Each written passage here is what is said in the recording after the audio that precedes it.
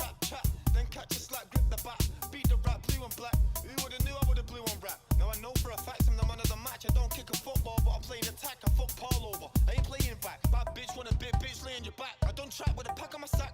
Match attacks, the word my packs before my raps. Now I know I'm a blowing rap, cause you know that I beat a man. Know that bro, I don't hold back. Sick when I rap, no I don't hold crack. I don't lack, I'm no one like Mac. Get up and gone, but I'm back with a slap. Back to attack with jack, your pack. I adapt to trap, chat, then catch a slap, grip the bat, beat the rap, blue and black. Who would've knew I would've blue on rap? Now I know for a fact I'm the man of the match. I don't kick a football, but I'm playing attack. I fuck Paul over, I ain't playing it back. Bad bitch with a bit, bitch lay on your back. I don't trap with a pack on my sack. Match attacks, it was my packs before my raps. Robbed a few man, they be getting it back. Used to roll defensive, now I'm rolling attack.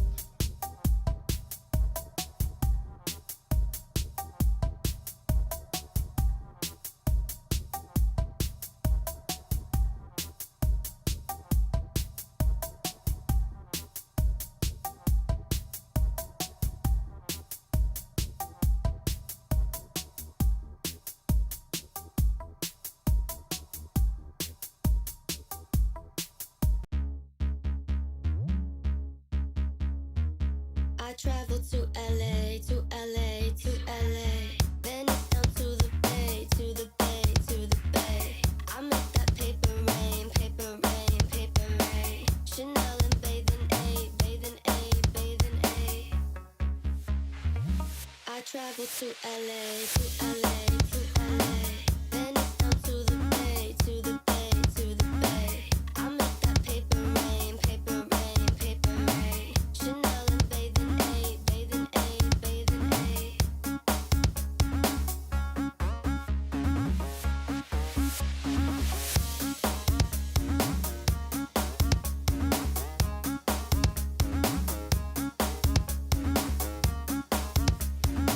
I traveled to LA, to LA, to LA. Venice down to the bay, to the bay, to the bay. I make that paper rain, paper rain, paper rain. Chanel and bathing A, bathing A, bathing A. I traveled to LA, to LA, to LA. Venice down to the bay, to the bay, to the bay. I make that paper rain, paper rain, paper rain. Chanel and bathing A, bathing A, bathing A.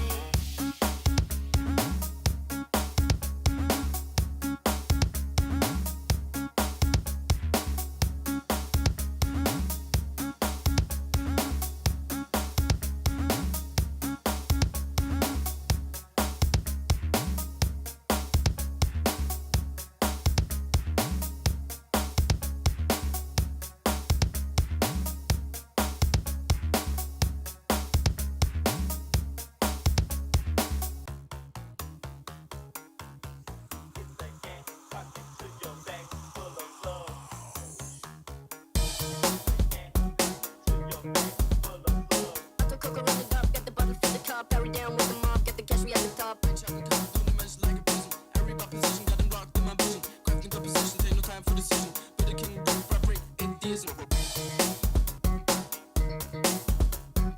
Uncle Coco run it up, get the button for the cup, carry down with the mob, get the cash, we at the top.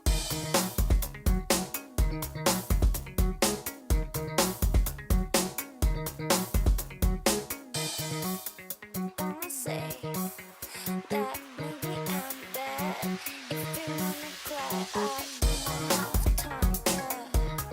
I don't wanna make deals. I don't wanna make deals. I wanna be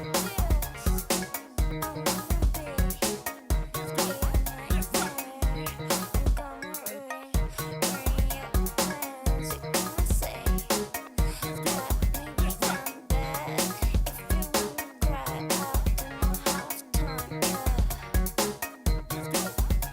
don't have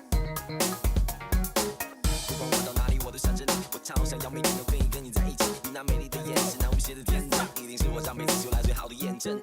不必多说，也不必啰嗦，所有一切心都爱了，我都不想错过。只有我了解你，我想告诉你，baby，我不能离开你。Sitting with the top laid back, smoke in the air, let the speakers clap. Black on black, and the lane no slack. Got the station, never fall in the trap.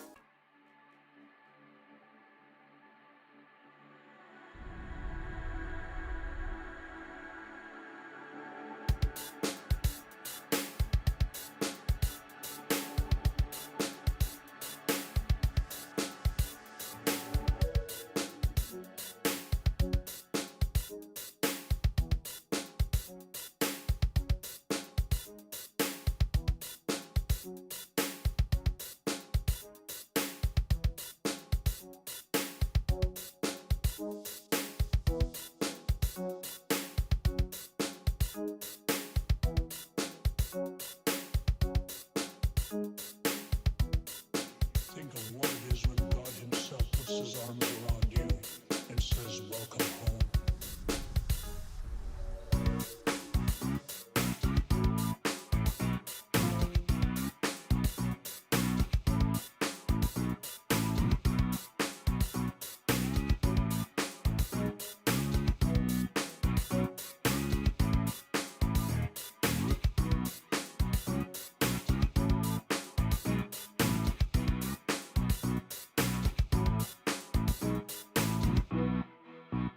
What happens when life breaks down, when there is systemic contradiction?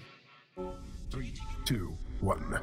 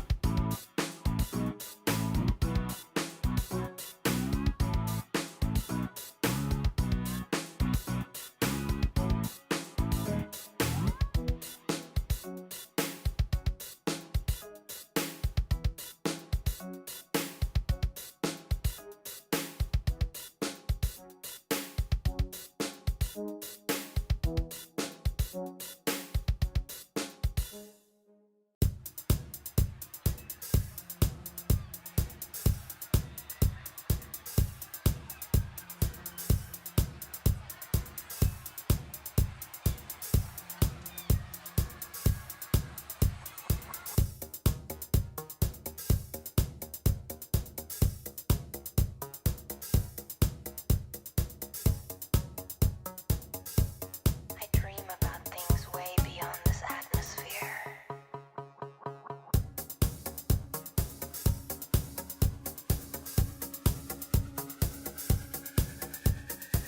Can you imagine floating weightless, like a satellite in the black sky?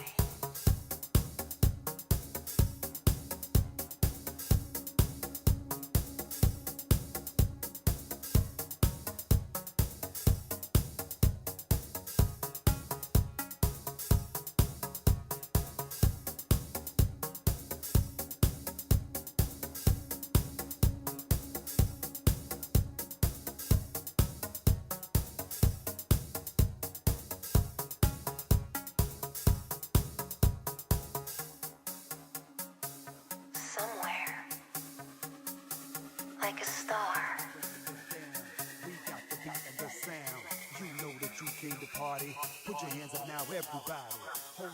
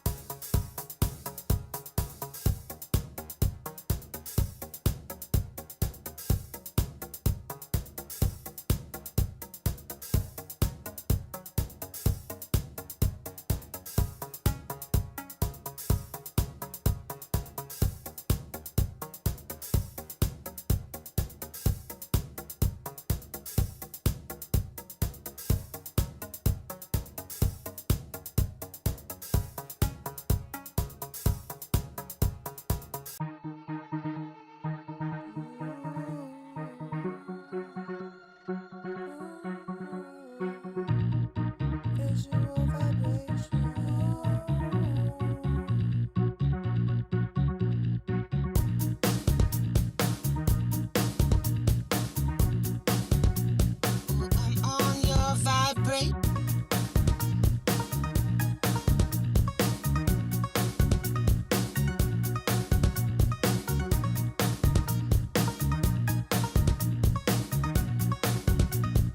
On my vibration.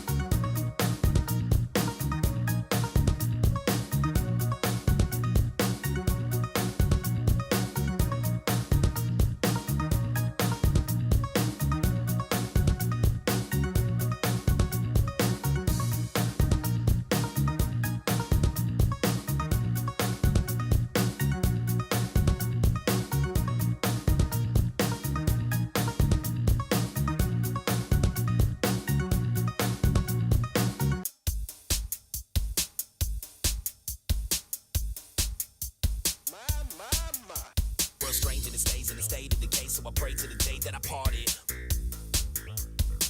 Over here. I guess.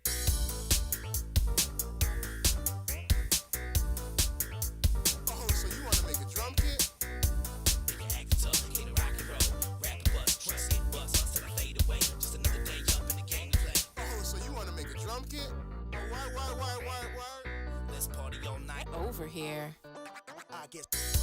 Here we go. Nigga acting tough, hit a rock and roll. Rap and bust, trust it, bust till I fade away. Just another day up in the game to play. Charged with Chris, flows are hot, never stop spitting. Here we go. Shake it up, like a soda pop. I'ma party all night till they call the cops. Let's party all night.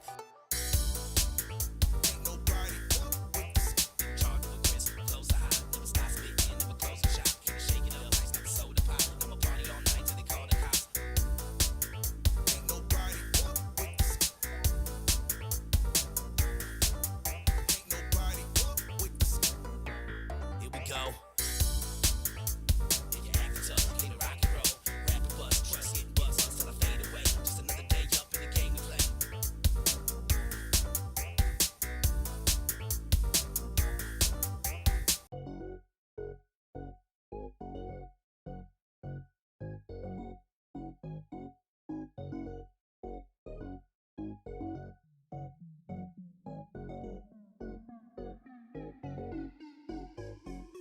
I want something that's gonna make me wanna get up and dance.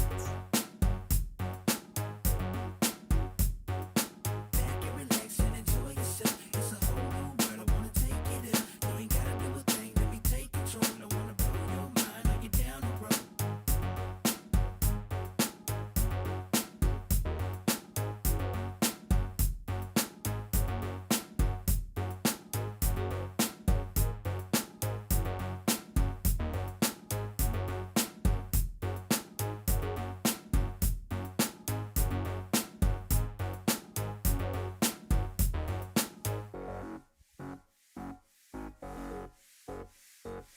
But my brain's gonna slay everything in the way in this game that we play where my heart is. Back and relax and enjoy yourself. It's a whole new world. I wanna take you there. You ain't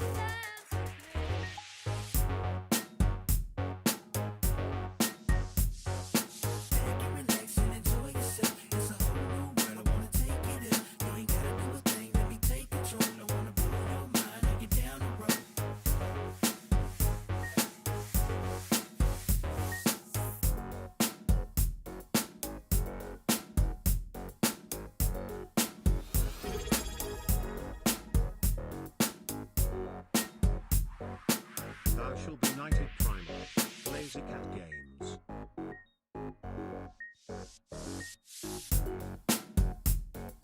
Back and relax and enjoy yourself. It's a whole new world. I wanna take you there. You ain't gotta do a thing. Let me take control. I wanna blow your mind. Are you down the road?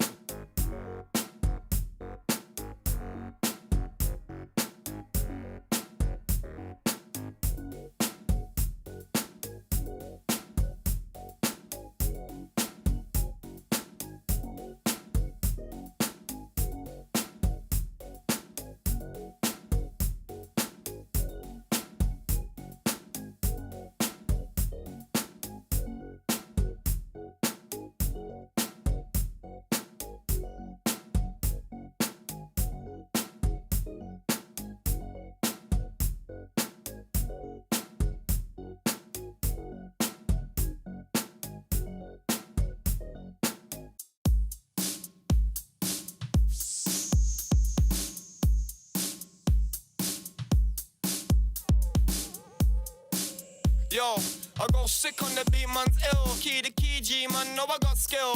Don't tell a man, chill, man's coming in, babe. Leave your shit up. You don't wanna check K-block or stay, come K-block or stay, get jacked for your way. You don't wanna come K-block or stay, come K-block or stay, get jacked for your way. I go sick on the beat, man's ill. Key to key, G, man, know I got skill. Hold on tight.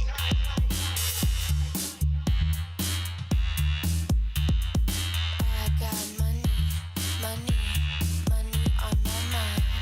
I might need some glasses, all I see is dollar signs. Money, money, making money all the time. If you wanna get with me, then you better get in line.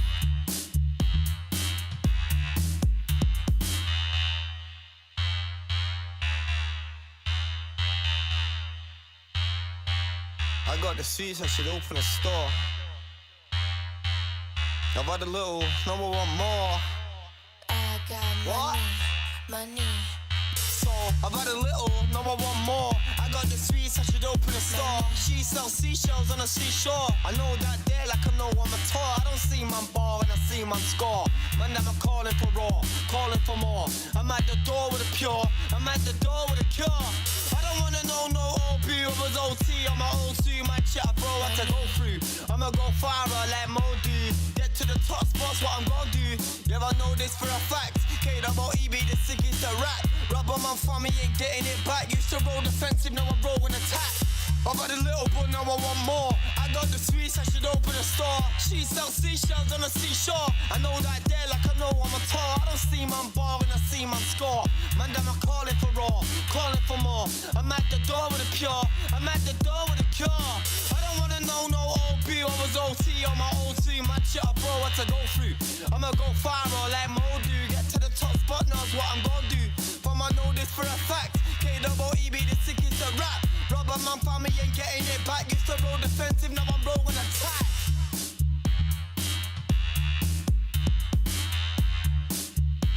I am your controller, so get with this. Feel the pain and the pleasure when I crack my whip. No more quits, just load up your stamina. I'm not stopping even when you say you've had enough. Yo, I go sick on the beat, man's ill. Key to key, G, man, know I got skill. Don't tell a man, chill, man's coming in, babe. Leave your shit up. You don't wanna check K-block or stay, come K-block or stay, get jacked for your way. You don't wanna come K-block or stay, come K-block or stay, get jacked for your way. I go sick on the beat, man's ill. Key to key, G, man, know I got skill. Roll it. Don't wanna smoke, don't hold it. Run up the block, patrolling. I am your controller, so get with this. Feel the pain and the pleasure when I crack my whip. No more quits, just load up your stamina. I'm not stopping even when you say you've had enough. Paris to Tokyo, private jets everywhere we go.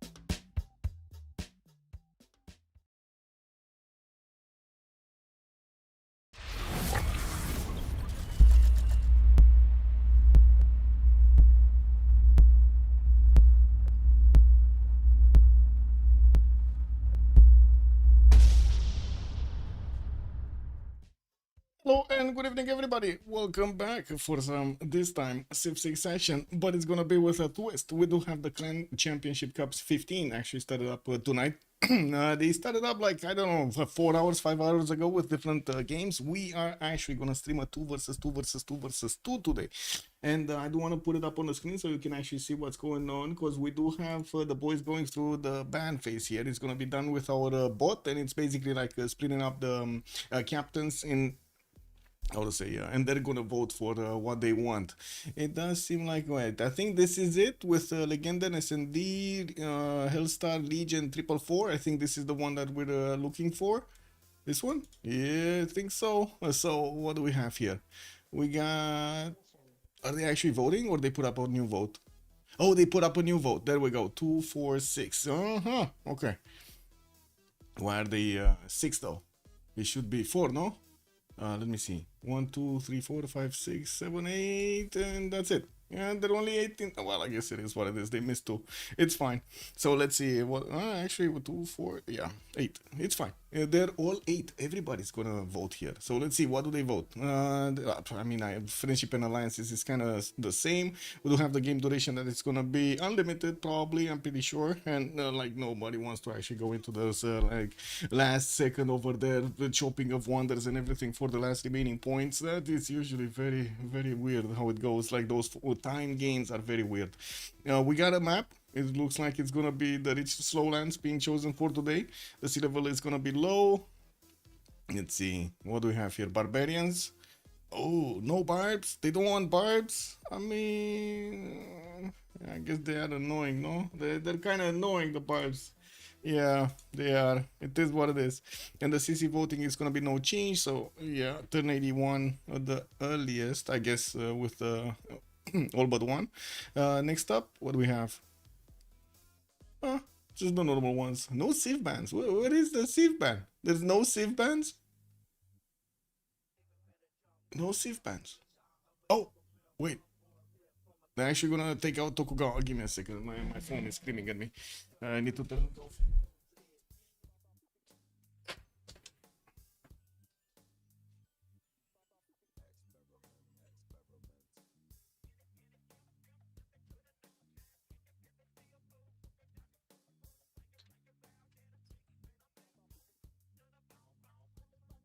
There we go.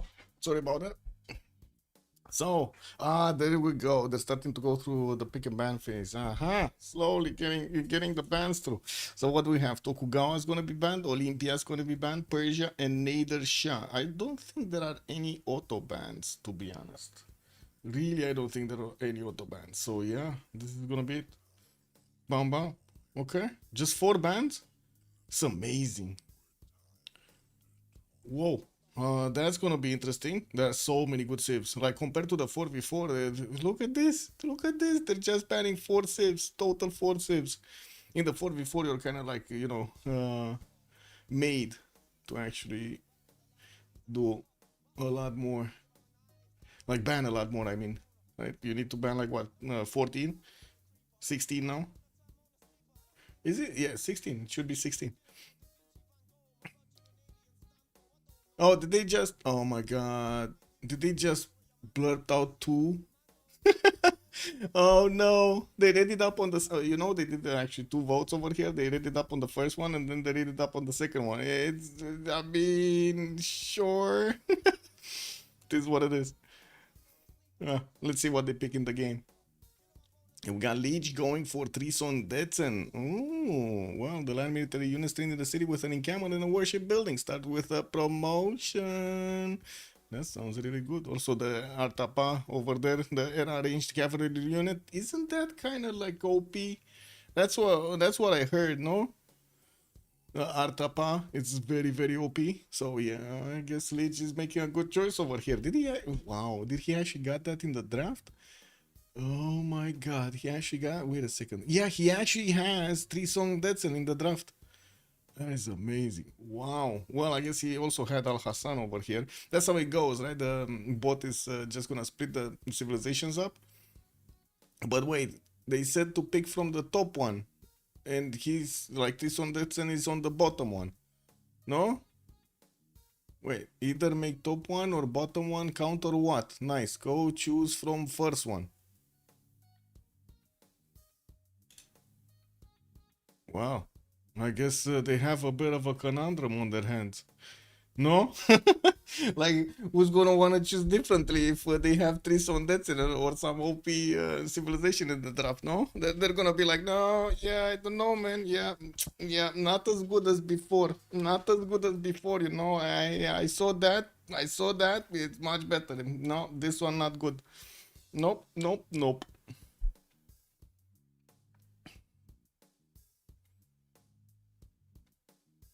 They're still reconnecting here to fix their 0 MS issues. We should be slowly seeing them pick up their civilizations here as they figure out from which draft they should actually pick, because it's very confusing for us. I can imagine it's confusing for them. Like, they have, like, what is this? What happens when, you know, a draft actually, like draft one for one player spits out a Civ, and then draft two from another player spits out the same Civ? What happens if they both pick it? Like, we can definitely wait. What is 3 Sondets on this side on the first one? What are the problems fixed in this format? I mean, I don't know about that. I don't know which problems are you referring to, Echo Supreme, because there are so many problems, man. Starting off from like, if we would actually have a much faster, how to say, actually much lower casualty rate when it comes to you know, these things and stuff. How can we fix that? Because the other ones are, you know, we fixed them, no? The other problems we definitely fixed. It's just a developer that didn't do their job. What can I say? I mean, they're still not doing the job. All potential problems? Potential problems, yeah. Oh, wait, I was wanting to take a look. Where is Trison that's in here? Who might have it? And Leech might take it away from him. Nobody? Oh, SND. Look at that. SND's first draft is Trison Detsen. And his second draft is like this. And then Leech's first. Oh my god, this is so confusing, not gonna lie. I guess Leech really needs to pray that SND is not gonna want Trison Detsen. You know? Like, whew, yeah, what can I do? He switched, I think. Yeah, I think they figured it out. So it is gonna be the top one. That means Liege actually needs to pick from this one: Byzantium, Egypt, Julius Caesar, Khmer, Ludwig, Norway, Pericles, Suleiman Muhtasham, Ahiram, and Al Hassan. Should be fine. Okay, they're just switching their civs right now. I do see. Who's this actually? Wait, who's Real Man Loves Thighs? Who's this? Let me take a look at the 2 versus 2 channels. So we got Legenda, we got SND, we got the Flying Toilet in there with them in the Cute Kitten Club. We got also Hellstar with Legion, the D-Shark and company. From March, it's gonna be Leo with Skarn. Wait a second, I don't think they're in this game. Yeah, they're in the other game. What is this? Cold Script Anonymous? This another one? Yeah, oh yeah, there we go. Oh, he's actually Real Man of Thighs. Woo! That's actually his name. Okay, I thought it's maybe one of our, you know, old-timers over here, the veterans that were just undercover, being a bit of a boomer, as in a submarine. Anyway, let's see what we have. Saladin gonna be picked up by Legenden, Vercingetorix by Hellstar, Coupe on this guy. We got Legion, Jayavarman the 7th. Well, I guess he still gets his pick. No? He still gets his pick? That's pretty good. That's one of his favorites, so I don't think he's actually going to get to complain about anything.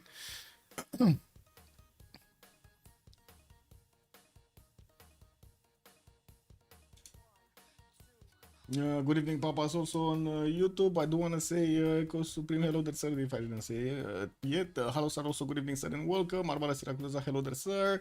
I did see Blazecat Games. Thank you so much for the resub. Much appreciated, sir. Also, good evening. The Beasley, good evening, sir, and welcome. Good morning, Fortuna Belly. Hello there, sir. I did also notice Closing. Good enough my hair. And Mosras was the first one in the channel. Hello there, sir. Good evening. Can we take CS? Wait, is this I guess we do have the rules over here. There might be specific rules about this. Let me see. I'm pretty sure this should be fine. Each clan has their own voice. Okay. Coaching, blah blah blah.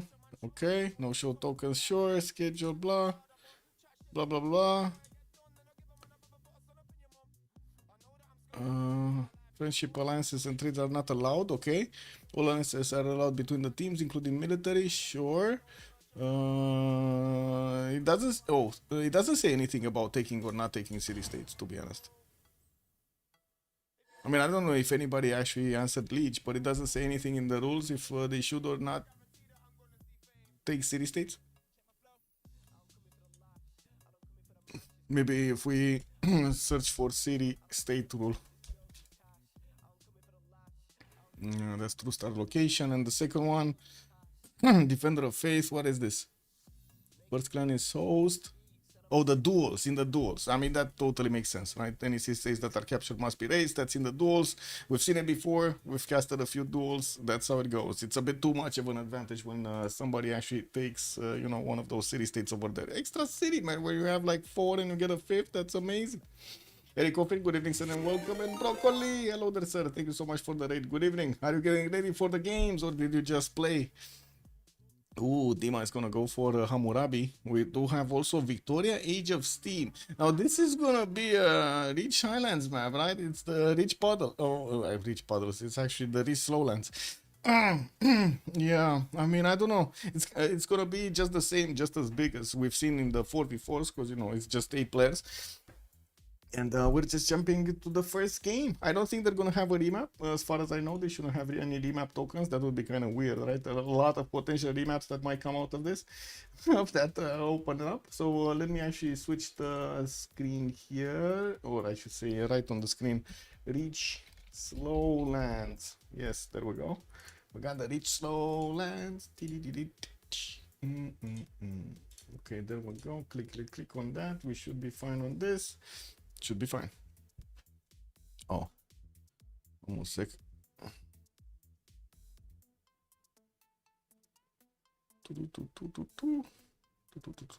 Okay. Oh, loading in. Let's see it load in. Come on. Well, hopefully there won't be any problems with you know, these things and stuff. We're getting through. Are we getting through? We're getting through. Yeah, there we go. Chat needs to tell me if we go left or right. This is that moment, chat. It's your responsibility, not mine. You gotta tell me we start from the left or we start from the right. That's how it goes on the stream, you know? We're delegating responsibility here.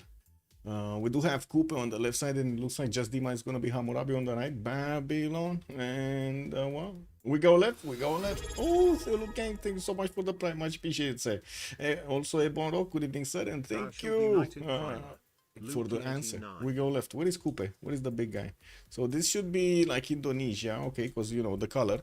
And we got Coupe here. Okay, we got Coupe here. He has penguins next to. Totally fine. He could actually go for that banana set to the right side and for the 3-2 base, but I don't think he's gonna care. He's just probably gonna set it in place, get a fresh water, and be done with it.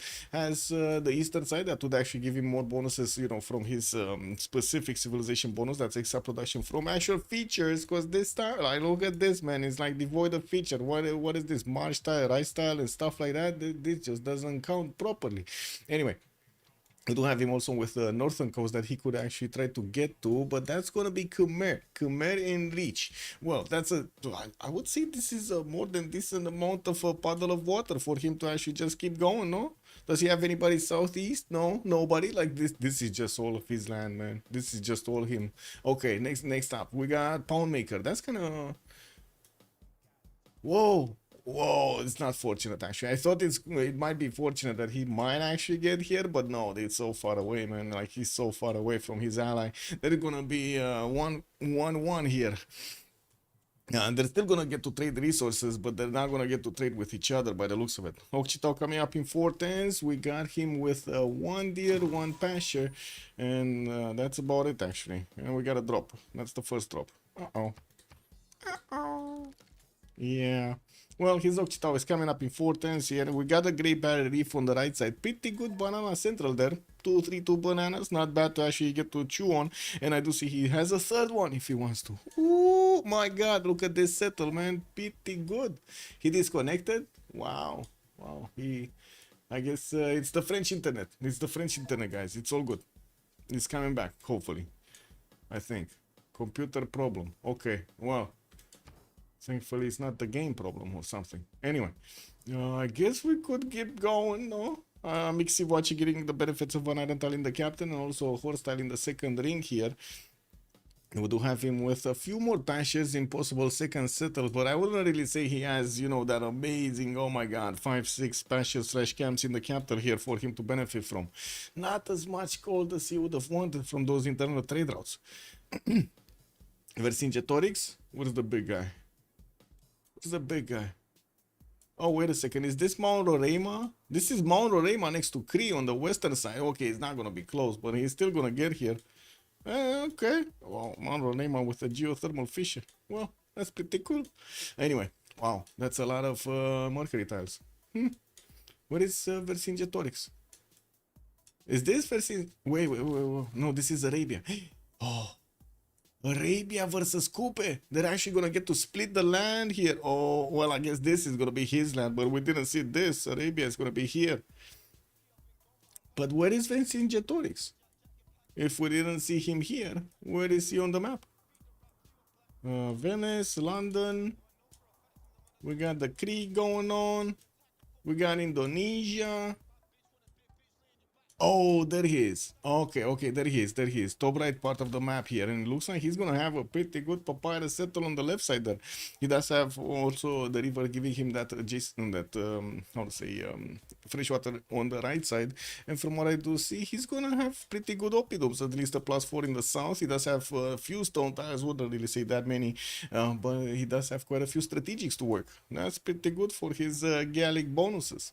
Unfortunately, the bananas in the south are a bit too far away, but I'm pretty sure he's going to be very happy settling that papyrus on the western side of his capital here. Great Barrier Reef left, Civ6 past that. He's also going to have Khmer as an ally, and this is this might be good for them. Look at that. They could ideally actually get get trade routes between each other. At least they have a direct land path, not, you know, obstructed by any other nation in the game here, like we've seen on the others. Anyway, let's see. So iron in the second ring, first ring also, horses first ring. That's pretty good. Can we delegate or not allow? What is deleg? What is deleg? Deleg. Meow meow. We're saying meow meow. I mean, I guess we can start talking cat language, but you know, people won't understand us on the stream over here. Oh no, it's a woof woof also. Oh shit. Oh man, yeah, I don't know. It's a meow meow and it's a woof woof. Yeah. It's yeah. No comment. It's I guess that's the answer. Can you send a cute emoji to Darius227? I guess he got the answer. Anyway, let's take a look at Khmer. What is Liege? Oh, he's getting extra. Man, this is like streamer lag right here. 2 silt tiles in the capital, man. It does also have quite a few rivers for that fresh water base, and I do see also a geothermal on the southeast. That's the only geothermal he has. There's nothing else. Also, why did they pause? Isn't this like a long-term, like no timer kind of thing over here? Oh, delegation. Oh. Well, I mean, yeah, I was thinking it might actually be, you know, related to what they were talking about, as in, you know, the big guy actually dropping. Who was this? Hellstar dropping, but I guess you might be right. It might be delegation, and they were talking about rules of the game instead of actually getting the player in. They did say he's restarting his computer. I guess the big boop doesn't work as good as before, huh? Yeah, this is what it is. Well, we do have Angor Tom here getting his scout outing 3. North side could be nice to actually get a city there, and I'm pretty sure he's gonna get this one in the southeast. Not sure if the geothermal is gonna be his choice or, you know, directly on the ship tile, because, you know, that can work. A more seal tile southwest, pretty long river to actually get his settles on, and he does have Khmer over here at the end of those rivers when, you know, they jump into the ocean. We're gonna need to see if Khmer is actually gonna get, Kupe is gonna get some cities over here on the other side. If I remember correctly, you can send trade routes if you're not at war with somebody in a 2 versus 2 versus 2 versus 2 setup. That's gonna be interesting if they're actually gonna go for it. We're gonna need to see how their interests evolve. Of course, being like 4 teams in this game, I'm pretty sure they're actually gonna, try to get every advantage they can get, even from a neighbor that might not be that powerful. But it might not be worth for them to actually take him down militarily. Let's see. Kind of need to figure out. Oh, Saladin. We know where Saladin is. We know what this guy is. Okay, yeah, we know. We know him. Lots of aluminium. That's a lot of aluminium, actually. Well, 3 tiles of aluminium to the north. Okay, quite a bit of food from the rice tile, and he has sugar in the capital. Could definitely settle the instance if he wanted to. I think he will settle the instance, actually, because he moved from somewhere. He moved from this tile, no? I think he moved from this 2-2. Was his warrior lost to movement? His warrior should have been on the deer tile, right? And he moved left, and then he saw the instance, and he was like, oh, let me at him. Let me at him. What do you think? It's good that he's going for the instance, or he should have stayed there so he could have gotten another city to the southwest, I guess. Nafi people almost bienvenue. Free Pantheon. Yeah, it's definitely a free Pantheon over here. I mean, yeah. Does Arabia care about the free Pantheon? I'm not sure. I'm not sure, man. I'm not sure. Anyway, Hellstar is saying, sorry guys, we're back. Okay, let's go. Click on the buttons. Click on the buttons. Wait, the kittens are plus. And the wolves? And the wolves? And the one? No? Do we have some howlers over here? Like, you know, totally understand to have like the meow meow and the woof woof, but do you have like, wow? No? No, none of those? Anyway, I guess we need some huskies in here, man. I feel a team will have a money problem. Which one? Which one? Hellstar and Liege? Because I think we're Saladin with S&D over here. S&D is probably gonna get the gold, no? I think it's just Hellstar with Liege that might have a problem with gold. I guess, you know, they think they're experienced enough for it to work. Okay, we got the 3-1-1 base started up. He does have iron in the capital, and from what I do see his sword style, he moved away from it. It's in the 3rd ring right now to the northeast, but I'm pretty sure he's gonna get another city to the northeast anyway.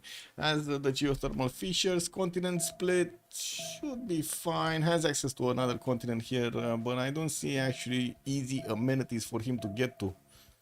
Yeah, there's like no amenity here. There's this fertile, and that's about it. I guess you can get some, you know. Golem Khmer? Yeah. It definitely feels like they will have a money problem. Let's take a look at S&D. Oh, S&D is actually going to have a water connection to trade with Cairo. He could definitely get a city over here to the north of Venice, or just take over Venice and actually force his teammate Arabia. Hey, look at that. Join me on the seas, man. We don't know the name of the ocean right now because nobody met it. But there's definitely going to be quite a bit of potential here for economy on the side of, who's this? Legendary S&D. The kittens. The kittens are going to have their economy. Got him with his 3-1 base. He has 2 of these camps to improve in the capital, and I do see some whale tiles in the 3rd ring, 2 reef-fish tiles, also a lot of food generation there. And second settle on an ivory, that's pretty good, eh? Look at these settles, man, on the right side. There's nobody stopping him from getting here to even Zingi de Bemaraja. Yeah, I know, such a nice point. Like 1, 2, 3, 4, boom, you settle on the ivory. You get a 2-1 base, get a free amenity over there, get the pearls, very nice, no? And then what does he have? Southwest cattle settle, again, more food, quite good. This fertile actually, this fertile is probably gonna be the capital fertile. No, I don't think he's actually gonna put a city that's gonna be closer to it. Anyway, he does have this one on the western side on the one-tile puddles, but I'm pretty sure he's gonna want to settle this east. This looks pretty good. Kind of hard to actually get to Tsingy de Bemaraja in the third city.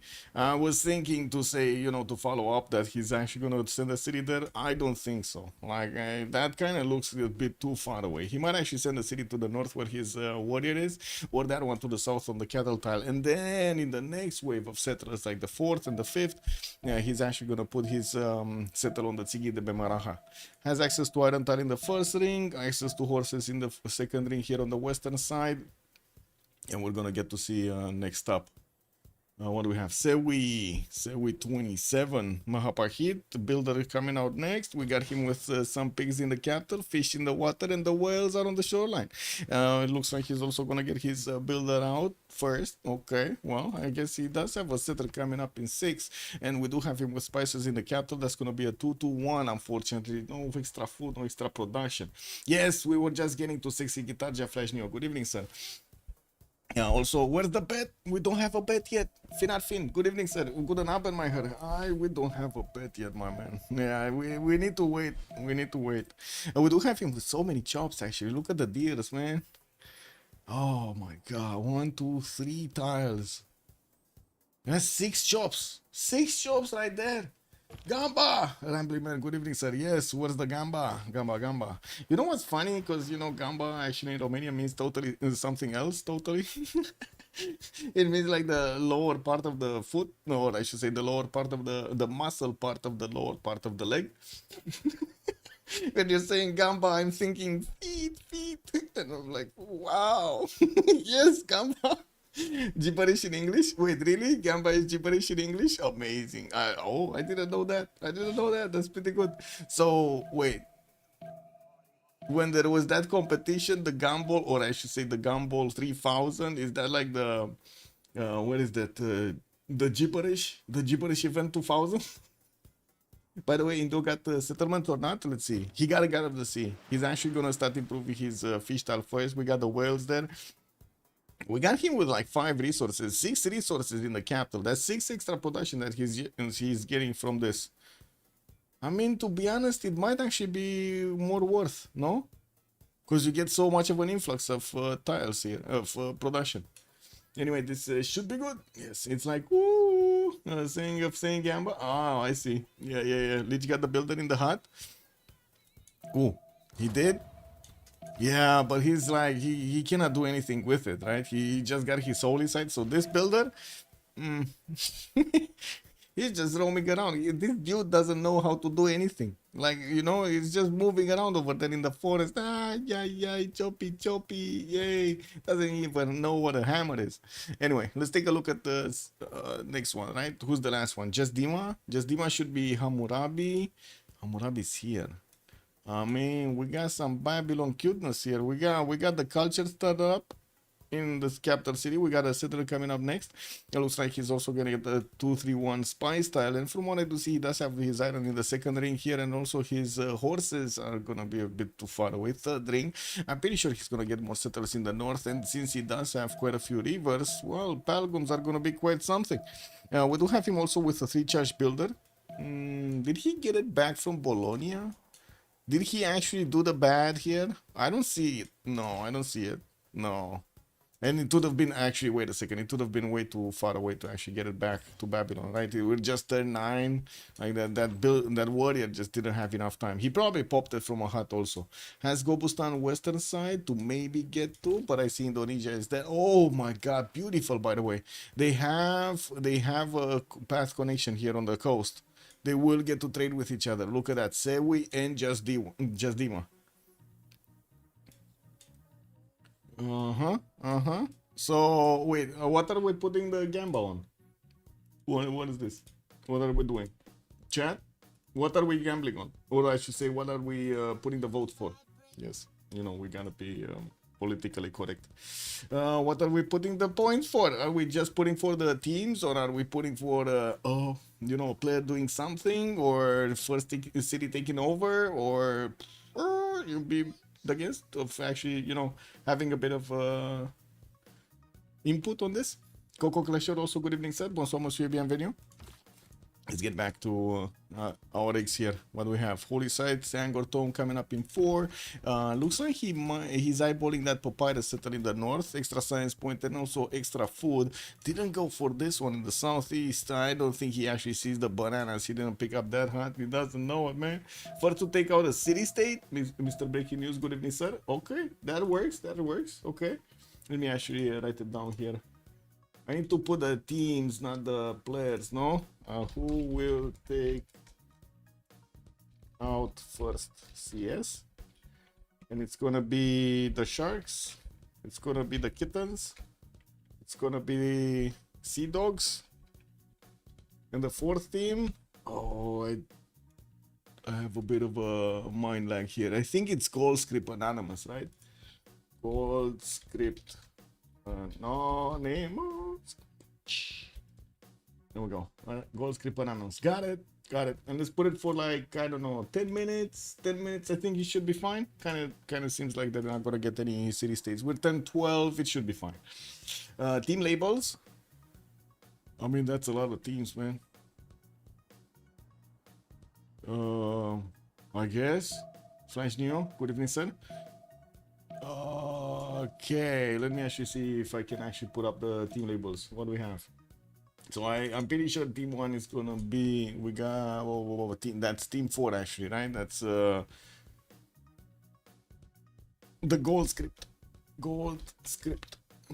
Okay, it's gonna be a lot of teams, man. A lot of labels over there in the top part of the screen. I'm not sure we can do it, like, honestly, because they're too close to each other. You see? Okay, let's try this. Next one. This would be the Sharks and Company. I cannot actually write the Sharks. I could actually say here it's just gold. That sounds good. Anyway, gold is taking quite a bit of a uptick. Not sure if you saw that, but oh my god. Anyway, now I need to make new ones. Kick. I'm sorry. Need to make new ones. What is this font?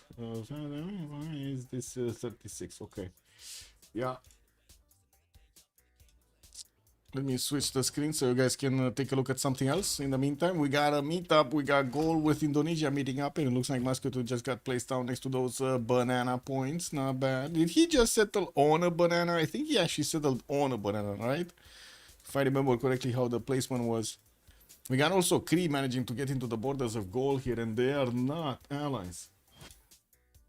Okay, takes GDI, team 3. Click.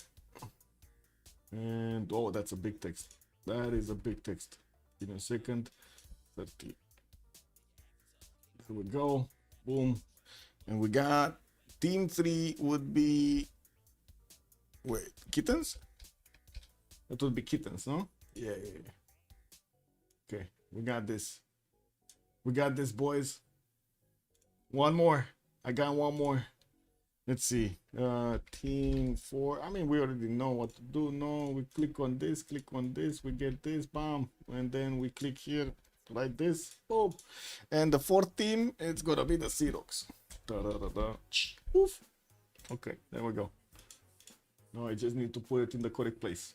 Hey, there we go. We got a team labels. They're not really, you know, aligned. I'm sorry about this. I'm trying, but it's gonna go out of disalignment anyway at the Congress. So yeah, this is what it is. Indo Scout is bullying gold. Wait, Indo Scout is bullying gold. Yeah, he is by the looks of it. And also Chris coming in to take a piece. We got him getting to escort the settler east side, and I do see he's going for the fourth one quite quickly. Yeah, let's take a look at the city states so we don't get to overlook this subject. We do have Johannesburg with Brussels and Singapore and Auckland for the industry. And man, that's a lot of city states, by the way. We got also Taruga for the science and Bologna. Okay, looks like Bandar Brunei, Hansa, Muscat, Venice and Mogadishu will be providing some trade bonuses, while Volin is going to be the only one for military. We do have also Nazca with religious benefits, and I do also see Antananarivo with Ayutthaya for the culture. Okay. It's quite a good array of city states. Leech is definitely not going to be that happy that he doesn't have that many faith ones. Neither will be Legenden. Yeah, 15 city states. That's a party. That is a party indeed. Also, imagine Korean Indo team working. Yeah. Well, I'm pretty sure there will be quite a bit of teaming up during the game over here. If they do get, the same advantages, why not? Now, we do have London coming up with another settler next turn, and I did see a Pantheon, but I did overlook it here. It's going to be River Goddess. Wait, he actually picked River Goddess with a second settle, Medina, and doesn't have his Soli side with the river adjacency? Why didn't he put this one?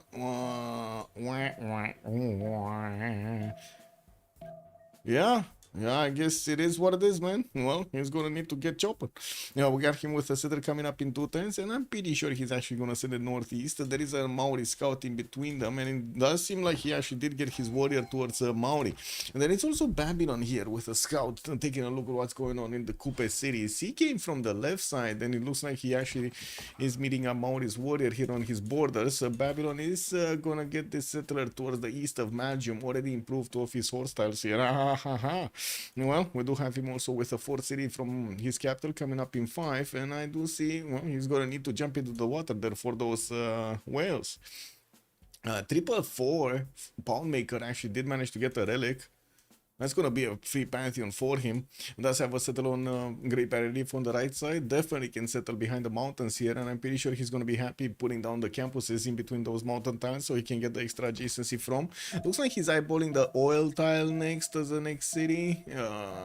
Did he actually discover his west? I don't know if he discovered his west side. I guess he does know about this. Okay, he did know about this. He does know about Mount Reima. He actually went zigzagging across the map with his Occitan. Didn't actually, didn't want to go through the forest over here. A bit too scary. I mean, have you seen forests these days, man? They're dark. They're creepy. They're like, you hear like all the screeches or the wolves or the meows. Anyway, dangerous. It's like a city.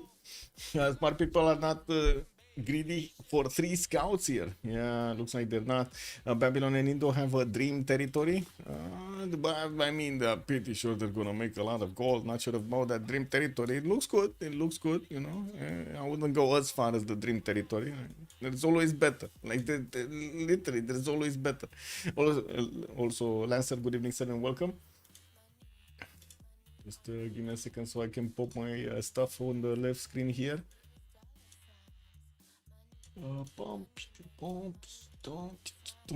Okay, there we go. So, Maori getting into the water. They still didn't get a Pantheon. Looks like saying we're good. Okay.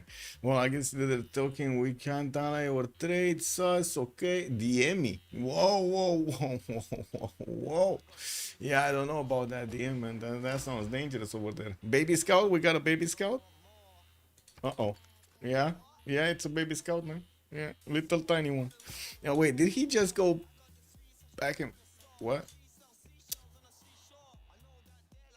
So we can ally enemy team would be funny. Wait, did he not see? So he did go for the forest style, right? This little scout of Babylon. He didn't realize that he could have taken the settler. Also, what is this settler doing here? Oh my god, he's going for the Badlands, man. This. Do you see this territory right here? He decided not to bully. Man, is that how the game is played though? Yeah, I don't know about this. Oh, we got a possible. It's fine. Babylon is just gonna settle on the diamonds, and he's gonna be like, F off, man, F off. What is this? They decided to be in good relationship with the neighbors. Yeah. Kick W. Yeah, that's not gonna last long, right? That's definitely not gonna last long. What is this? Meta Scout actually got hit by something? How is he damaged? Did he actually war somebody? Wait a second. Let me take a look. Maybe they did war. Cause look at that. It's damaged, right? It's not like he actually entered the flood. There's no volcano around. Nothing damaged it though. Maybe there was Habub? Was there a Habub here?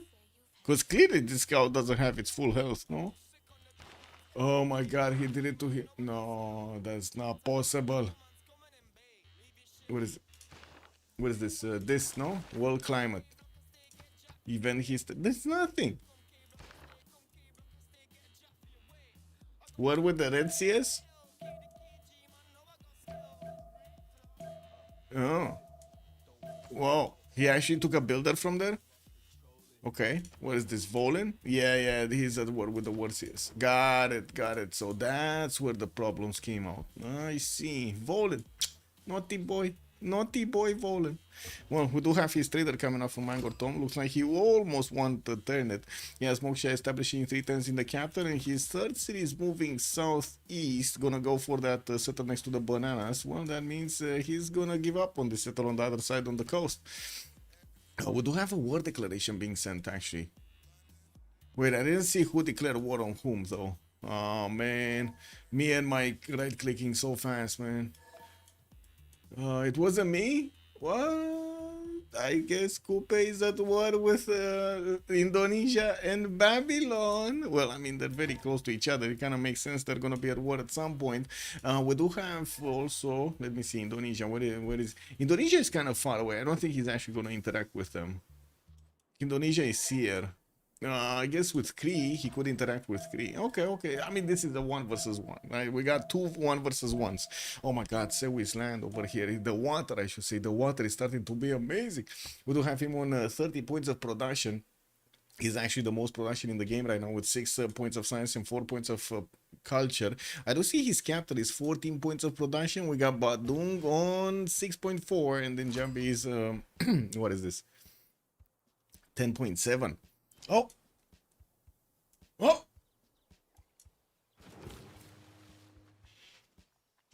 He got a settler. The bro has a settler. 444 just took a settler away from Indonesia.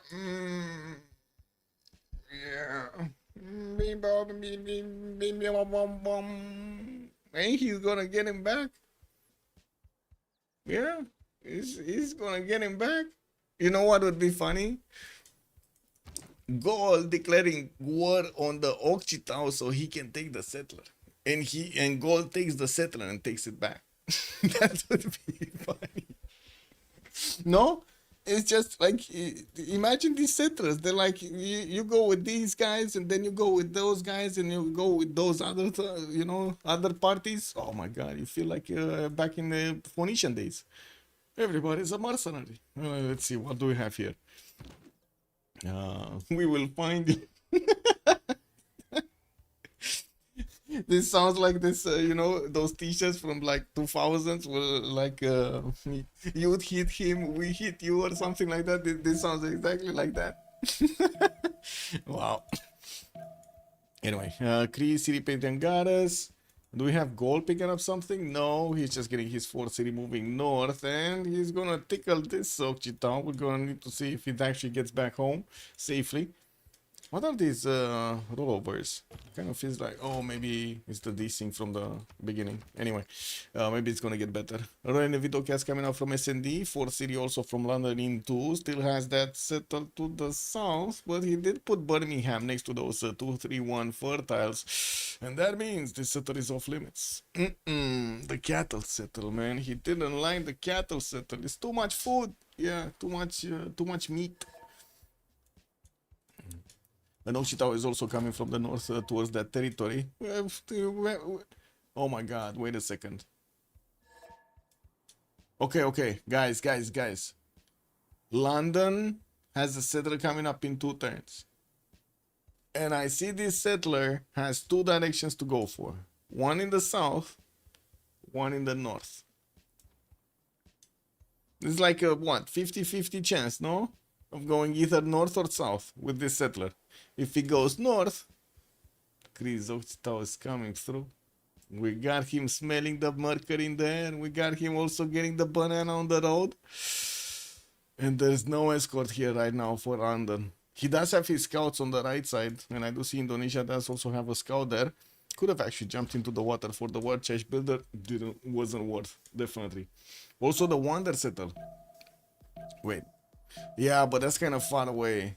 I mean, I guess if he would have had shipbuilding, he definitely could have gotten there quickly. But he's going animal hospital, and I don't think he has shipbuilding. Like, to allow the settler to go into the water, I mean. Anyway, Arabia, we did take a look. He did settle Damietta northeast next to the mountains. Got another one of finally another holy site next to the river. Okay, still no Pantheon on Maori. He's going for the island settle on northwest. And I do see oh my god, look at Kauihia, man. Now this is just a weird city. 3-1 base, he's growing quickly. He has a 2-2, but he got a 2-2 and he ain't got no other tile to use over here. Like, this is the only hill he has, that's it. There's no other production. Where's the production, my man? Anyway, I guess the trader is gonna help him out a little bit, you know, connect over there to the capital.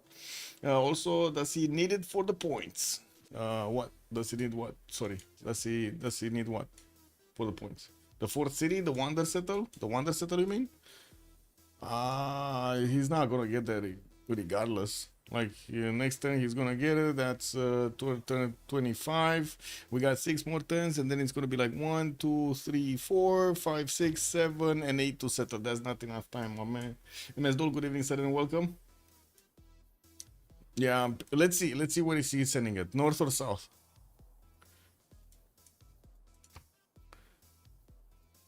Oh, we do have Leech getting that moksha rolling, man. He has 14 culture a turn. Did he get his religion? Still no religion yet. I mean, I guess we're turn 24. I'm pretty sure he didn't actually get his projects out. He's barely putting another holy site, the +3 here in Yasudarapura, +4 in Yasudarapura. Has a Pantheon, did go for religious settlements, right? So extra production towards settlers. Didn't get his 4th out though. Well, I guess it's fine because he's going for the faith generation here to get it started up. He's on 9 right now, getting those shrines in. And I do want to take a look at the great people, but not before I take a look at this. So we got great people, right? Let's see. Hypatia first. Nobody's actually making campus points, but I'm pretty sure Babylon is going to start at some point. We got Isodor of Miletus also for the engineer screen. This is going to be very good on Vercingetorix on goal. Burica first general. That's also quite valuable, and that's about it. I wouldn't really say the merchant is valuable. Should we keep the screen on the era score as we are counting down until the next era? Looks like Coupe still needs a few points. I wouldn't really worry about Coupe though. Getting Moksha, getting Harbor. Can he get a +4 Harbor? No, this is a +3, +3. This is a +1 because he didn't even put it next to it. He could have gotten a +4 actually. If he spent some gold and put his city on the right style, he could have had a +4. Easy golden age. Well, Palmaker got his golden. Vercingetorix needs 2 more points. Getting his first Oppidum next turn, that's going to be it. Javarman the 7th is 13 out of 19. Needs quite a few points, 6. But I'm pretty sure he's going to be fine with the holy sites coming through. This should be his first Splendid, the +4 he has right now. How many? Let's hope he's actually gonna finish it. Oh no, he already got a Splendid here. This is a +5. Okay, never mind. I take that back. He already finished one. He got the points for the Splendid. Saladin also 13 out of 19. Is he finishing his stuff up? He got his first holy side. We do have him with a possibility to maybe get a boat here. Animal Husbandry next turn. Craftsmanship in 5. And I guess we're going to need to see if they actually meet the other players. Are there rules for how many city-states to train units? No. You can train as many units as you want on city-states, basically. Or use them to farm, basically. Moksha is getting in Cairo in 3 turns. And, well, we do have new holy sites coming through here. S&D did get over the edge. So we did get his golden age. And I do see also just Dima got his golden age here. So where is this going? It's going south. Okay, we're fine. Also, the Okchitao actually went north, so you know there was no immediate threat. Looks like this Okchitao is going back home. 444 Okchitao is going back home. I mean, that's kind of like I wouldn't have predicted that one. We got a Wonder. Oh, no, that's a campus. Legenden started to work on the first campus. What's this here? Yeah. Okay. Well, I mean, you know, you gotta do it, man. You gotta do it for the points. 3 times. Sorry, it's a +3. But he's still working on his shrines. Oh my god. Wait, is this guy gonna get his golden age? Is Legende gonna get a golden age? Guys, chat. Are we seeing this? Government Platin Angor Tom. 2 turns to finish. He's gonna get Moksha in his capital. He also has an Okchitao coming up in 2 turns here. Okay. Vercingetorix. Still no Pantheon, but he's getting his Oppidums up, and that's going to mean quite a lot more production. The moment we do have him on 29 points, also 11 science with 8 culture. That's a lot of science. Can you imagine how much science he's getting from these papyrus tiles? Like he has that +4 science coming up there. That's going to be a pretty good series soon. I mean, you know, you plug in Pingala, get some campus rolling. Yeah. Okay, well, he does need also the production capabilities to definitely show up on all of his cities here. Finishing up the Oppidums is going to get him exactly that. Got him with another +4 here. This was a +4 or +5, sorry. This should be a +3, and wait, he didn't have any other option to put it? Yeah, he didn't actually. He didn't have any more adjacency. It's fine. He's just gonna get more mines, and it's gonna be fine. Like, it's still gonna be a +4. We got a religion. Woo! Hinduism, Derimerds, and choral music for the extra culture. Let's actually see. Did he get? He's 1 point off. And I do see also Coupe is 1 point off. Oh, they're getting close. Fertility rights as a Pantheon for Maori. We do have Moksha establishing in 210s. He's gonna settle the island. Is this another continent? This is another continent, but it's the same continent as he settled Kauai here, so you know, no bonuses there. Okay, May Styles improvements on Pearls. He's gonna have some plums to also chew on, not bad.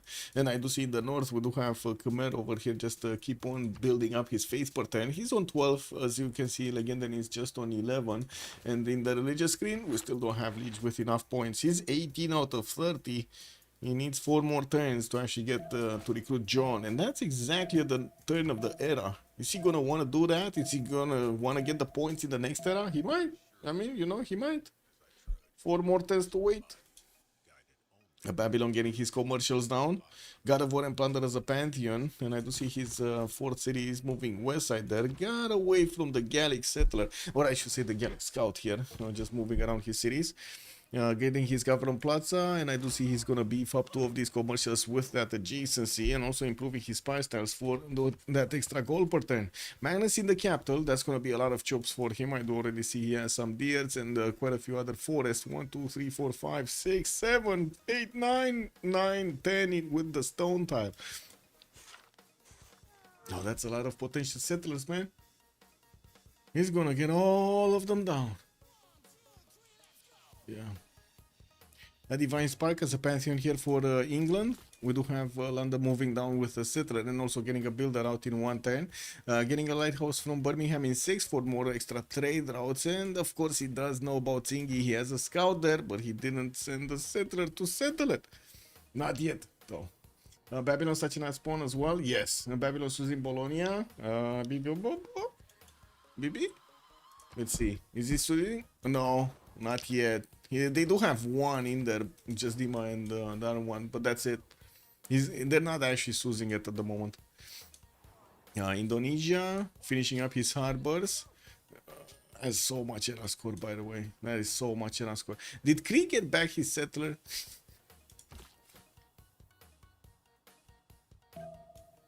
He's still moving.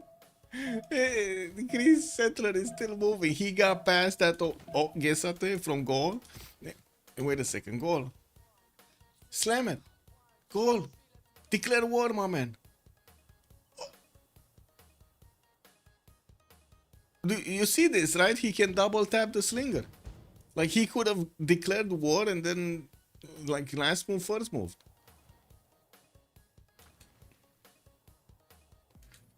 You can do it now too. Well, I guess now it's kind of late because, you know, the setter could actually just shift enter. They're just being passive. Passive, man. That sounds really pacific. Gameplay. Pacified gameplay right here. Oh. We got a kind of a burnt titty here to the southwest of Mahapakit, unfortunately. It does have some culture tiles, but there's a lot of desert, man. I don't know what happened to this one, but that's a lot of desert. Okay, so goal is just going to ignore. Can you imagine if Indonesia would have lost 2 settlers like before 1030? That would have been almost unrecoverable.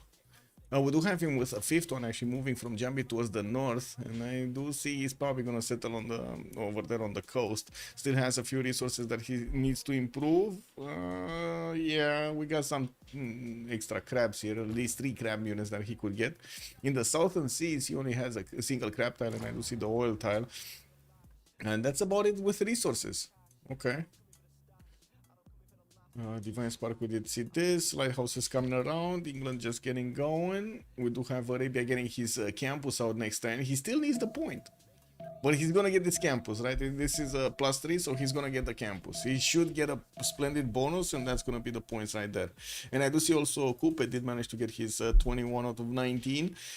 Fertility rice, that Pantheon kind of looks weird, but I guess he does get the extra food on the rice tile, so you know, Kawihia is a bit better. 2-3 deer tile, he already has the points from his state workforce bonus from the Maori thing. Is it state workforce or oh my god, or early empire? Do want to double check this. Maori. What? Yeah, early empire. Okay, there we go. I was double checking, you know. That's good. Good that I double checked. We got some preserved gaming. What?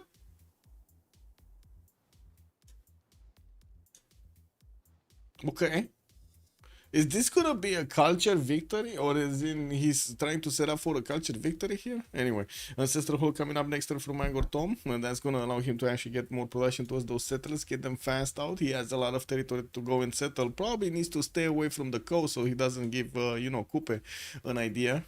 But in the meantime, he definitely has where to settle. Krieg got his 4th city, 5th city also coming around soon. Mascotto is putting it to the north, getting his commercials down. It does have quite a few Occhitaus, and it looks like he fought something on the papyrus style. Oh, there's an English warrior here. Well, I think also Indonesia had a unit, but and S&D by the looks of it is just going to be happily watching what's going on. We got Indonesia coming through. There still is a level 2 Occhitao that could get there very quickly. Wait, is this the... Yeah, this is the big boy. This is the big muscle boy. We got the Ranger promotion and the Alpine promotion. This guy can do anything. He just... This is like faster than Flash, man. Everyone is a golden. Yeah, everyone on golden. Also, traders with ally later. Yeah, the traders. That's gonna make quite a bit of a difference actually in the who's gonna get to trade with whom. Like Coupe, for example, will have quite a bit of a problem. Poundmaker is so far away; they're gonna need to get the gold from somewhere else. Indonesia, I guess, does have a good connection with this bad boy, with Babylon, and I do see he did actually settle a city towards him, but I'm pretty sure he needs to get closer. You know, close up and personal over there. Can feel the sweat. Anyway, we got 31 points. So we're 10-31, so I'm pretty sure we can talk about the Golden Age points, or I should say the choices soon. It looks like Gaul is also going to get his Hanging Gardens in 4 turns, and I think we're going to need to take a look from the left here. Coupe. Still no city-states takeover, by the way. Nobody actually got this going. And the AI is starting to get very annoyed with me. For some reason, the spectator sent me a warning.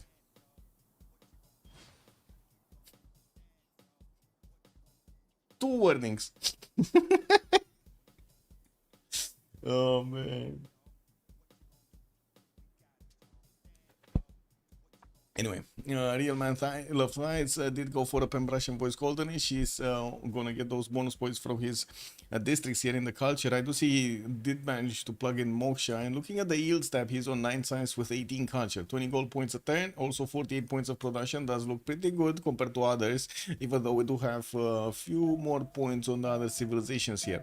We'll get his lighthouses so he can get his trade routes to connect to the capital. Only has 1 right now, working on the 2nd one and the 3rd one, but he doesn't want to spend his time on the Gavron Plaza first.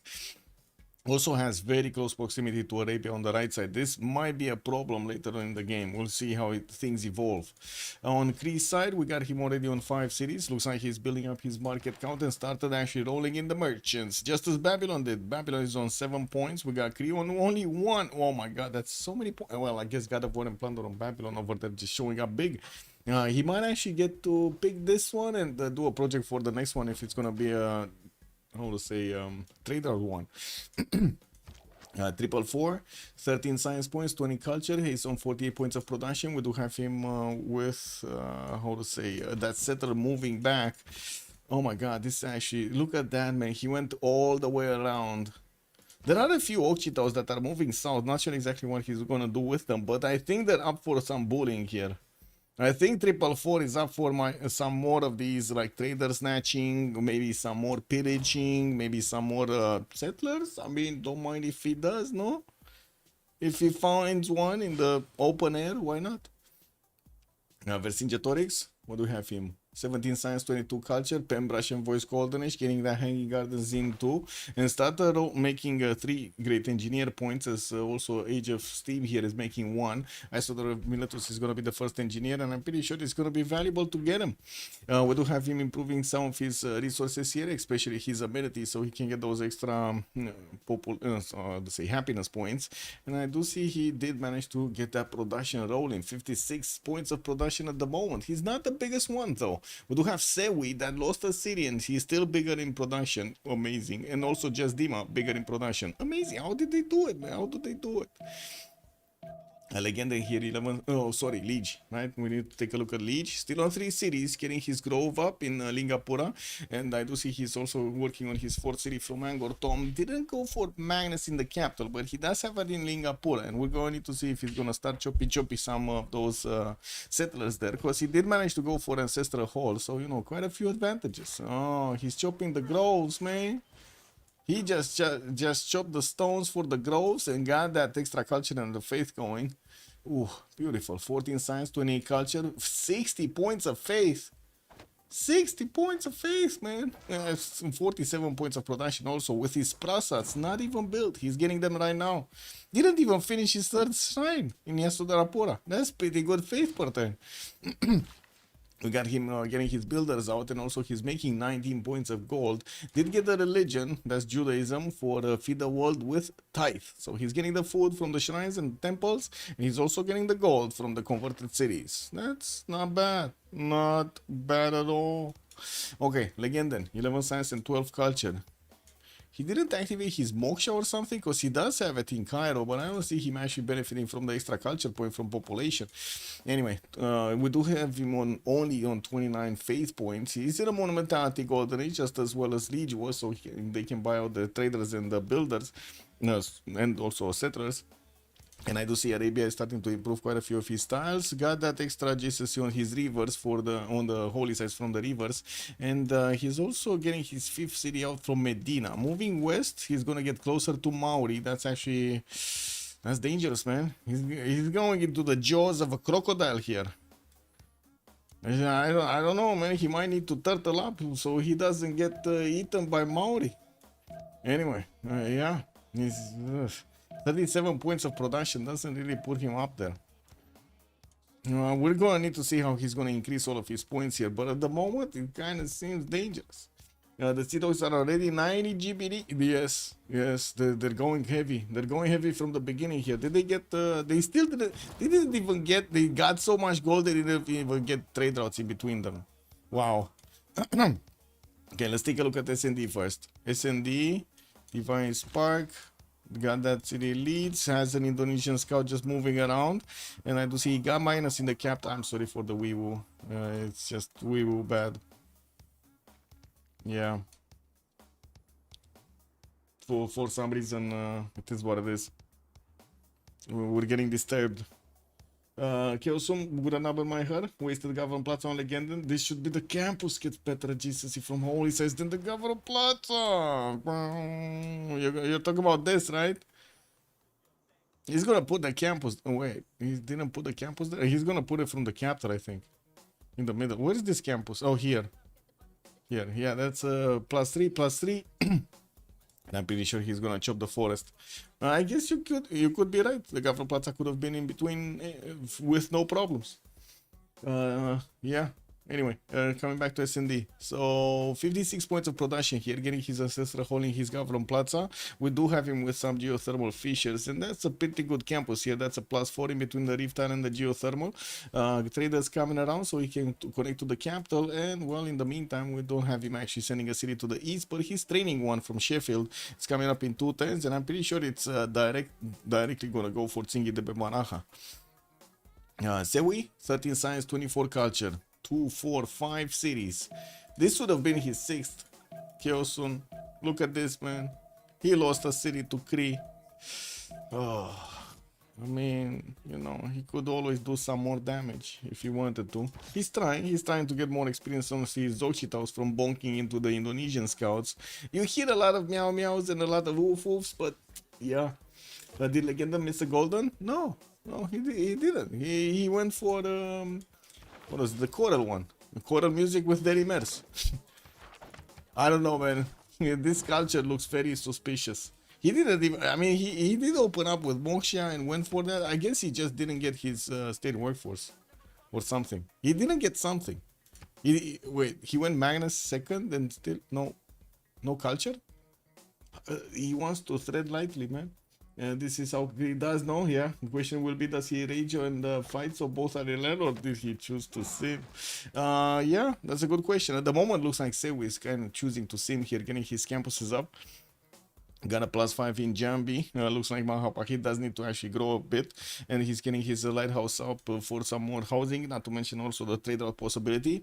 Another settler coming out from Badung, and Bima does have good spice adjacency here. We do have him getting the harbors out, and I'm pretty sure he's gonna send the city here. He's probably gonna put like 3 cities in between to the southeast. He has a settler out already. Is this one? Where is this one moving? He's probably gonna move close, like the Maystyle or something, or the Iron, somewhere around here. I don't think this is the one. And where did Babylon didn't put his city on the coast either yet, so he does need to get one somewhere. Oh, I just did my going, man. We're turned 35. How long haven't we seen this, guys? Like really, how long have you not seen a Colosseum rush? Pum, pum, pum. Get this also. Good evening, sir, and welcome.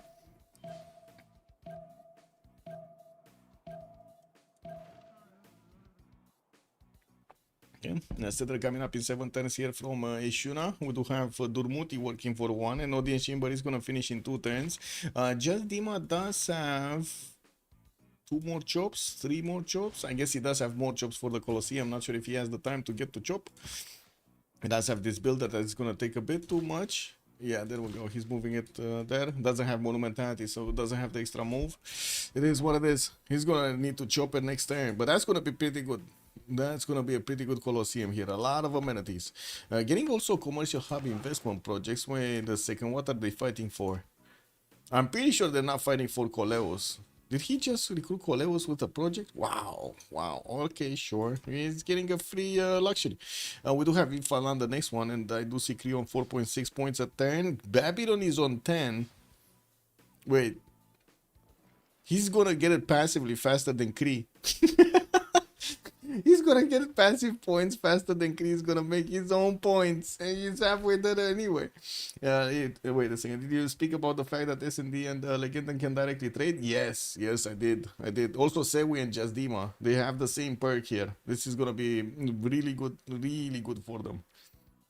And they can trade through this water body in the Persian Gulf. They're a team, right? And then Victoria with Saladin. Well, I guess they could. They will. Come on, they can trade. We got the Penguins on one side. We got Venice on the other. They can definitely trade, right? We got some whales in the water. I'm pretty sure it's going to be like one of those, how to say, Avatar, the way of the water kind of movies over there. Getting the whales to hop around, man. Also, since the good old days of the Su MP. Yeah. Wait, did he get his culture? What is Legendan doing? He's still not getting his culture up. 4 cities, getting that second campus in Damietta. It's still gonna be this one, right? The +3. Getting 2 more cities out. Wait a second, is he going for the coastal setter? Because Maori's coming towards him. Like, look at Maori go, man. He's coming through. He's not stopping for anything. I don't see encampments yet, and I didn't see actually bronze ore can be discovered by anybody else other than Vercingetorix, so he can get his iron up. But I guess this is starting to be heavy. So let me know how does this go? There's no extra culture point from the population in Cairo. Anyway, Arabia here is on 48 points of faith. I do see Leech did jump up to 76, and he does have also 54 points of production. Still on 3 cities, but he's starting to chop them out. We got the settlers 1, 2, 3 moving out. Fourth one from Angkor Thom also coming out next, as he's getting more builders to improve stuff. Uh-oh. We got a very aggressive Sewin Indonesian scout over here. Wait, he needs to move around. He cannot get into the borders. Kick. W. Liang is also getting in Lingapura. Looks like Khmer did choose to buy a heavy chariot to protect his settler over there. Well, I guess he's gonna get it. Slowly moving to the northwest, getting his aqueducts down. And pretty good, by the way, positioning for the aqueducts production, so he can get his adjacency towards his industrial zones. I should say aqueduct position to get those adjacency towards industrial zones. Just needs to chop the stone tile. He did place an entertainment complex, but I don't think he has the chance, man. Like, he's just gonna be Babylon all over the place here. Right, he's like 3 turns Colosseum. He has a builder chop ready to go. There's 22 extra production, and he's just gonna get going. Actually, next turn he's gonna have another one, and nobody's actually even at this stage, right? Nobody built an arena, so yeah, 100 gold per turn. Indo in Babylon, just yeah, I mean, bathing in gold, showering in gold. Yes. Pingal establishing Durmuti. Oh, look at the chops, man. He didn't wait, man. That's just first moving chopping over here happening. Colosseum got finished, just didn't get it going. Okay, Magnus is still available in Babylon. We got a few more chops, but only one charge on the builder. Looks like also finally 444 is managing to get that settler back home.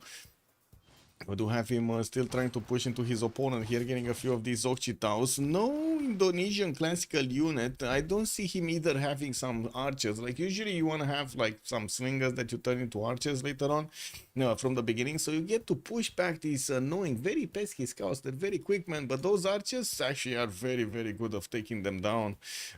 Deer looks like he still needs to chop it in the capital, getting his monuments up. Moksha establishing Badung. Got Magnus at the beginning in this city.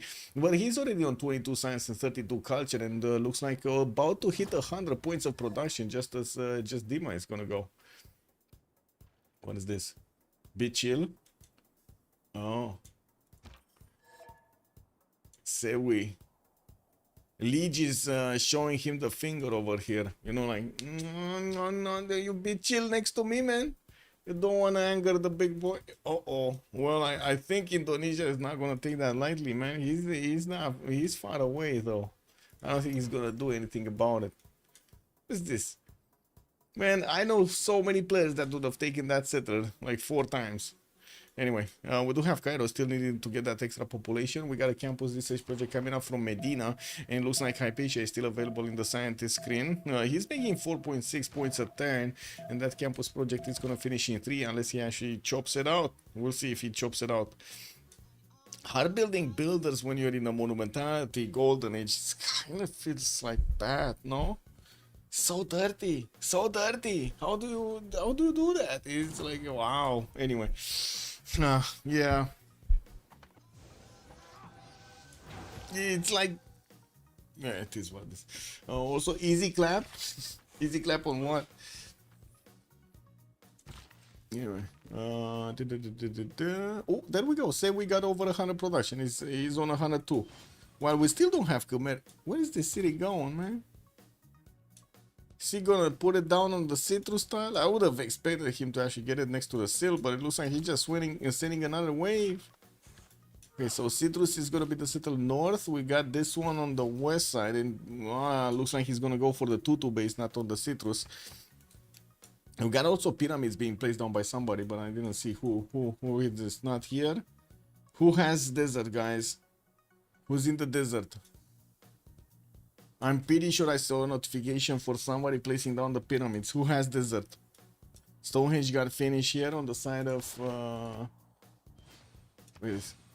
Arabia, and he picked up Pilgrimage for the extra faith per turn. Okay, that still keeps him at 57 faith points a turn, but it's getting closer to Javarman's 65, because yeah, we saw Leech didn't actually build more cities. What are his cities? He needs to get more cities. We do have a 5th city soon being placed by Arabia next to the coast, though. This is like, wow, man, this is like begging for an attack on him. Like, not gonna lie, this is like begging for a Toa attack, right? Against Arabia settles. Damascus sent this one from the east side of Tepokohiwi.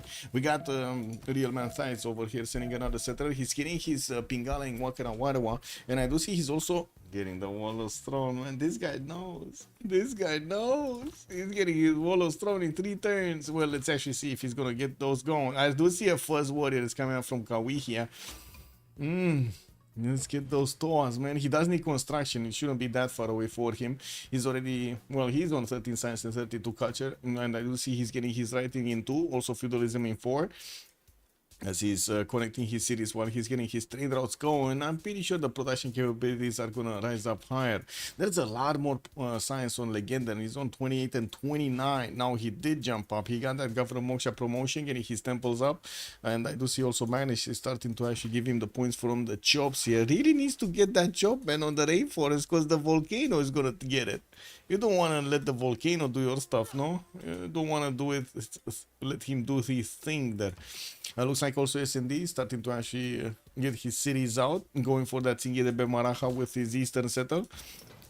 Got to recruit Gaius Dulius also, and I do see he has a 6th settler from London that needs to move probably towards the north. There shouldn't be a problem. It does seem like there is an Indonesian scout there, but yeah, I don't see it being a problem. SND does have a scout of his own, also pumping out a new wave of settlers from his Birmingham, Leeds, and Sheffield cities here, and also London. Another 4 cities are coming around. Man, oh man, he's gonna be like 10 cities really quickly here. 3 getting audience chamber in 3, also putting down a campus here. That's gonna be a nice +3 in between the mountains and his other districts. Magnus is establishing Mistaki Sipik towards the north, where he has quite a few chops, and we do have Pingala in Moscow too, getting out in 2 turns. Getting another city towards Indonesia. And Kree did actually put a lot of pressure on Indonesia. They didn't peace out. They just kept on fighting. Mamluks will come sooner or later. Yeah, for sure. The Mamluks are definitely going to come out sooner or later. Goal maybe? Goal. Yes, he did get the pyramids. There we go. He actually finished it. Did he recruit Isodor? Not yet. He still needs a few more points. And to see Arabia is still needing to get the points for Hypatia. Piero de Bard is the next merchant. We did have Fadlan being picked up by Babylon over there. I did say he's going to get the points faster. New campuses coming out from Gaul. He did finish also earlier Hanging Gardens. Quite a few nice bonuses coming out from his early wonders here. Pyramids for a free builder and also extra charges on all of his builders. Look at these +6 builders, man. That's amazing. Getting also Goddess of Festivals for a Pantheon does give him quite a bit of extra culture. Vercingetorix here is on 26 science and 48 culture with not too bad, not too shabby gold per turn. He's on 25. Liege is also 21 science and 48 culture with 72 points of production and also 68 points of faith. What is this? What is this? We long-term Arabia and he's smiling. Yeah, that doesn't sound right, does it? Yeah, Indo is 100 production for like a few turns now. So Maori here actually wants to keep Arabia away. Okay.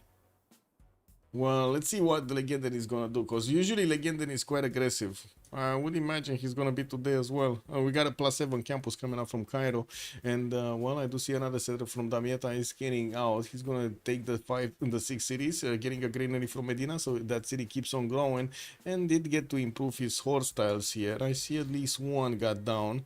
I don't see the second one. It might actually be underneath one of these holy sites, which we won't actually see right now. Anyway. SND still chopping out his settles. Got Liverpool down. We got also the Ivory improved over there. We do have Kree about to settle that city that he got from Indonesia, and I do see finally Indonesia is having enough of this and getting a horse out from Surabaya. He's going also an archer from his capital city to deal with the problem here. Kree's Ochitao needs to go, man. Like there's no reason to actually just keeping him around. Has another 2 settlers that he gets to place in the Philippine Sea, one to the north of Badung, one over here east of Surabaya. While I do see in the north, Cree is gonna get finally his Pingala in Mascot and finishing up a few more campuses. We do need to see if his science number is gonna look good, because right now, okay, there we go. He just jumped up to 26 and 42 culture with 70 points of production, but still not really, you know, at the same level as Indonesia. And he even got a city from him. That's amazing. That's pretty good gameplay right there. Okay. Also, I do want to point out Gold did actually choose to go for Governor Liang for the extra food and the production on his resources, and he does have like 1, 2, 3, and a 4, and a 5, and a 6, and a 7, and an 8, and a 9, and a 10. That's pretty good number, no? Also, probably this one is gonna be a non-freshwater niter city. Wait, what? He's not gonna get this. Indonesia's gonna get this on the banana, right? So that disables the niter settle. Well, I guess it's still gonna have the banana city. Who's gonna settle first? Who do you think will settle first here? Is gonna be Star or is gonna be Sewi? Because I don't think they see each other, right? They have no vision of what they're doing here.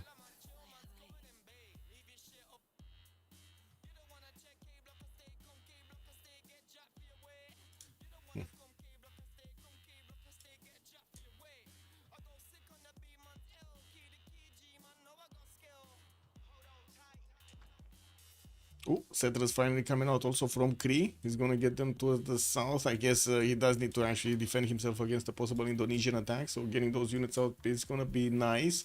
We do have construction importance here from Kupe, and I do have to say he's not actually getting a lot of warriors out. He got this one from Kawihia, sent them towards the south. Looks like he also has a settler moving there, so that looks like more of an escort than an actual unit. He could hard build a Toas, that shouldn't be a problem. And I do see Jafarman the 7th is also discovering his bronze working next turn. So he's looking to start to be aggressive here. Getting down a lot more cities. We do have him right now on 2, 4, 6, soon to be 7 and 8 and 9 cities here already out from Khmer. While he's gonna finish his aqueducts for the extra housing and adjacency to his industrial zones, he definitely needs to grow his population here. Okay, well, feudalism is coming up for most of the civilizations in the game, and I do see we need to move forward. Still nothing here from Gold. Did he get Isodor? Yes, he's gonna get it this turn. And it looks like in the scientist screen we did have Arabia picking up Hypatia, which is gonna give him quite a bit of an influx of science here. Not only the free library, but also that nice and juicy extra point of science for each of his libraries. Getting Pingalai Medina, while he does have this +7 campus finishing next turn. He's already 38 points of science and 64 culture, 105 points of faith, and 73 points of production. It kind of seems like Cooper has a problem on his hands, no? Ah, there we go. First warrior coming out from Tehonian Ganoya Coupe, getting his muscles ready right now. Yes, amazing. Your bet is on indoors since he is careful about snatching. Okay. Okay. Well, let's see. Let's see if he's gonna get it. He got it. Indonesia did get the first settle there, and the Gold did actually need to put his settle on the banana over there. Unfortunately, it doesn't have the extra food. He took it down, but at least it's a 2-2 base. Getting his greenery up in 7, and I'm pretty sure he's gonna need to find a place for his Opit Doom there. Anyway, more settlers moving to the southeast, and we did have Pingala established in the northern side. Okay. Oh, I see. Also, Vercingetorix did manage to get over 100 production, but he's still 20% lower than Gitarja and also just Dima. We did have also horses coming up from Babylon. He's sending quite a few of them towards Bologna. He might actually want to take this city down. 2 settlers are also moving towards the north, and I do see he did settle the city of Mari towards the south of Babylon here. Got to recruit Coleus. Definitely could place a few more cities towards the east. I don't think he actually has an interest there. And this should be the connection city that he's gonna get the trade routes to Indonesia. No? With Indonesia. Oh no, they're not getting the connection set up on the coast. They're just gonna go like this. Well, I guess he's gonna have some Gobustan tiles to work on that city center. I don't think that he's gonna be fine with it. Anyway, yeah, we do have him placing down a few industrial zones and getting his first theater square in Belgium, which is gonna be a big +5. Very nice. Khmer's empire is starting to look amazing here. Even if he doesn't have that much science and culture, man, no, man, that's just a lot of potential in his city's placement here. So many cities, so much stuff will happen. We do have Mahendra Parvata needing to buy out a third ring tile here, unfortunately, and he's gonna place down an encampment from there. We're gonna need to see if he's gonna manage to make enough points in quickly so he can get those generals out. Now, this is dangerous. Like, what is going on with Maori? And why is he sending warriors to the southwest? As he could have, and he will have a problem with Arabia. He never said anything, by the way. Like Real Man Love Thighs said, we long time Arabia. Arabia never responded. Legenda never said anything, man. I guess he doesn't have an encampment down yet. We do have him getting his holy sites from Barca and Damascus, and I do see Magnus is establishing in Barca. I would imagine he's gonna want to wait for his monarchy and also getting his Mamluk down, not to mention maybe getting an encampment from somewhere in the meantime. I would have him getting his madrasas for the extra science, and I do see Legend is discovering mathematics with feudalism next turn. Let's see, S&D also has 1, 2, 3 settlers out, a fourth and a fifth coming out from Leeds, and a sixth one. Ooh, 6 more cities over his 5. He's gonna be 11 cities very quickly here. Okshitos from 444 are knocking on his doorstep. Shouldn't be a problem. Getting his Royal Invito cast down for the extra economy, not to mention the possibility to get the harbors with the lighthouses so he can get those extra trade routes going. Did Arabia have a campus adjacency card in? Let's see. No, that's a row +7, Daniel Dingo. Guten Abend, my heart. No, that's pretty big. Can you imagine when he's gonna double that? He's already on 56 science. Doesn't even have Pingala. I can only imagine when he's gonna get Pingala. 100 science attack. No, chat. That's just so much potential right there. I think I might need to actually get another coffee in the meantime. Anyway, Patrick, good evening, sir. Why do you use AI for thumbnails? Don't use screenshots or something? I do use screenshots sometimes. I did use also like my own pictures from the games and stuff like that. But AI is just much better. It's just better. I don't know what to say. I have, like, if you take a look, Patrick, in my like history, like video history, thumbnail history, I made a lot of them, man. I even had some at some point. I tried to get some from like designers and stuff. Some other people helped me from the internet, try to get better thumbnails. It's just, this is what it is. No, it's just easier. It's just easier and faster to get the AI to do this. Let me see.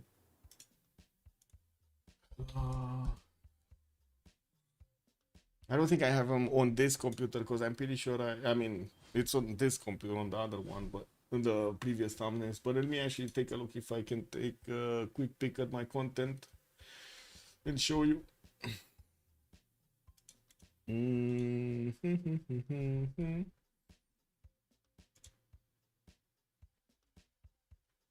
Oh man, so many pages ago. I'm sorry, I have like thousands of movies or something.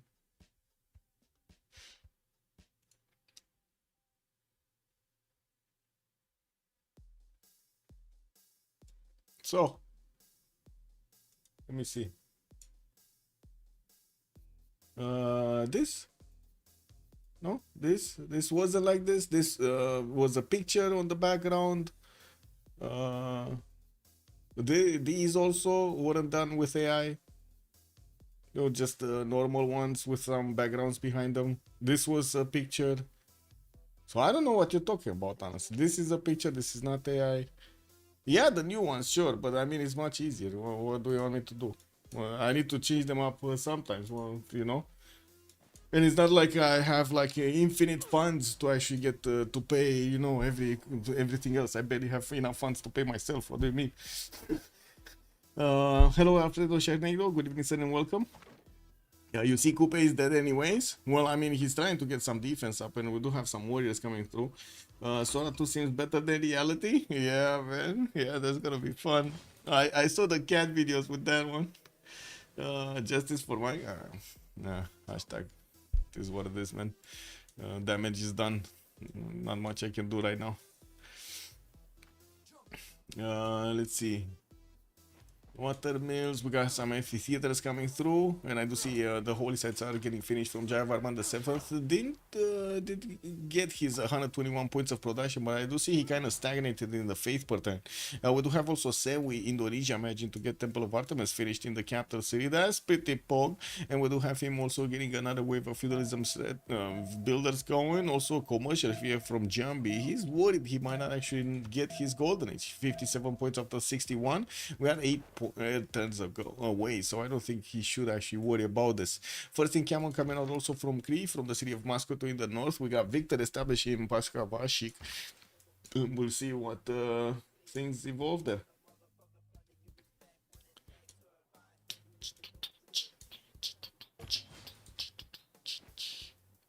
Commercial hub investments from Wiskauki Sane. Also, the next Indonesian free inquiry will be something. Yeah, that's pretty good harbors. Not gonna lie, those are pretty good harbors. We've got a +4 here. We got this one a 0. This one would be a +6. This one would be a +5, and we do have Jakarta +2, Palembang +2, +3 here in Ternate. And of course, that's without the double, right? And another +3 here in Bima. They did get Durkuri Galzu here. I'm very confused about the placement, by the way, for the series. If they connect the trade routes right now, they're not going to get those extra yields from the water. So I'm like very confused why they're not taking advantage of this possibility, right? In the Persian Gulf. It was Indonesia just needed to be up there.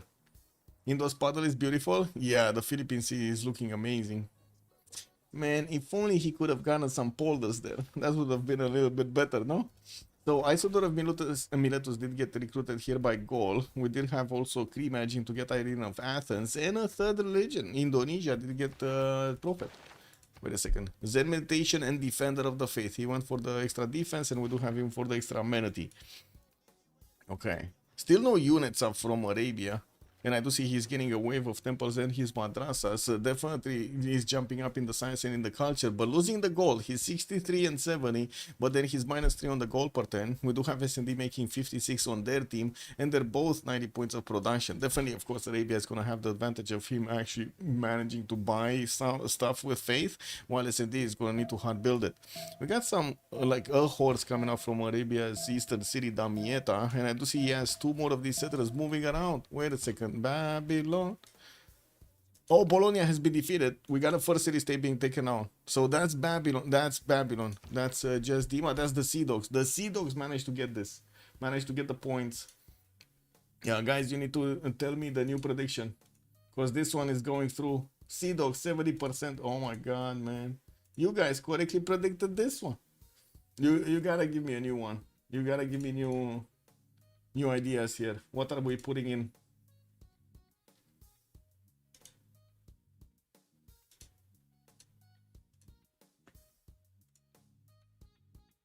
Who gonna win? We're just starting on who's gonna win?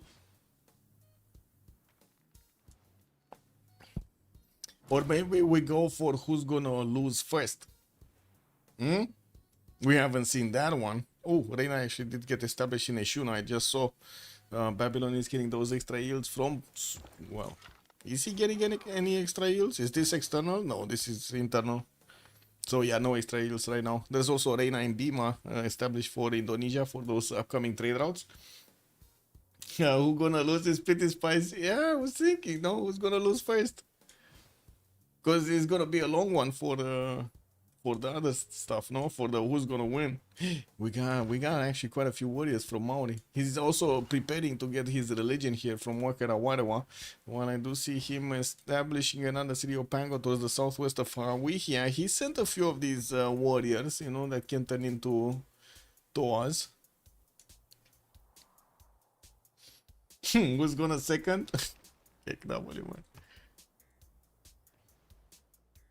Wow, we need a better idea, guys. We need better ideas.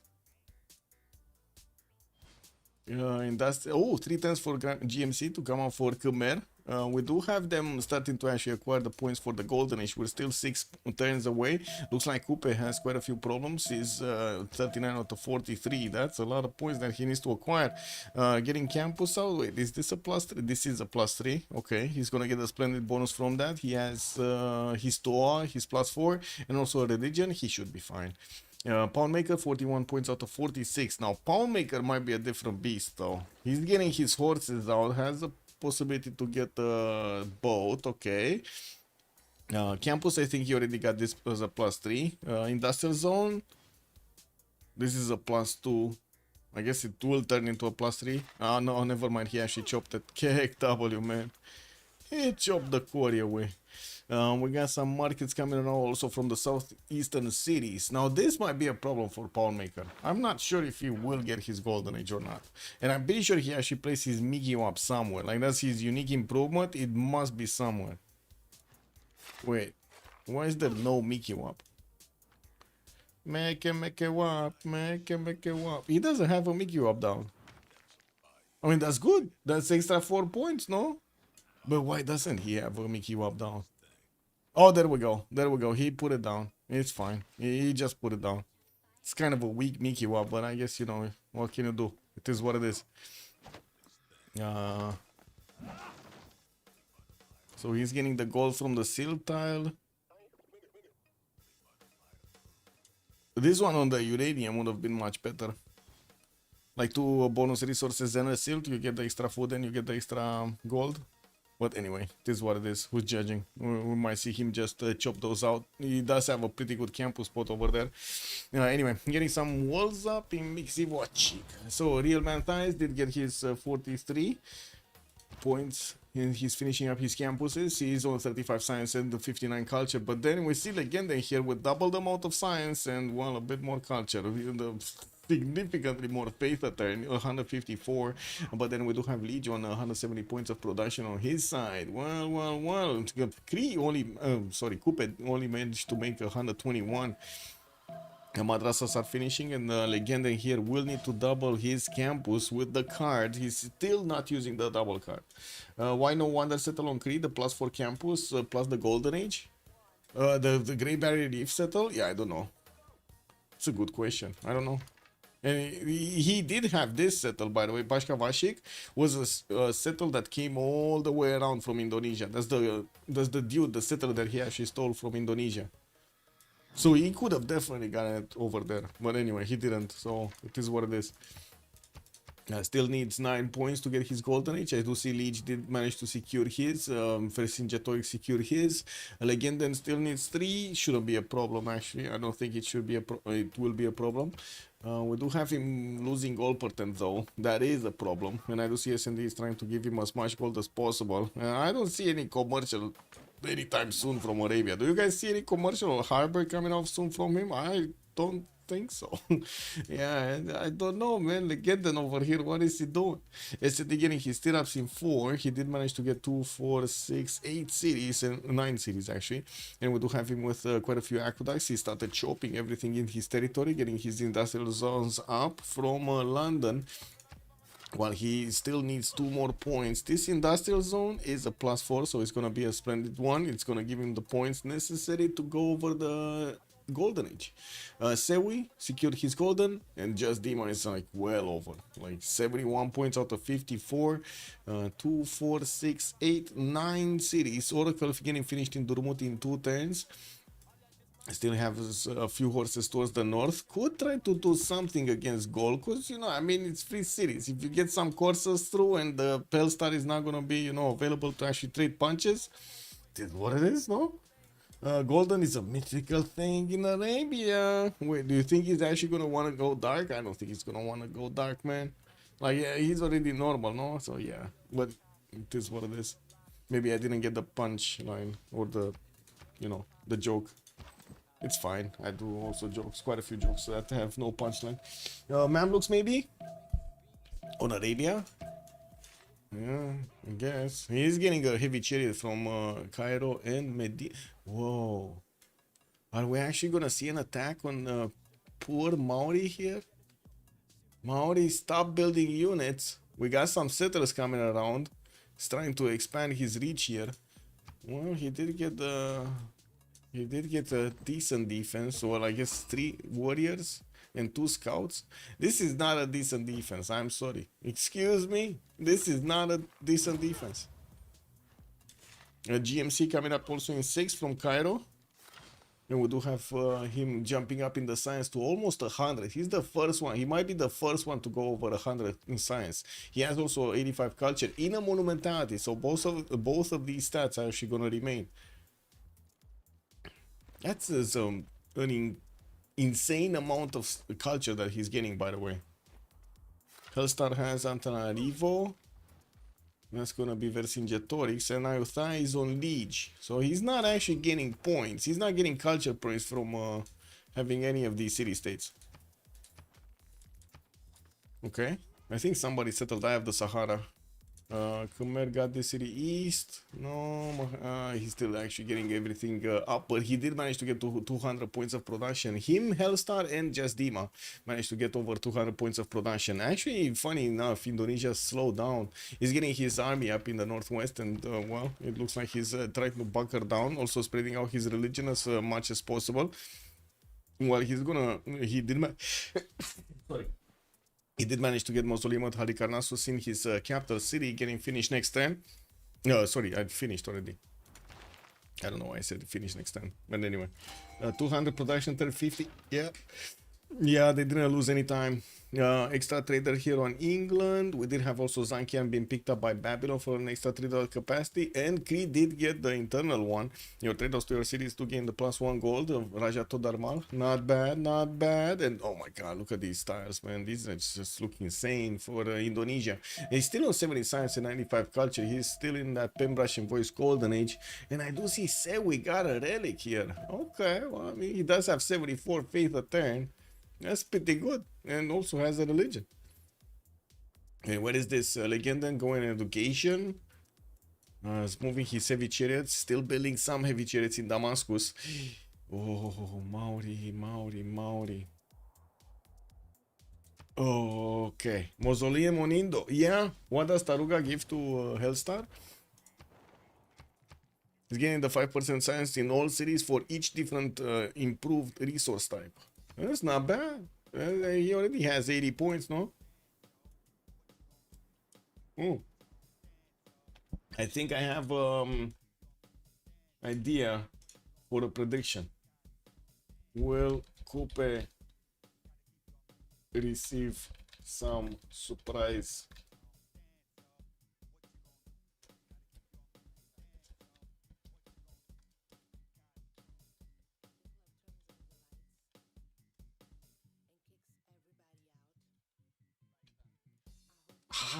I cannot write it. No. What is this? Legendan from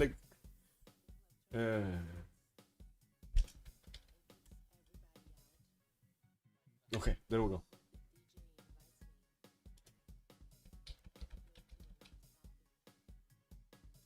Yeah, I mean, I guess you can just convert your own version of what cookie means in this case. Oh. Man, I just put up the... Bro, I just put up the prediction and he leaves the game. Well, there is no encampment. There is no danger.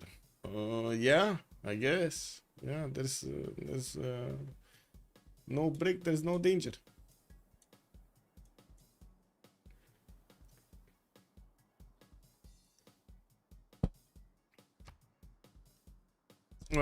We might be needing to wait a little bit here. Looks like Legendan dropped turn 1. Was that not something in the chat?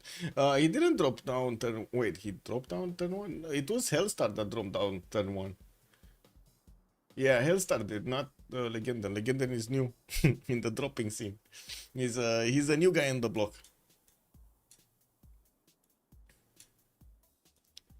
We got the industrial zones coming up from Khmer. And I do see he still needs to actually get that faith in check. 140 a turn looks good. Campus research projects. I would imagine they will get to fight for Newton and Ibn Khaldun next. It's gonna be their targets. Saladin did get over 100 science on 102. Still did not double his campuses. Still is not working the double campus card. Pretty good, eh? This petition will never finish if no cookie. Yes. Well, I think we're gonna see a cookie. I see a lot of cookies coming in, Echo Supreme. I don't know about you, but I see a lot of cookies coming from Arabia. They're getting ready right now, you see. They're actually getting, like, I'm pretty sure they're here. You just don't see them, you know. They're getting traveled on by these, getting carried on by these heavy chariots. They need to be eaten. It's like in the, you know, in the movies, they need to be eaten so the units turn into Mamluks, and then wow, and they're gonna go into Kupe's territory. Yeah, I know, a bit too much imagination.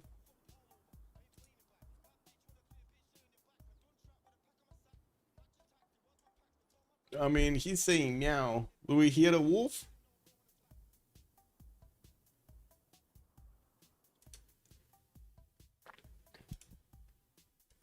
We have here. Oh, so many votes. So many votes. CPL staff request. Something happened there. We have anything in the general chat? Lots of channels, man. I know. Lots of channels in this. I might as well just close this because it's kind of annoying anyway. Yeah, here. There we go. Yeah, not much actually. Right now, everybody's playing. Oh, so many people playing. So many people playing. Look at this. It's, the CCC weekend, man. Everybody on the games.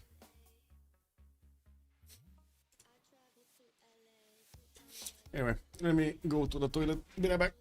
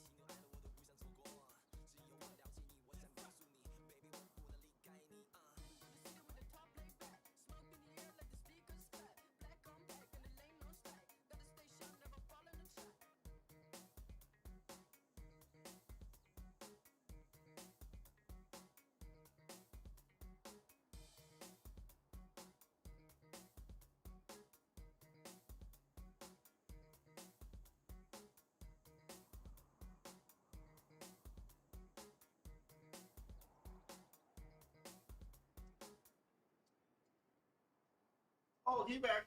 He back. Oh man, right on time. Might even get a coffee actually. Let me finish this one first and then get a coffee. Cookies came? Cookies went? Cookies came? Cookies went? No? Okay. No cookies yet. Hopefully no desyncs also, because otherwise we're gonna need to relobby this. Ugh. Relobby thing. It is what it is.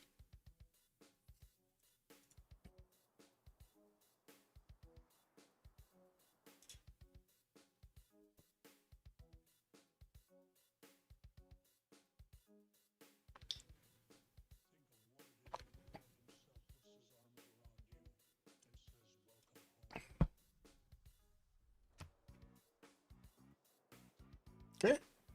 Pause. So we need to shift enter this so we get through. Okay, we got some workshops coming through in commerce territory, and I do see he's managing to get quite a few industrial zones actually with very good production. They managed to get like plus 12, so got that double card in, and we do have him on 226 right now.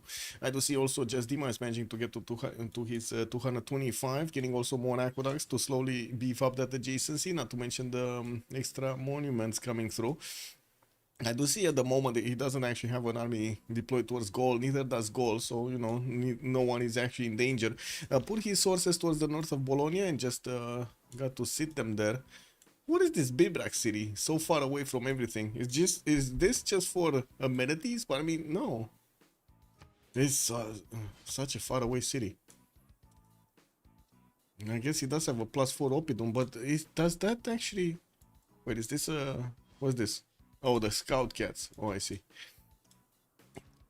That's kind of weird. Look how far away this city is. Did he get it from somebody? Maybe he actually stole it from somebody from Khmer or something from the east side and got it here. I don't know how this city actually got through. I was expecting him to go on the Molucca Sea or something over here. Sure, a bit of less fresh water, but much faster to get to. Anyway, more libraries coming through. Hellstar is on 81 science and 105 culture. We do have him on 211 points of production. That's pretty good anyway. As we can see, Hammurabi is keeping up with him and also overtaking him quite nicely. While I do see S&D starting to get his projects out for the scientists, we're still on Oh My Khayyam right now. We didn't get through. I do see also Marco Polo is available in the merchant screen, since we do have quite a few commercials get down. Babylon is on 14 points. We got Clio on 11.5. Gaul is on 4, and Indonesia just put his 1, just as England did. Probably for the era score points for the golden age, not much of anything else. I mean, it does give you extra gold, and I'm pretty sure he's gonna have a very strong free inquiry golden age next. Getting more theater squares, placed down also an entertainment complex for those extra amenities. Also 2 turning intel agency from the capital. That is big. That's a 52 points of production capital here in Mahapahit. That's pretty good. Did they secure the golden ages? So we got Coupe securing his. Pound maker, man. The pound maker, bro. So, no boat out.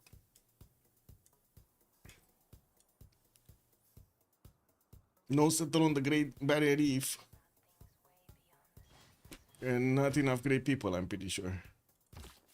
Well, if this is the last turn, he can do something to be in a golden age, and he's gonna be the only one not in a golden age. I mean, talk about being called out like that, man. I'm sorry, but there's like no way, no way I can not tell the stream that he didn't get a golden age. We got a declaration here. Whoa. Wait, Khmer is declaring war on Maori? What? Oh, they're just declaring war on everybody. Oh, I see. They're declaring war so they can squeeze out some era score. We got Pound Maker here on 51 out of 54. Can he get more? And Legenden is is desyncing. He has a problem. And this is not gonna work out well if he's actually gonna attack into Coupe, no? He's not gonna like this. Still no camo from either side. We do have for industrial zone from Medina. A few more heavy chariots coming through. Moving to the west, and his GMC is coming up in 3 turn. He's gonna have a lot of faith per turn. Like 200 faith per turn to use, but the gold generation is still gonna be a problem. He's on minus 21. The city states currently. So We got SND on Hansa. Legenden is keeping Nazca. Just Dima is on Muscat. SND also has Singapore. Mogadishu by Kupe. Leeds is keeping Ayutthaya. Sewi is on Auckland, so Indonesia here getting another point. Very nice. Production on the coast. Hellstar on Taruga. Okay. I mean, he's been on Taruga for a long time, and they did take out Bologna. That was the second Science City state in the game. He did it! He did it! Poundmaker did it! He did it, man. 444 did it, bro. He got a triple digits over there for the points and got it going, man. 54-54, secured his golden age. Everybody's in a golden age. They did it. Yeah, he did it. I don't know how, but he did it. Perfect. That's all we need to know, right? That he did it. Getting also his intelligence here in Whisker Kisane in 6. And I do see he's getting more industrial zones in the north. Did they not find Johannesburg? Brussels. Where is Johannesburg? This one? Oh, Singapore, Auckland. Where is Johannesburg?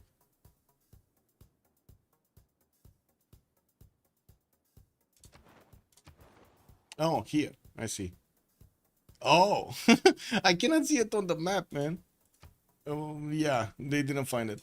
Nobody found Johannesburg yet. Or at least they didn't put the points in. Nobody put the points in. Let's see. Yeah, no, no, no, and no. Nobody found it.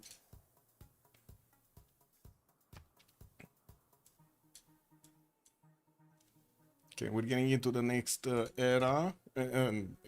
Era, it's correct era.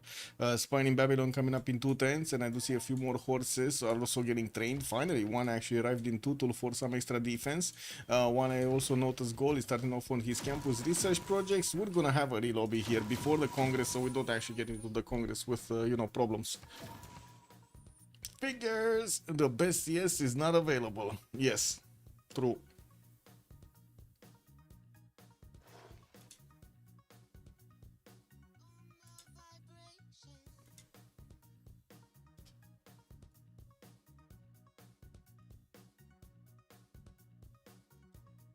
Okay, coming through. Just need to give them a minute here to get back on track.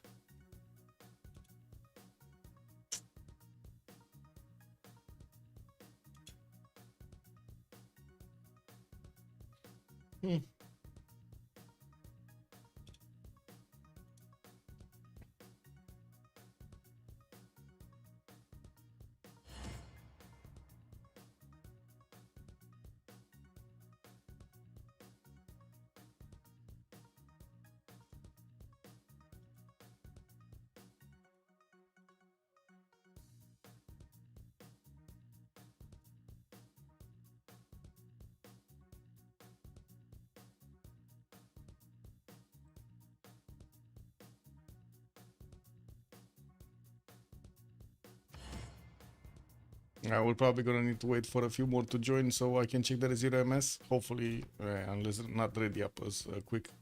Because I don't know if we're gonna have somebody that doesn't have a ping or something. Might not even see him, right? It wouldn't be the first time that we loading to a game with somebody being on gray and we don't see the loading. Oh well, this is what it is.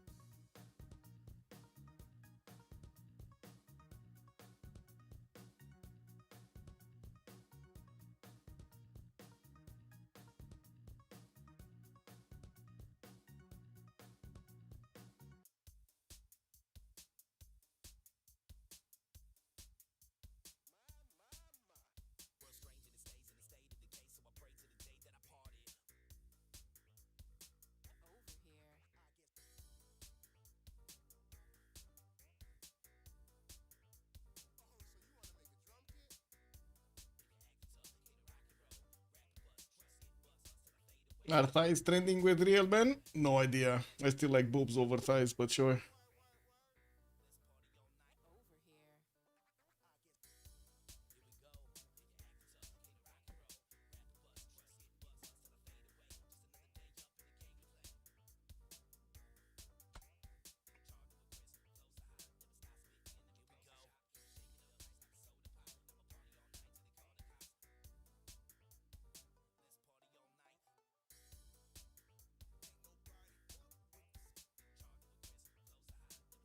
We still need 444 to join, and looks like Coupe did join and then disconnected. Okay. Wait, was playing Coupe? Oh yeah, Real Man like thighs. And 444 is from his team. Let me actually reconnect. Maybe they are in and I just don't see them. See.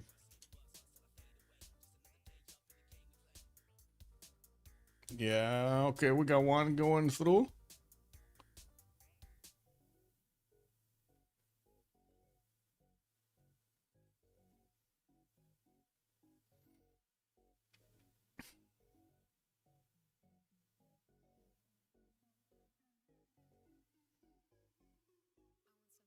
Hmm.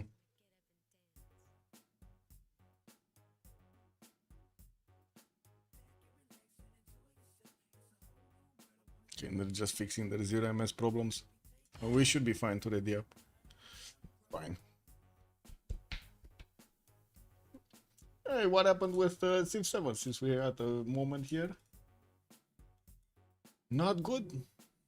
Not good. I understand they did a survey that I didn't participate in. By the way, if any of you actually participated, would be nice to know what was in it. To be honest, I don't think there was anything of importance, but sure. Yeah. Man, it just keeps on going down, man. They got this like a bit of a activity when they updated, and they also did put that 30% off, which was kind of like a weird scam, by the way. Not sure if you guys saw how the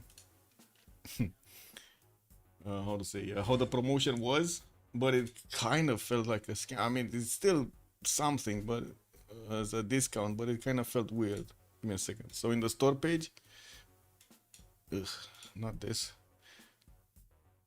The deluxe edition is minus 30% off. So basically, you just buy the things in the deluxe edition at the same price as Civ7, as it should have been from the beginning. Like there's not much in the deluxe edition. There's just extra content.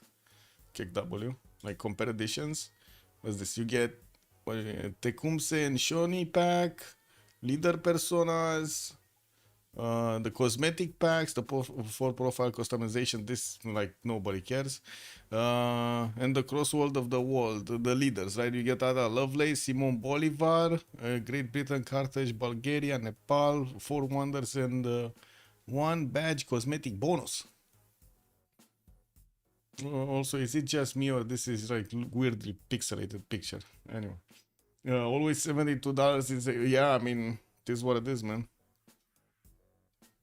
The thing is, like, I'm watching these numbers and I was taking a look at the followers. No? The followers are not moving.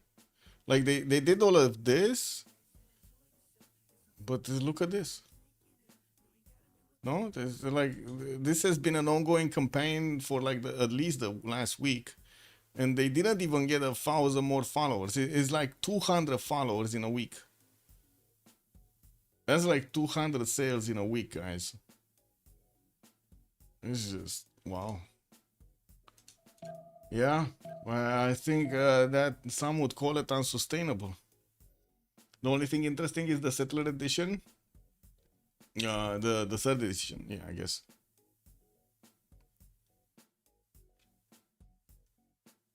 If I have to spend 70 euros in a game, I prefer putting them in Digimon. You like the Digimons? Let me actually get another quote.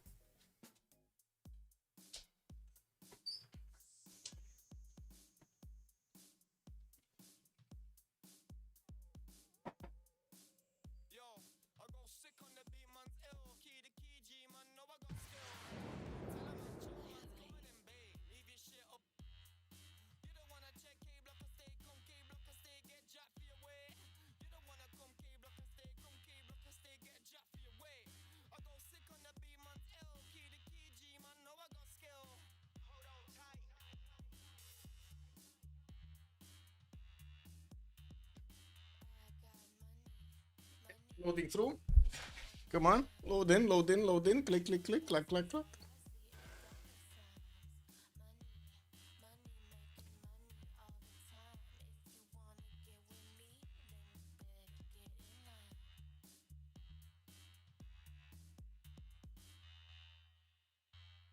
Did we double load? I think we kind of double loaded, no? I didn't see, guys. Did we double load? Did we go into the game and it started loading again? Because this kind of looks like we double loaded. Check. Anyway, I guess I need to close this.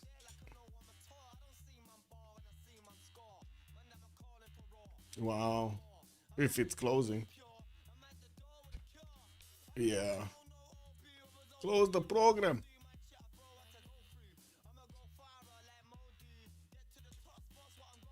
Oh, why do I have this open? It's fine.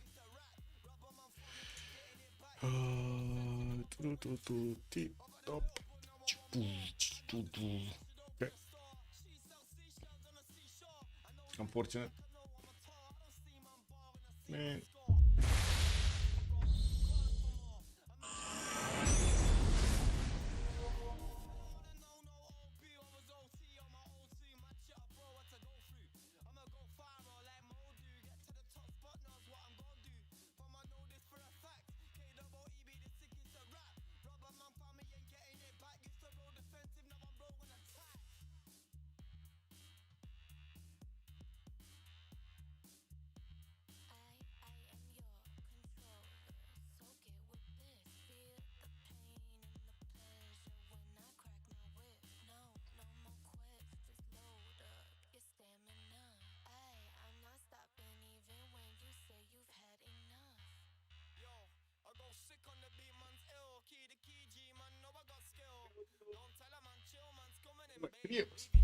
Ugh.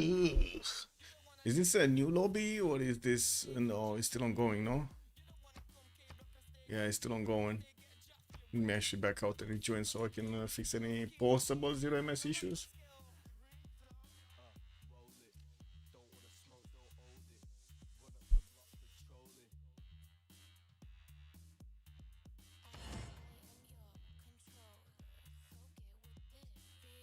Yeah.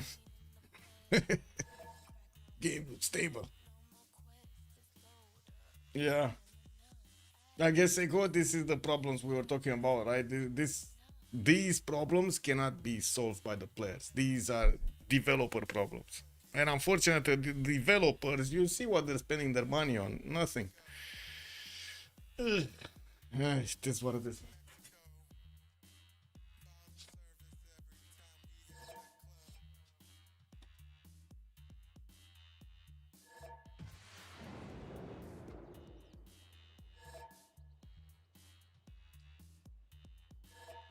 A long time ago. You just cannot fix stupid, man. It is what it is. You cannot fix it. Okay.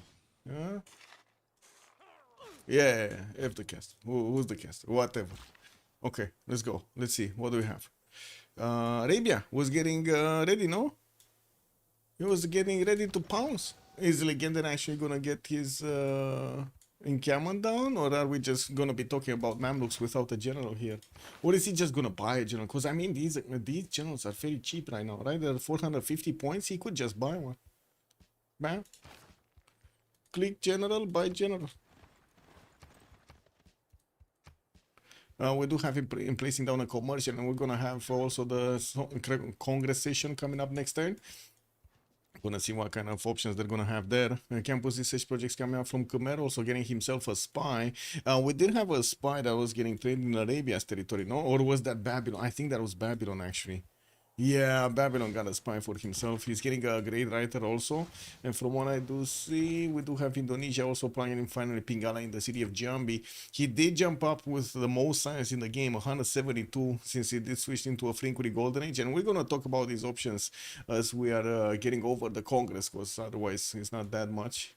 I'd also noticed Coupe doesn't seem to have that much extra science. Did he? So he switched to a Flinkuri Golden Age and he only has like 70? What? Ugh, that's very weak science from Flinkuri Golden Age. Is this a mistake? Like, is this a bug? It didn't update? Like, the UI didn't update or something? I don't know. It kind of, I hope it's a bug, because otherwise he might actually get overtaken by Saladin. Saladin is already 120 science, 87 culture. That's his second monumentality golden age shows, and 210 faith a turn. 3 turns, he's getting a general. He's gonna be so quick. Oh wait, Maori actually put the card in? Kick W. Anyway, GMC from Cairo next turn. He's going machinery, reformed church coming up next also. So he can definitely go into how to say the next, how do you call that? Give me a second.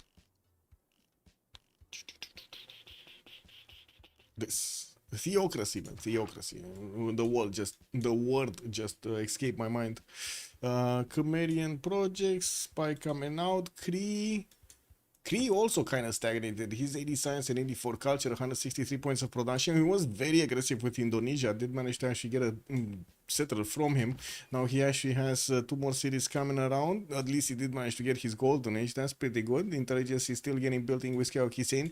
Very low production city, by the way. The one that he chose to actually build his government plaza is extremely low production. Only 23. Oh well, I guess his capital was busy doing something else, and it's not much more productive. It's only 33. We do have also the production capabilities of S&D getting placed down. Aqueducts and also those industrial zones in between them. While I do see he's getting away for builders and also finishing up his market count here for those extra amenities. We do have also him taking down Venice here on the western side. That's going to be an easy extra city for him, and that's going to allow him to actually trade with Arabia. This is going to be super valuable.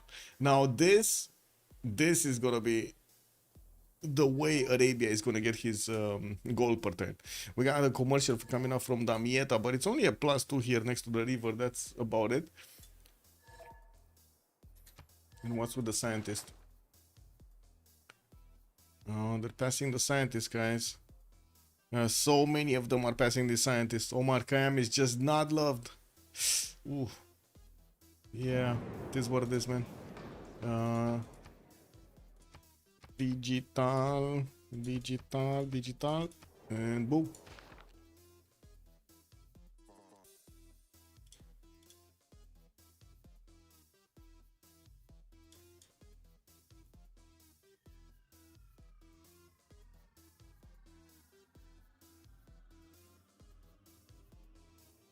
Vercingetorix is yields do look good. 122 science, 117 culture, and also 240 points of production here. Still working on his projects and has 2 more settlers out from what I do see. A single classical unit also on the south, and these cities in the north are not going to be that good. I guess he does have this desert one that maybe can get a Petra. And that's about it. Actually, he doesn't have that many more city spots. He could place a non-freshwater city to the west of Alicia, since, you know, past those mountains anyway. He's going to need to get something there.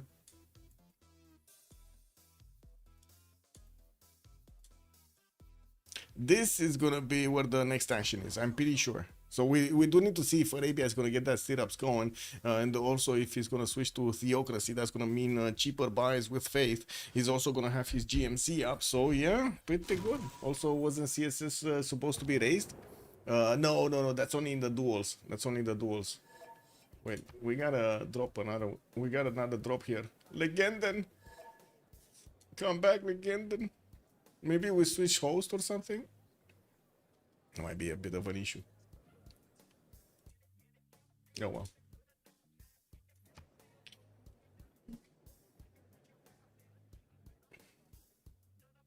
He said Joe Biden and boom, disconnected. Kick.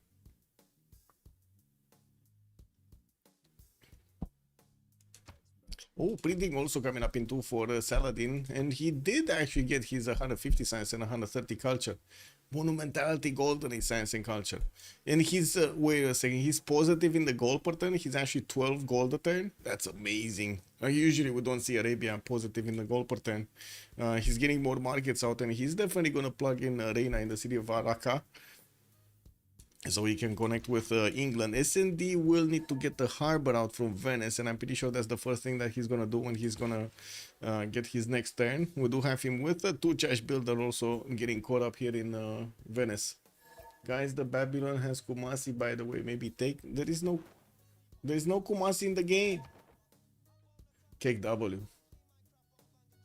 That's some disinformation right there, man.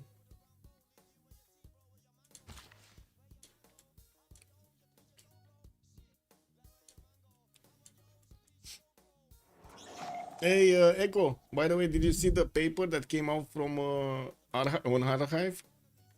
Like the scientific paper on 3i Atlas? Oh, that's wow. That's quite something.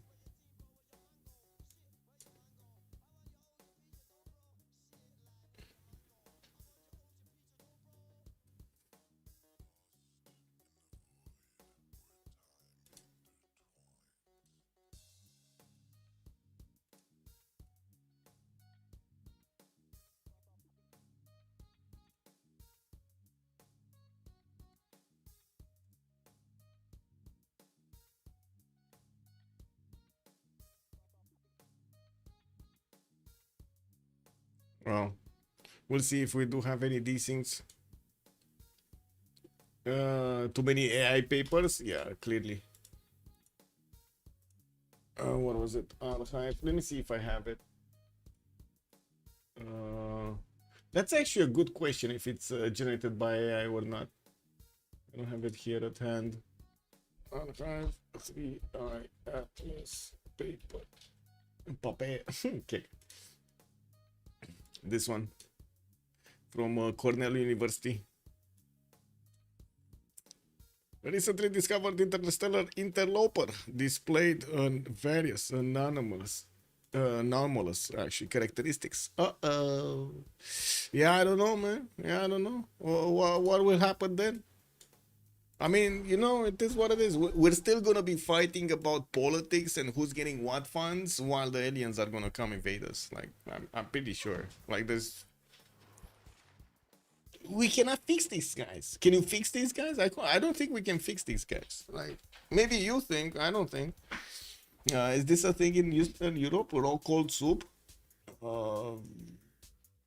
There are some cold soups, yes, I guess, but most of them are still hot. Like all of them, to be honest. Most of them, 90% of them. What did you see raw cold soup? I'm not sure. I mean, a lot of the times I drink it cold anyway, but that's just me. It's because time, computer, don't want to eat stuff.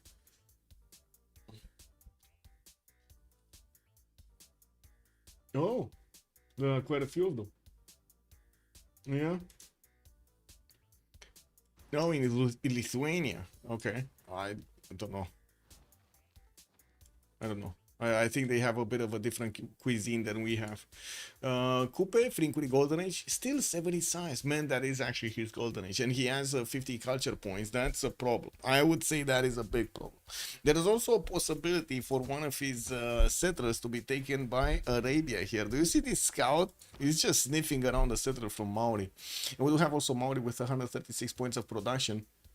And I do see he does have the food to keep growing. He's getting a few more campuses and his libraries in them to get those extra science points.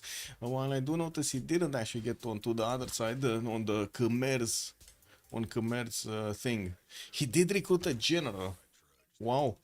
Actually, wait a second. He used the card to recruit a general and he placed it towards Babylon on the western side. Didn't place it to defend himself against the triple and double sign Saladin. That's amazing. That is okay. That's interesting. He did get a Toa here, which is going to be pretty strong. Now, and I don't see Babylon getting attacked anytime soon. And we're going to need to see if this scout of Legendary is actually going to declare war and take Maori's settler. He can take 2 settlers, but he doesn't. This guy doesn't know it, but he can take 2 settlers. Also, Gaspacho. Eddie Coffin, good evening, sir. The Baltics, yeah, they're different than the Romanian Damian Latins. Yeah, different, yes. So what do we have? Cold soups, no? What is this? Gazpacho, chill cucumber, cooked cucumber, actually. That's how you say it, no?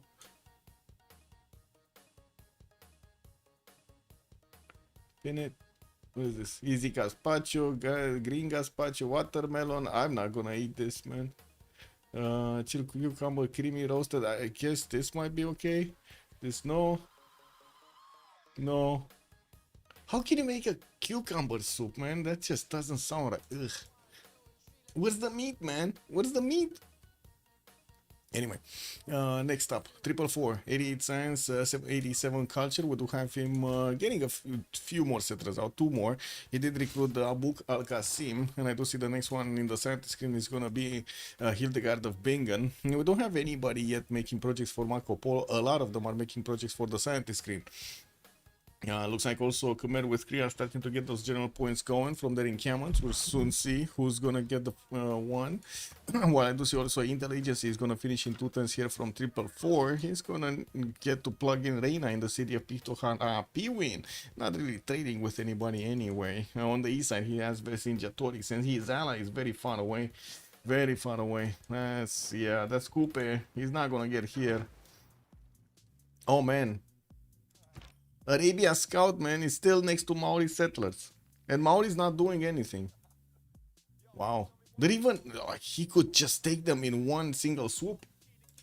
Amazing. When I was in elementary school, I threw up a beet soup in the school canteen. Still not a fan. Yeah, I can imagine.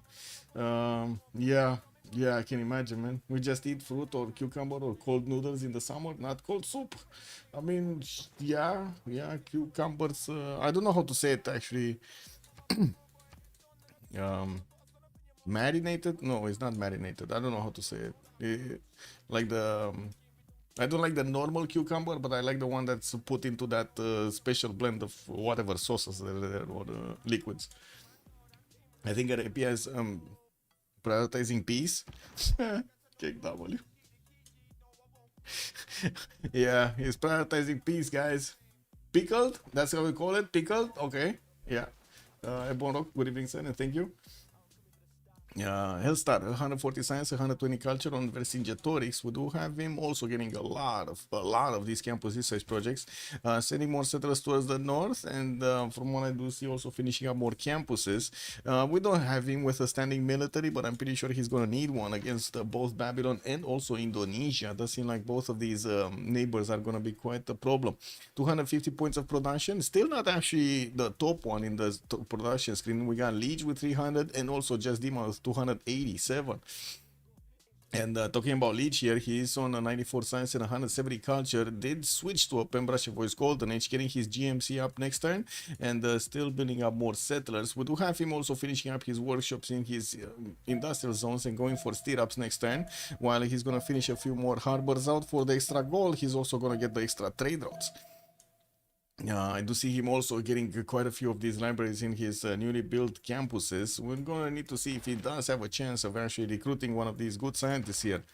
Legenden also getting printing next turn, Diplo service on 144 science and 127 culture, 283 faith a turn, and that's in a monumentality golden age for him. We still don't have him upgrading stuff here, and it looks like his scout just keeps on expanding his vision towards the west side, getting into Maori's border here of Kauwihia soon, while there were 2 Maori settlers coming through to the south. Looks like he's choosing to be fine. Guys, my save bonus is not working. My prod is gone. Like, what do I do? Love my desync, maybe? Love my desync. Wow, wow, wow. 130. Wait, this guy is not getting his production up from his tiles. I do see it, but I'm a spectator, so maybe, you know, he doesn't see it and he doesn't get it. That's unfortunate, actually. Anyway.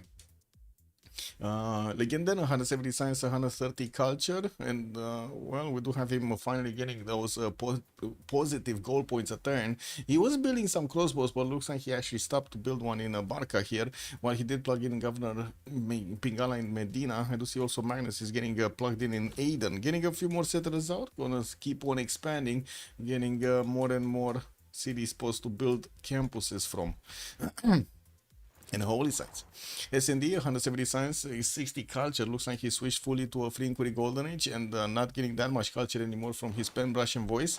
We do have him getting more traders while he finishes Royal Navy dockyards with the lighthouses, and I do see he's finishing up finally his industrial zones. He's on 200 points of production, but not up there, right? With Leeds 300, 300 on Just Dima and so on. There are quite a few extra production nations here over him. or I should say there are quite a few nations that have extra production over here. Sewi, 234 science, 72 culture, also free inquiry golden age, and I do see he's getting that science without Pingala. It's getting plugged in Jambi next turn, and also his universities are finishing soon. Still working on campus research projects. Also, I do have to mention, while these nations are working on their projects, especially the research projects, they're all gonna roll in more science per turn. We're gonna need to see when they stop making the projects how their science numbers actually look in real life. 230 points of production here on Sewi, but I think the big thing is the gold number. We got him on 322 points of gold per turn, while his opponents combined might get to that number.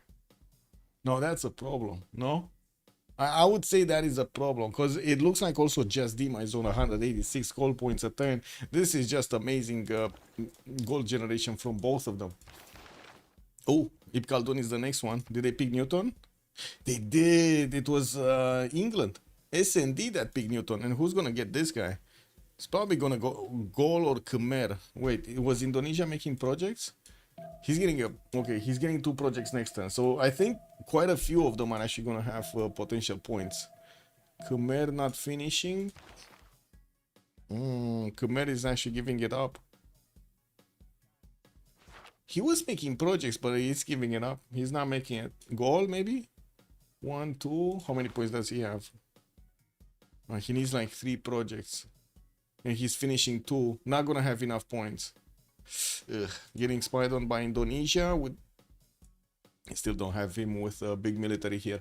And looking at Hammurabi, Pem Russian Voice Golden Age on his side, 140 science and 200 points of culture. We do have him getting his Pelgums everywhere, also placing down some encampments, soon to be generating some of those general points.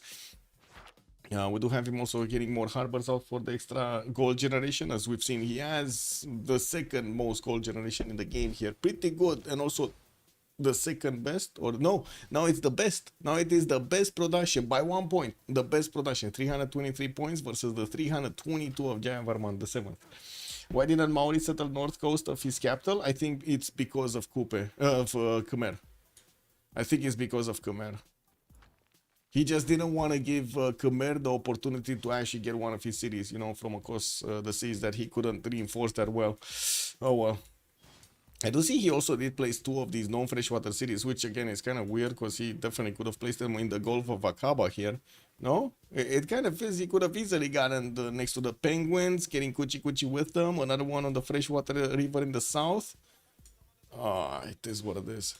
Still no military from Arabia, and looking at the score tab, he's on 616 faith in the bank. He could definitely buy Trung Trak out if he wants a general, and we do need to see if he's actually gonna pump some units out.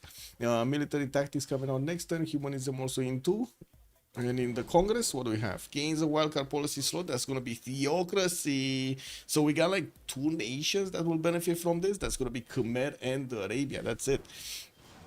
Faith is also reduced by 25%. Whoa. So Khmer and Arabia are going to have so much of an advantage here. Victoria also getting the 2 Diplo points on his side. And we still have these things happening, unfortunately. Yeah, they just keep on happening, guys. Do we have any new religion? Maori, Jesuit education and holy waters. I don't think he has that much faith per turn to actually have a good Jesuit education. He's on 18, so no, I would say that's a no. Only has it from the capital, and I do see the second city here, Wakarawarewa, still needs to actually, transfer that religion to every one of his other cities. And now this is the big question. Well, what are we talking, Saladin? Still no stirrups. He doesn't have stirrups. Still no Mamluk technology. He just keeps on getting heavy chariots here from Barca. And I gotta say, we still have Maori with just 3 warriors. That's it. Not a horse, not an iron unit, nothing. Just 3 units.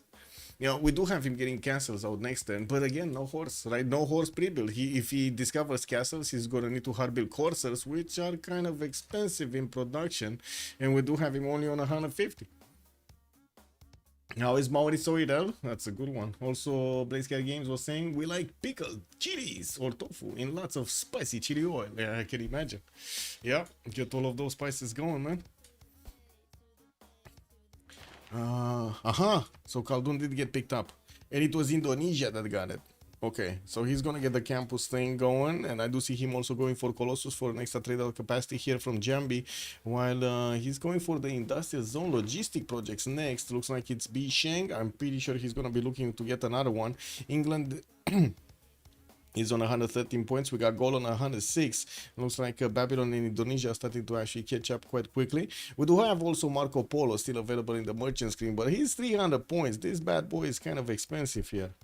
Kind of expensive. Yeah, no cookie, man. He ain't got no cookie. I think it's kind of, I guess it's kind of safe to say it's no cookie here. Like Legendin is going cartography. He's not going for the Mamluks, man. I think I'm gonna say a no. I think Nego Supreme is correct here. We kind of need to finish this prediction up. There's no cookie. There's no cookie. Nay. Right? He didn't get the surprise cookie from Legendin. Boom. Okay, now we get the whole win. Because this one, it doesn't seem like you are that interested in, you know, putting the points in.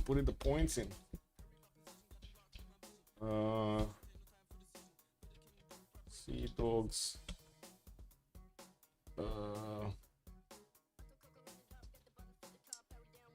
Give me a second. I need to take a look.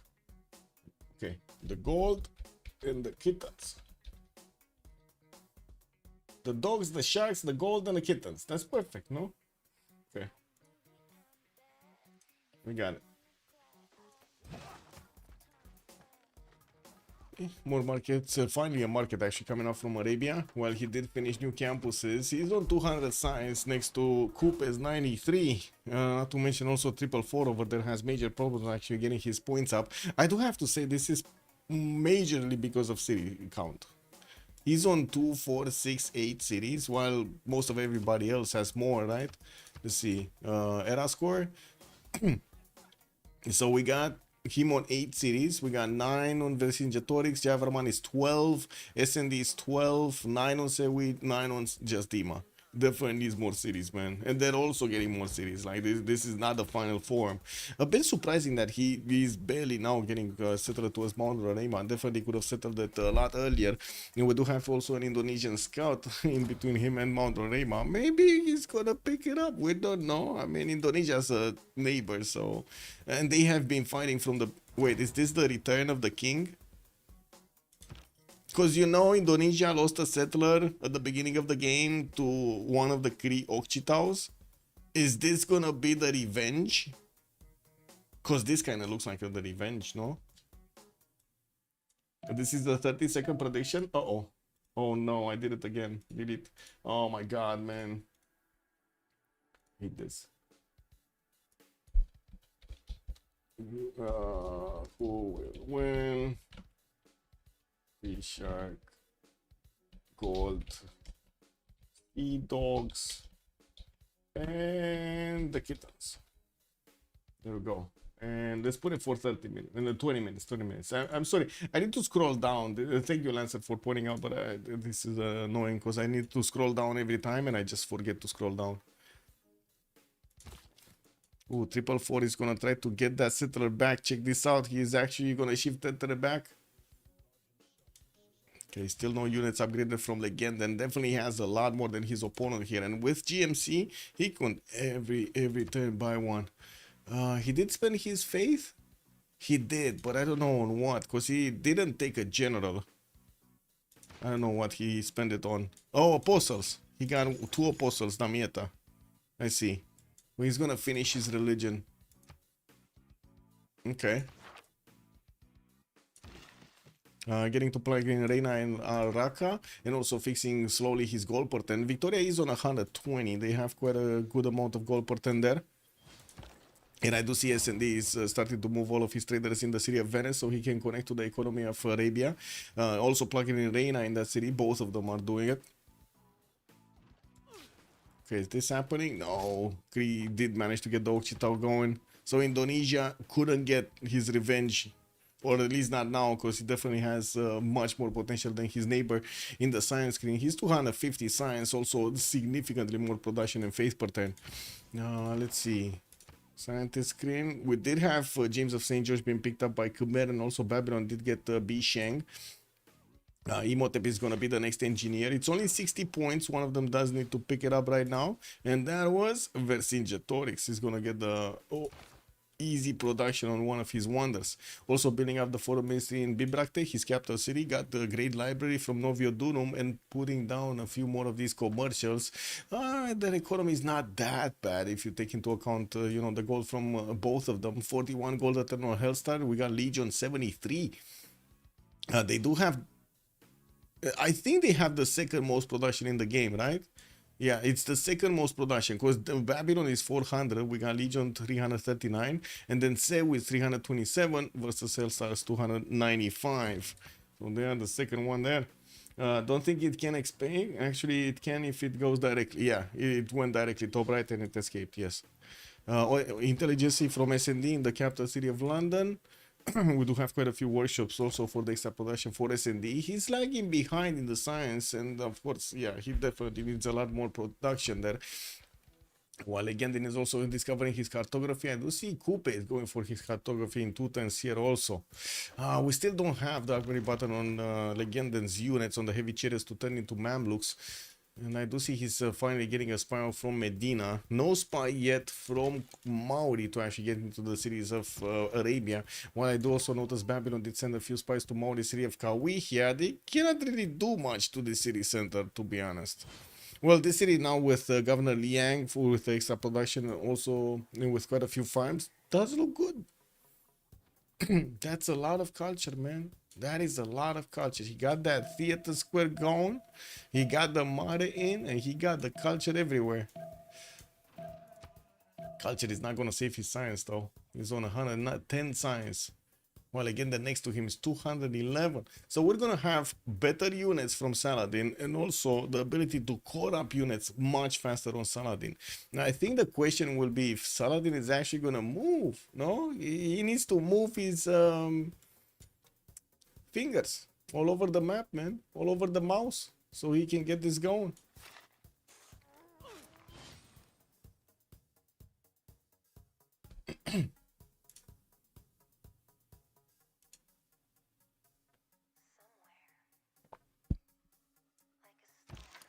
Okay, still no military from Khmer. I do see he's buying out heavy chariots, but he's just putting them in his city so he can get that extra +1 amenity from the cards. Angor Wat is coming up from his... Moon's He's doing a bad boo-boo.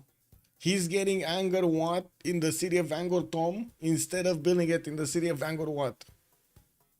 Oh man, this is a Civ6 right here. Yeah, that's a major boo-boo from Liege. Yeah, -5 points. -5 points, man. We got some harbors coming off also from the east in the puddle of the Gulf of Thailand. While he's getting closer to Taruga, I wouldn't really see him actually going for that city center to take it down. A few more industrial zones being placed down. He still needs a lot more science and going for his castles next turn. Come on. Legendary is going directly industrialization. He just doesn't care about left or right. I did get pretty good industrial zones and definitely has quite a bit of production, 183 points, but the faith is the thing, right? The cherry on top, 315 points. We do have Babylon also placing down an encampment, but didn't finish it yet. Looks like in the point screen, we got Khmer still rolling in some points. Kree on 1, Maori kind of gave up on making some. I think he actually used the card for a long time to actually get that going. Kilvakizivani as a wonder getting built in Eshuna, and I do see he's getting quite a few granaries so he can grow these cities faster.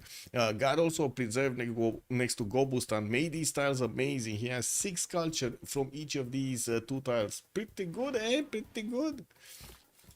Indonesia sending a new settler towards the truffle tile. They are allies, so they have no problem actually settling in between each other.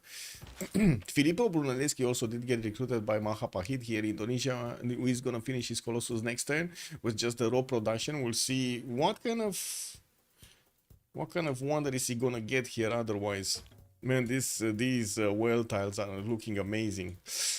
So juicy tiles, man. 3 food, 5 production, and 4 points of gold. Why is he not getting... Oh, those are actually worked by this city, by Badung. Because, you know, mausoleum bonuses should have been there, right? The extra science, the culture, the faith, but there, it's not there. He's just working these other tiles with that one. Kind of weird, but I guess he did need a bit more production in Badung. Cannot blame him.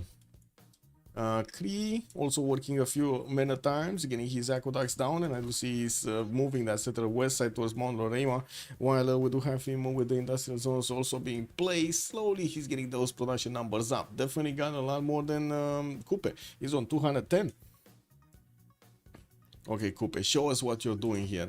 Also Legenden, like how is Legenden so passive?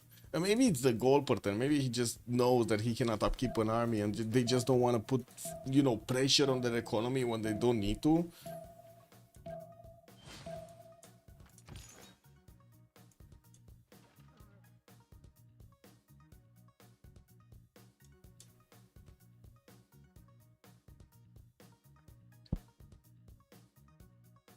What do you think?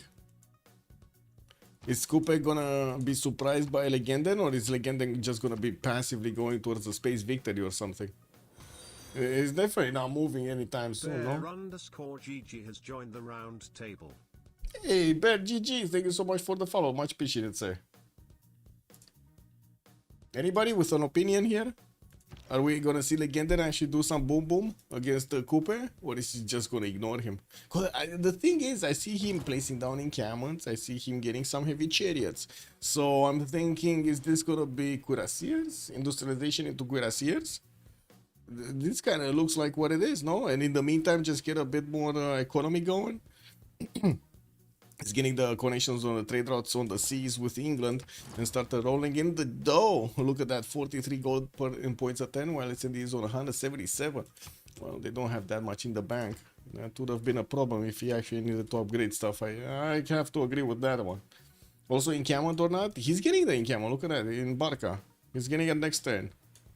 But I mean, he has so much face potential, he could have definitely bought one of these generals. Like, especially this one. I don't, like, if he doesn't get this one, and if he's not rushing this one, he should be rushing the Renaissance, industrial one, sorry, the Renaissance industrial generals, so they can get the points for the Cavs and the Cuirassiers.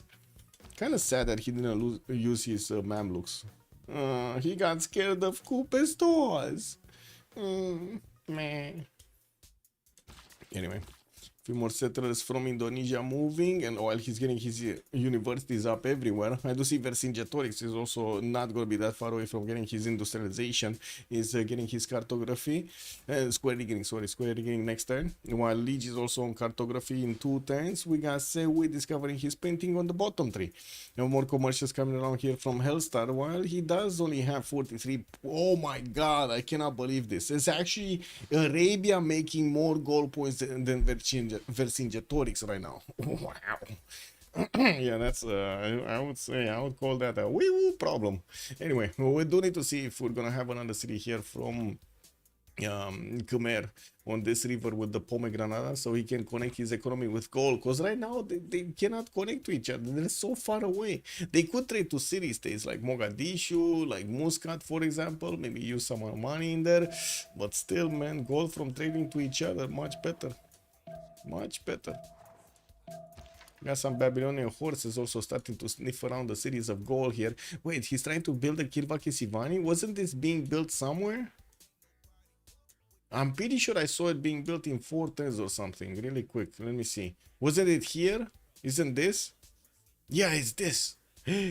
Oh, Ashuna is doing the bad boo-boo. He's getting a campus. He's delaying finishing the Kilvaki Sivani. And he might lose it to Vercingetorix, because this guy is ready to go, man. He has Imhotep right there with the hammer in hand. He's gonna nail that. He's gonna get it. The Sea-Dogs GPT is in the sky. Yes, this is insane. Like, Sewi is freeing, Kuri Justima freeing. This is not even reform the coinage gold pattern. This is basically like free gold hacks or something. I'm sorry, but this is like amazing. I don't know what to say. Amazing, no? They're just getting so much gold pattern from these 2 cities getting placed. And yeah. Their opponents had the possibility to do this also, but they couldn't really do it. For example, here, it took them quite a bit of time to actually get all of the setup going, and it doesn't seem like it's nearly getting the same amount of yields from each trader. We got some crossbows coming around here from Arabia. He's definitely, I mean, this is like war, man. We got Medina, Cairo, Damietta all working on crossbows. This is definitely kind of smelling like, woo, war. Nubos Maximus, good evening, sir, and welcome. Oh, yeah.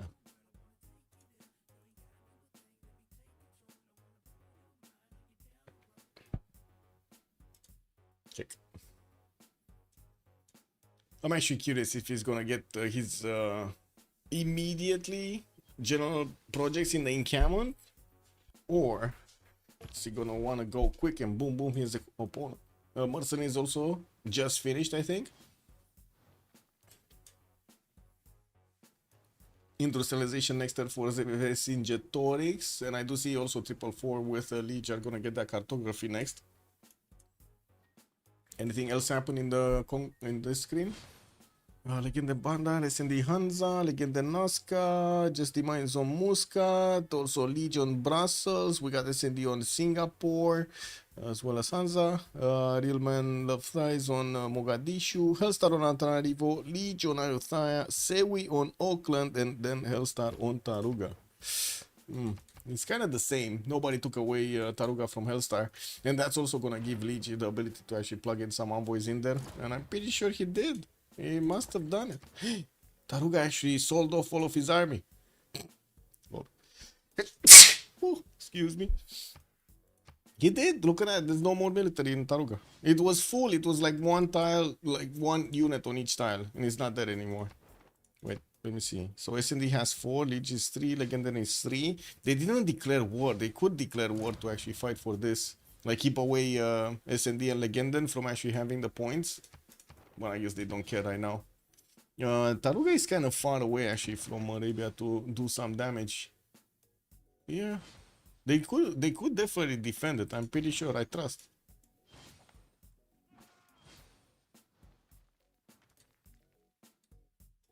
Okay. Did he get that going? Jebel Barkal getting started in Manchester. Wait, who was it? So we had one here. Well, yeah, Ishuna is not building it anymore. Okay, so it's definitely gonna be on goal. Yeah, looks like he's gonna be on goal. Like nobody else is trying to get that Kilvaki Sivani. It's kind of weird though. Like usually Kilvaki Sivani is getting built quite quickly. Chris trying to take Angkor Wat though. I don't think it's gonna happen because it's getting built in 2 turns here in Khmer's territory, and Khmer will receive 1 extra population for each of his city. It's very valuable. Also getting Hagia Sophia in Lingapura here. While I do see him sending a few more settlers, or 1 more settler on the western side. He has the heavy chariot as an escort. Now this is a big military. 2, 4, 6, 8, 10, 12, 13 heavy, 14 heavy chariots, and 1 crossbow. He's getting another one, so 2 crossbows. Bow. Okay, he's going for the barracks in Barca, so it looks like he's not in a hurry to actually get the projects going. Okay, we'll see what he does. We'll see what he does. Babylon is also very close to recruit the merchant. Marco Polo here just needs 2 more turns.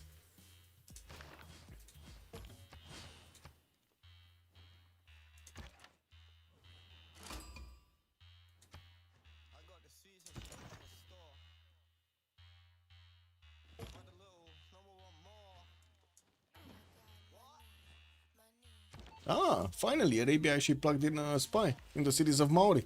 And Maori does not yet have a spy in the cities of Arabia, so there is quite a bit of extra intel here against Maori. Military tactics also coming out from Kupen next, or did he finish? He did finish them actually. He has the Maritimes upgrades. And looking at the tech screen here, we got Legenden getting his industrialization. So afterwards, we're gonna see him go for one of his units. Is this a 1-7 mine? Wow. Okay. Well, I guess we see it as a 1-7 because we see the extra coal hit. Wait, he does... Did he get his industrialization or not? Yes, he did. So he sees the coal. Never mind. That is a national 1-7 tile. For the moment, Indonesia and Babylon leads the production and also the goal pattern. Yes, Babylon leading culture will build a great university and lead the science to the sky. And also he's getting Forbidden City, don't forget about this. Jebel Barkal is gonna get snatched by him. Wait, he's actually getting Kilvaki Sivani 3. Goal. Imhotep has a charge left. This is not gonna be enough. He shaved off like only like what, 2 or 3 turns? That's not enough from Imhotep. He didn't even have a chop. Like all of the chops have been already chopped. There's nothing here left. Everything got improved. And it's not enough. It is just not enough. Getting inspired from Bibrakte, while we do have factories from Tervana coming out in 2. Multiple encampments. I do see he's getting one in Saman Obriva. Wait, is it multiple? No, it's just one. I was seeing the Oppidums actually as extra districts there. It's fine. Okay, Krieg got one of these men-at-arms. Gonna deploy them towards the south. Got to plug in the chokes here towards Indonesia, even though, to be honest, Indonesia doesn't care at all about what's going on here. Let's see here. And there's like no reaction from Kupe when we do have like so much more military from Arabia. He's on 624 military, while I do see Kupe on 303. And it's not like Kupe is not, well, I guess he's not seeing the behind all of this, but he's seeing this, right? He's seeing all of these heavy chariots. Like 1, 2, 3, 4, 5, 6. He's seeing 6 heavy chariots and he's not doing anything about it. He still has like half the number of units here, of warriors. Because, I mean, let's be honest, what are you going to do with the scouts? Throw them at your opponent? Unleash the cats. Yes, I guess unleash the cats is the thing over there. And if they wouldn't be so scared, they would have been very dangerous animals, these cats. We got factories coming through with those extra production points, and he's getting stirrups next turn. Nationalism also coming up in 3. So he definitely will have Mamluk cores to go against Maori with intel, with +3 intel. I think Maori actually got his own printing, so he tied that one down, that bonus down. Kupe cities are a bit useless. You're not wrong. You're not wrong. I definitely would have made different choices with the city placement. I wouldn't really say he had amazing territory either. Like this western side of his territory was really bad. It took so long for Kawihia to actually be relevant. But yeah.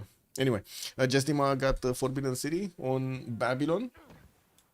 We do have him also getting Jebel Barkal next turn, and in 2 turns Eshuna is going to finish Kilvaki Sivani.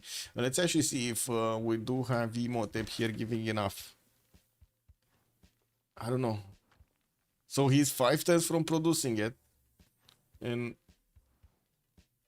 I'm not sure how much. Wait, Novia Doom is how much? 50 points, 48 points of production. And who's the top one? It's just Dima. He's gonna get it anyway. If it's same turn, it's gonna go to Babylon. If it's same turn, and I think it's gonna be same turn, unless there is a possibility Gaul might actually wait 2 turns. No, that's too late. Actually, in 2 turns it's too late. No, he's getting it in 2 turns. No, he cannot do it. There's no way. Can he do it or no? Yeah, he has the first lot. Yes, yes. Like they're useless if Arabia takes them. Jargona, good evening, sir. Kilva, kiss your mommy. Yeah, I wouldn't, but sure. Also, Arabia would need like 10 builders to make the land good. Yeah, I mean, he already did make his land quite good. Now we do have Temenaki coming up in 3 here from Damietta. Also, Great Bath getting built in Aden. That's going to give the bonus defense here on the river of Jeddah. Okay, now the big question is, because he did get he did get also mercenaries, and he did get also his stirrups upgrade. Is he going for these Mamluks or not? Also, no, because Kupe has a bonus to unimproved forest. Yes. I mean, oh, you're talking about Arabia needing to improve the territory of Maori, not his own territory. Yeah, but I mean, with so much faith per turn and a possible 3rd monumentality, that shouldn't be that big of a problem, no? He's on 313 faith a turn. I'm pretty sure he can just buy builders like you're buying candy.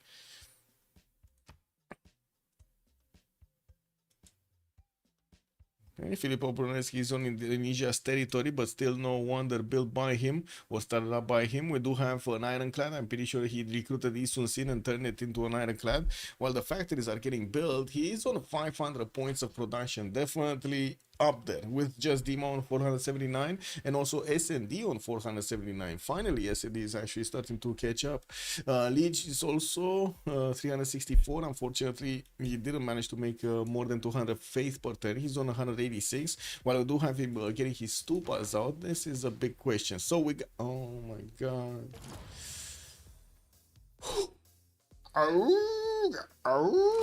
I mean, guys. Candy is really expensive these days. I mean, you've seen the Tic Tacs, no? You used to buy like 20 of them. Now you get packs of 6, bro. Mini packs of 6. Yeah, I mean, you know what's gonna happen, right? If we keep going with this system, we're just gonna be eating like how to say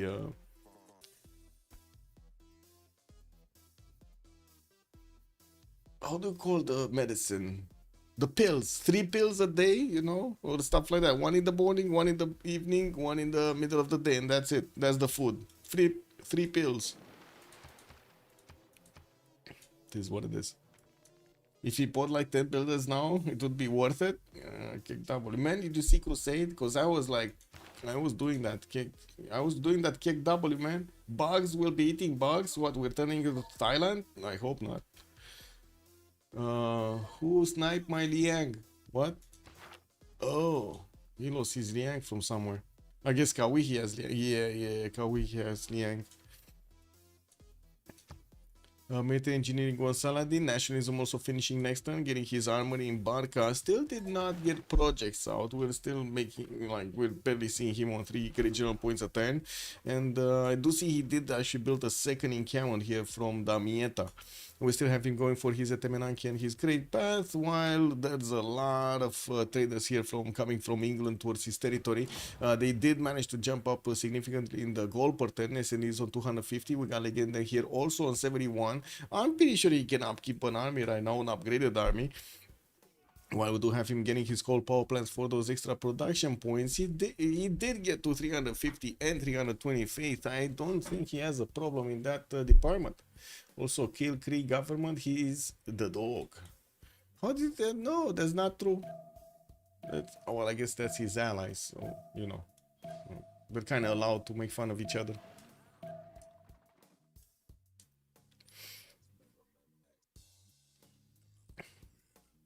Okay, other religions. Stupas in Khmer still didn't finish it. Buddhism, yeah, these guys didn't actually get to finish theirs. This is what it is. Text, we still need to see if Legenden is upgrading. He's not upgrading yet. Getting a quadrim out from Damascus? Lol.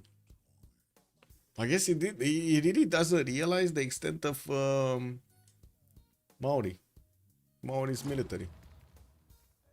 Man, this is like Romanian military versus whatever we have next to us, basically. You got like a few warriors, and that's about it. Kick. Yeah, coal power plants Medina, also Cairo. In the north, we do have Khmer getting some crossbows out. I will see he's gonna finish that Hagia Sophia next turn, and I think we need to check if we're gonna have this. This is Kilva Kisivani 1 turn. And this is Kilva Kisivani 1 turn. I think it's gonna finish here, right? Yeah, I think it's gonna finish here. We gotta give them a few minutes to resync. Unfortunately, we got a massive desyncer here. I mean, if they take him out of the game, you know, that's 1 less desync. So yeah, there we go. Kilva Kisivani did finish on Babylon. Just Dima is also gonna get his industrialization next turn, and that I do have to say that's 500 production number is without industrialization. Putting down Oxford University, also finishing it in 10. While I do see in 2 turns he's gonna get a terracotta army done in the city of Borsippa. Gold did manage to get 1 of these courses, but that's more for like garrison defense than anything else. Getting also his factories up everywhere. While he's on 400 points of production, it definitely looks like he lagged behind everybody else that was getting the points. We do have trebuchets here from Damascus. Also, I do see Machu Picchu is getting built in Barca. What, is he allergic to making general points? What is this, man? He barely has 3 points a turn. Anyway, now we do have his Terminaki finishing, and of course with the couple power plants he's gonna get more production capabilities, and he is going for the calf technology. Man, I guess again I'm like, woo, what is it? I mean, you don't like cuirassiers or something? He's getting the siege tactics going, he's going to get his military science, and then gonna roll on ballistics. How did Kree get into a settler and still well behind? I don't know, man. Yeah, I don't know. I guess that Kree settler did spend like 20 turns to move here, you know, but yeah, it's kind of weird. I think it's well, by the looks of it, from what I've seen, it's a combination between kind of a wrong city order placement and also the build queues. Like, what did he go for? How did he choose to go for everything? And also city count. Definitely would have needed at least 3 more cities. He's still on 8? He's still on 9. Yeah, he definitely needs 3 more cities. Like, look at these guys, man. 12 on Leech, we got SND on 12, 10 on Legenden, 10 on Sewi, 9 on Just Dima. Babylon is... Wait a second, is that getting more? I don't know why I was of the impression that he was getting more. No, I don't see him building more. Anyway, he needs to put the military in the face of Maori here, and I do see he's getting a few knights out to deploy them towards the south, while he did put the Babylonian spies in the cities of Kawihia. He started doing the missions there to get the promotions. Still no upgrades from Legenden. Okay. Well, is he gonna just straight up buy with faith his units? Because, I mean, you know, he does have 328 faith a turn, but he's using it every turn. You see, he doesn't have enough banked up. He's only on 140. Your army versus the army they told you not to worry about. Yeah. Check double. I mean, there was a check the last few days of the reserve, army reserve or stuff like that. Man.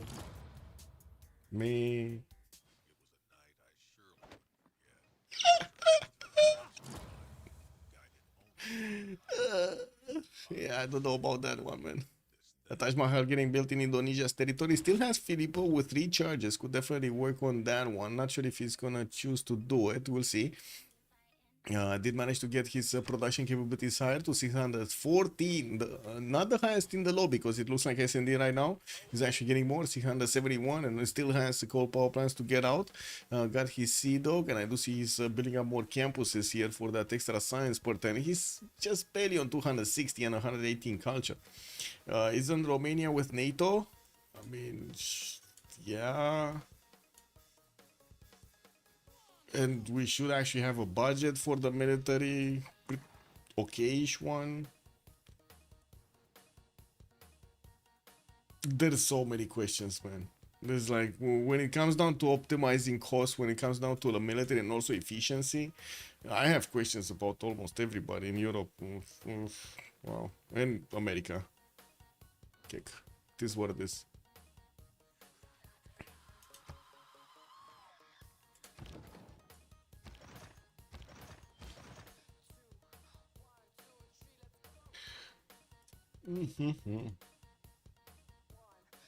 Mostly because I can see that well, they announced what they're gonna buy, and I was like, yeah, that's kind of like a waste of money.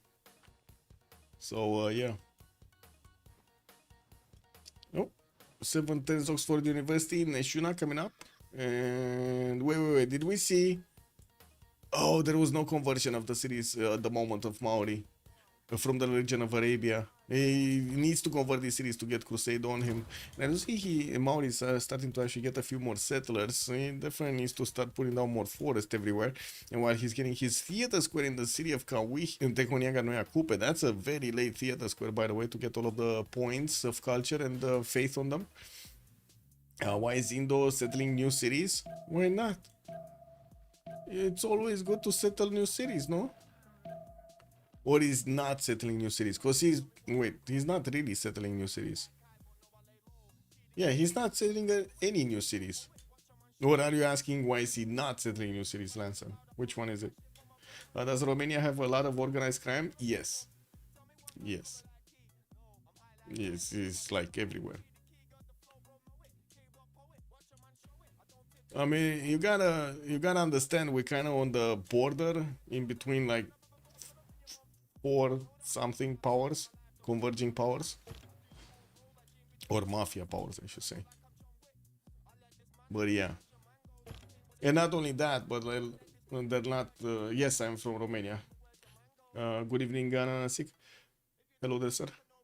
I will say there were quite a few discussions also in our parliament. It's not going anywhere. Anyway, fact is coming through. Theatre Square is also from London. We do need to see Legende, man. Legende, come on, upgrade your units. Take 210s military science. Has 0 pre-builds, by the way, for military science. 0. Has only heavy chariots everywhere. What is this? It's not getting. Well, I hope he's actually going to keep his faith. I do see he's on 400 right now and still making that 330 a turn. Baros on the east side is a new city. Oh, this one. Yeah, I mean, it's new city. I guess it's relatively new city, yeah. Is it? I did see it move. Well, I guess I just didn't realize it didn't get placed down. We do have some spies coming out also from Indonesia, getting plugged in Gallic territory to the north. He sees there's no there's no danger there in Malaysia. We do have also foreign ministry in Bibrakte, finishing next turn. While I do see quite a few universities from Babylon coming through and campuses. Potala Palace also have started in Indonesia's territory, while I do see also he's getting his rule valley in the city of Surabaya. We do have Potala Palace getting built in 4 turns in Mahapahit, but didn't he? Oh, he's using Filippo's 3 charges on the rule valley. Definitely makes sense. He wants to get that extra production through. Yeah. I like this. I like that idea. Still no upgrades, man. I don't think Saladin is gonna go for the unit that comes out from military science, no? I don't think so. I think he's just gonna keep on going for ballistics and get that, you know, get the field cannons, get the beefier cuirassiers, not the weaker calves. You want the big boys, no? I'm thinking. Anyway, factories coming through here. And I do see quite a few campuses also getting built in Legis territory. He still is on 274 science, missing a bit of science, but not by much. I do want to take a look also at the score tab. It looks like Legis team is actually the first one. Hellstar and Liege do have 3 more points, guys. It's 3 more points over just Dima and Sewi. That's it. I don't know how, but they're making 3 more points. He already has it. He already industrialized 2 late for cuirassiers. I mean, yeah. I was meaning to say cuirassiers to upgrade into calves if I got misunderstood somehow. Blaze Cat Games, I'm sorry. I was meaning to say that he might get some pre-builds so he can get to upgrade at the correct moment in time, so he has enough units over there, or he's gonna buy them with faith. Maybe I just didn't express myself properly. It happens. I mean, you know, it is what it is. Happens, especially when it's not my mother tongue. But to be honest, I am actually starting to be a bit better in English than I am in my mother tongue, since I have been spending so much time talking in English for the last, I don't know, 4 years, 5 years or so on the stream. Which is kind of unfortunate. It is what it is. I'm not talking that much in Romanian anymore. Barely with a few friends of mine, like, I don't know, a few weeks, or stuff like that. If I get out to a beer or something.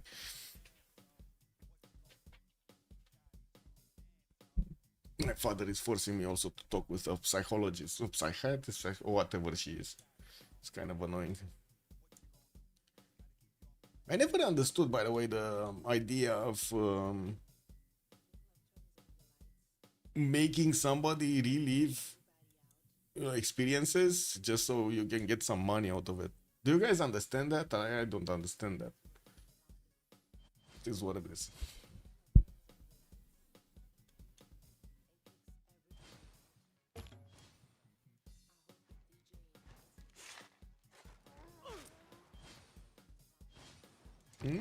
Khmer still needs to finish those coal power plants. Therapy should be voluntary. Yeah, if you have anything to fix, no? Yeah. Anyway, Machu Picchu and Barca. Spice coming out from Cairo. That's the second one. He already placed one in the capital city of Coupe here. Oh well. I don't know, some people like it. I personally don't find that it helps me much. Yes, it just doesn't. Especially if you have, like, you know, memories that nobody can do anything about. Like, it's not like you can erase the memories, no? Like, what are you gonna do? Like, force pills down my throat so I can just feel normal, but still not fix reality. That's gonna cause more problems than it fixes, no? Casa de Constatación getting building Gallic territory, and I do see also he's getting those banks for the extra gold. We did have Legenden jump up to 100 gold points a turn with all of that economy coming through this city of Al Raqqa. It looks like he's gonna be a bad boy. Getting also some campus research projects. I don't think he cares that much about this one. Gustav Eiffel is in the engineer screen, and looks like there's going to be quite a race for it. Gold 23 points, England 34, and Indonesia is also 22. The other ones don't seem to have that many points. I do have Arabia starting to core up his units here. I do see 1, 2, 3 cores, and we do have him buying Gavs. He's buying Gavs. Legenden is buying Gavs. He's not getting the bad boys. He's getting the little boys. He's getting the little boys first, and now he's going for the bad boys. He has 1 crossbowman core, and I do see he's getting metal casting next turn. Well, I mean, with his science, he should be like 1, 2 turning ballistics anyway. Like, what is it, 500 science or 600 science to get ballistics? Yeah, 634 science to get ballistics. So yeah, I'm pretty sure 2, 3 turns he can. Well, if he rolls, if he has some overflow from actually discovering metal casting, he's gonna get that in 2 turns. If not, 3 turns. 2 turns also for Teocalli to be built in London's capital. That's only gonna give him 2 tiles, but you know, still good. And actually, wait a second. This is 4 tiles, no? 4 amenities. 1, 2, 3, 4. Because, you know, we got harbors, but those are still lake tiles. And I do have to say, Legenden does have desync almost every other turn. Him and Maori, it's like one is desyncing 1 turn, the other one is desyncing the other turn, and so on. Not gonna be easy for him to actually get a war going against his next door neighbor here. Oh yeah, they're both of them are desyncing. Never mind, both of them are desyncing every turn. It's kind of nasty. Legenden here still has the faith per turn. Did he switch to theocracy? Yes, he did. And looks like Liege also did switch to theocracy. 700 points of production on Sewi. We do have also Just Demo on 665. And the next World Congress session is in 4 turns. That means soon we're going to need to take a look at this Serra score. Who's going to get the golden? Looks like Legenden is going to get golden. He's already secured it. And he's the only one in the game that actually got more than normal H points. That's pretty good, eh? Pretty good, eh? Potala finishing next turn for Indonesia. If I remember correctly, Indonesia did manage to roll the points, no? Oh no, Age of Steam has 4. Wait a second. He's on 0. Ugh. Well, I guess Potala Palace is good for the Diplo card anyway. You know, for the Diplo slot, I mean. Looks like also Rule Valley is gonna get finished soon. Filippo is ready with 2 actions. And it is 3 turns to actually get the Rule Valley through if he's not gonna click on Filippo. Filippo? What is the military of Maori? Still working to train a many times in 3 turns in Ruatoria. That's yeah, that's slow. That is very slow.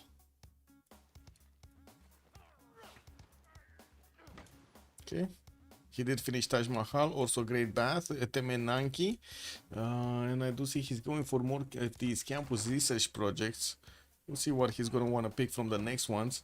Gustav Eiffel doesn't seem like it's that craved. We don't have anybody actually getting projects for it. While Cree also discovers his industrialization, he's getting those factories and the coal power plants in his industrial zones. He's barely on 412 points of production. That's actually... I mean, it's much better than Coupe's 250. I have no idea what Coupe has been doing here, honestly. I do see him on 250 points, 170 science, 123 culture. He's not even scratching Saladin's back here. And yeah, looks like Legenda did manage to overflow a bit of science, and we do have him on 2 turns away from getting ballistics up.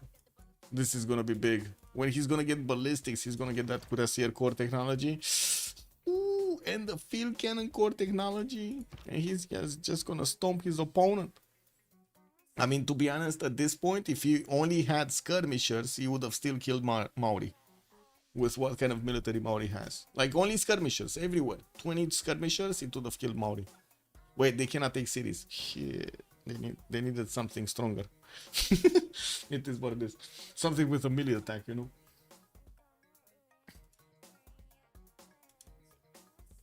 Kick.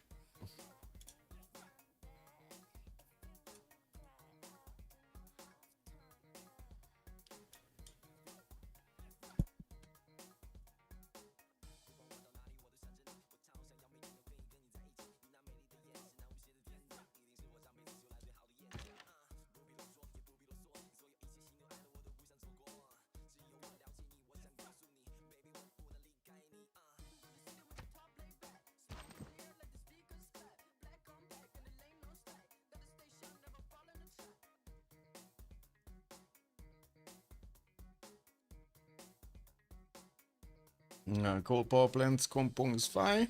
Okay, slowly finishing all of those production capabilities. While Babylon is also working on that Oxford University in 3 turns. He also has coal power plants to finish. Getting down his next encampments. I know he got 2 tool to also place another one down for another 2 turns to finish. That would be his second one actually. He doesn't have that many. Wait, is this a third? No, this is a campus, right? Yeah, this is a campus. Great Zimbabwe getting built in the city of Mari. Well, we don't really have him with that big of a military towards Maori on the eastern side. We are waiting for Legenda's move. He just bought a single cav, by the way. He didn't go all in into this. He has 453 faith in the bank right now, with still 355 a turn. Building up his military academy, counting his encampments, and getting another spread from Aiden, while he's also plugging in our money in there. Well, at our score, is anybody? Sewi needs 8 more points. He's on 111. Rule Valley gonna finish next turn. We still have like 3 turns, no? 2 turns, okay. So we do have him with crossbows. Rule Valley gonna finish. He finished Potala. Got that extra Diplo card in.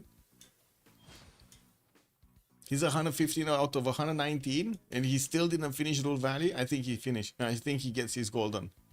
Oh my god, can you imagine he formed the coinage on this guy? He's already 500 points of gold, man. And Just Dima is 561. And both of them have more than 700 points of production.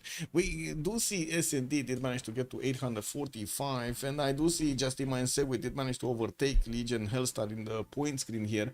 With only 9 points, is not that major of advantage. But still, it's an advantage. They're there. You know, 1 point over. That's it. That's big. That's the advantage. Wow, walls are going up. Oh no! Coupe! Come back to reality. Wait, he plays a preserve? Kick. Yeah, we got a preserve here. Not sure from which city, but we got a preserve. What is this? Wanganui? Oh, from this one. Got it. Yeah, pretty good campus spot that he can never take. Would have been a nice +5 there, but not for him. I do see also S&D did finish with Teokari, getting those extra culture and production points on his lake tiles here. Getting also a frigate, because why not?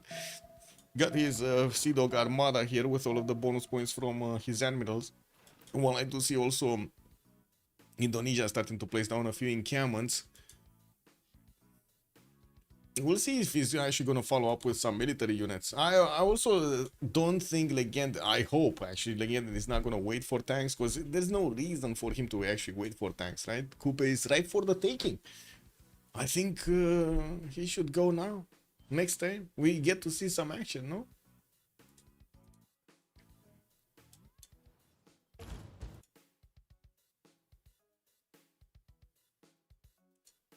Just waiting for the turn rollover. There we go.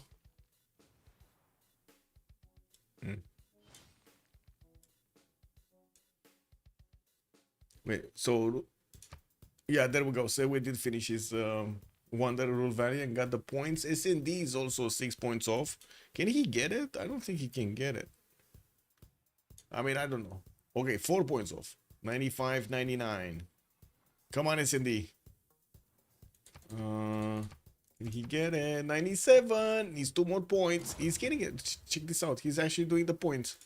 SND. Come on. Big brain. Get the points. Got him getting to finish some more shipyards here in his harbors. Can he get the last 2 points?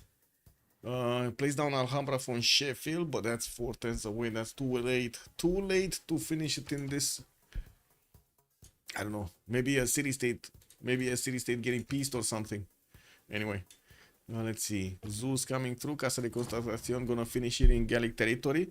While we still don't have him with a standing military. Just send a few units towards the south and that's it. Just a Scree actually just got a few units and send them towards the southeast to keep away Indonesia from his side. Oh man, he got this city on Mount Roraima. That took so long to actually get it going. He did manage to place down an aqueduct and I'm pretty sure he's gonna have a good campus there when he's gonna have the actual population to build it. Kick double. Okay. Tanks. Legend and rifling next. Oh my god, this guy is actually going for tanks. I don't think they're gonna have enough gold for tanks. If you want my 2 cents on this, it doesn't seem like he's gonna have enough gold for tanks. 160 gold a turn right now. SND is on 340, and they do need to keep like thousands of gold points if he wants to upgrade from heavy chariot cores into tanks. Like it costs him so much. It's like what, 300 a pop or something, 400 a pop for a core. It's so much gold, and that's with the half cost card. No, chat, I'm pretty sure a lot of you know this by heart. How much is a heavy chariot core to upgrade? Oh, excuse me, 540 points for just a cuirassier, and that's without the half cost card. So what, 270 is just for a cuirassier. Imagine a tank. Like a tank needs to be more than 300 a pop. Well, SND is going for his military science also next turn. We do have Real Man Gaming here, Coupe. Wait, 540 gold is... Yeah, yeah, exactly. Like that's... Wait, they don't even have that much. No, they don't even have that much. It's 292 and 134. They don't even have 540 gold. It's like 400 something, 420 something. Got a trebuchet coming out from Maori City, and he's getting a few quadrims out. I do see a settler is also getting trained in Wakana Warawa, even though I don't really want to hold my... Oh! He's actually getting a city on the other side of the continent, on Khmer side. Whoa. Well, Coupe Groper. What can I say? We got Babylon here, also placing a level 1 spy in the capital city. Arabia is working on Formant Unrest. He's trying to actually get more levels on his spies. Maybe he can get that extra intel working. He did actually place another one here for a listening post, so he has at least 2 spies working on getting bigger. Did also buy out a Filkian here from the city of Barca. Oh no, actually Medina. But didn't upgrade a single heavy chariot yet. Legenden getting refining. Okay, well, I guess if he does want to wait for combustion, that's gonna be like 6 more turns to wait for combustion, and we're gonna have the Congress in the meantime anyway. The thing is, they might see different things in the Congress. May I suggest a relobby before the Congress? I suggest lobby before Congress, because I'm thinking if we're gonna have like 2 or 3 guys dissing, they will just vote randomly on stuff that's not actually getting voted on, because it's not there for the others.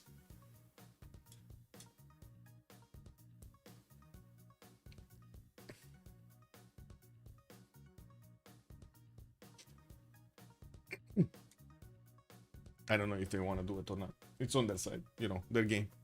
This is what it is. What is this? Commands unverified. Oh, it's fine. Oh, this is that channel is where everybody goes into or comes into the community and just starts cursing at me because of Herson's movie. It is what it is.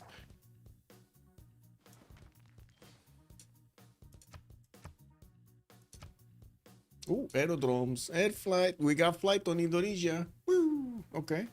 Is he gonna get that metal casting going? Looks like Sewa is going back on the middle tree here, getting his metal casting.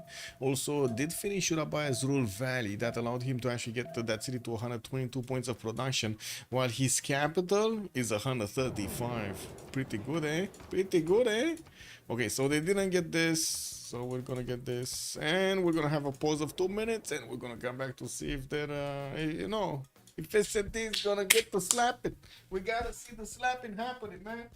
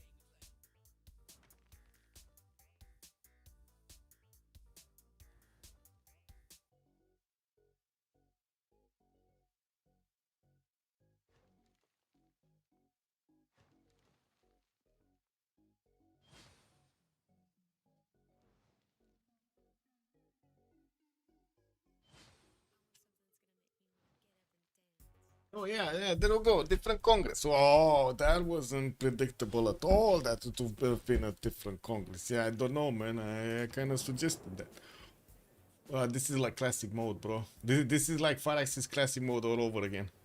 Pass via Timebreaker, so Javerman the 7th not growing via culture. We do have faith also reduced by 25, again reduced by 25%, and 2 diplo points on Gitarja. Okay, wait a second. Gitarja is on 5. Well, he did get Potala, but we'll see if he gets the next one. Sensato Subosomo, bienvenue. Well, what is that mouse doing? Oh, the chair is moving the chair.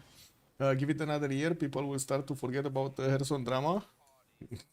Yeah. I don't know, man. This is like... give me a second. They're already... Like, when I go into a community, it's like, you're this guy, and I'm like, yeah. Is anything wrong with it? Like, what WTF? You know? Like, it is what it is.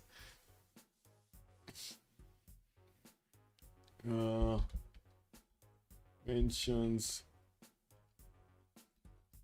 Give me a second. Let me see if I can find the exact spot.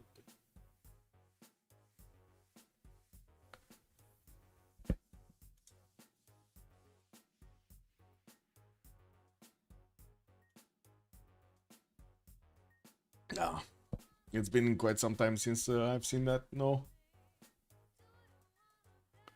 So, no, I don't know.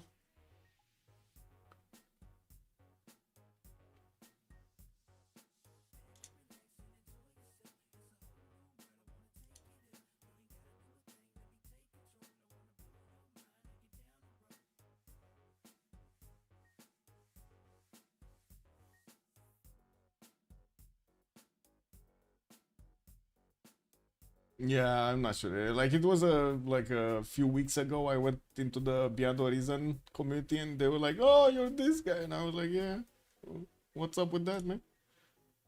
This is what it is." Anyway, let's get back to our eggs. Oh no, oh no! I'm gonna get hammered with some copper hammers. Oh, I mean, I do like the chocolate cookies, yeah. And Sasu, throw them. Let's go. Chocolate cookies, man. Let's go. Oh, we do have the field cannons moving on the front line from Arabia, and I do see in the text screen we do have refining from Legend and finishing up next turn. Military engineers also coming up with his Renaissance walls going up in the capital for the boost. We do have a few more caps getting hard built here in the behind cities, while we do have 373 faith at turn for him every turn. He's spending it. He's spending it every turn. Okay, 1, 2 calf cores.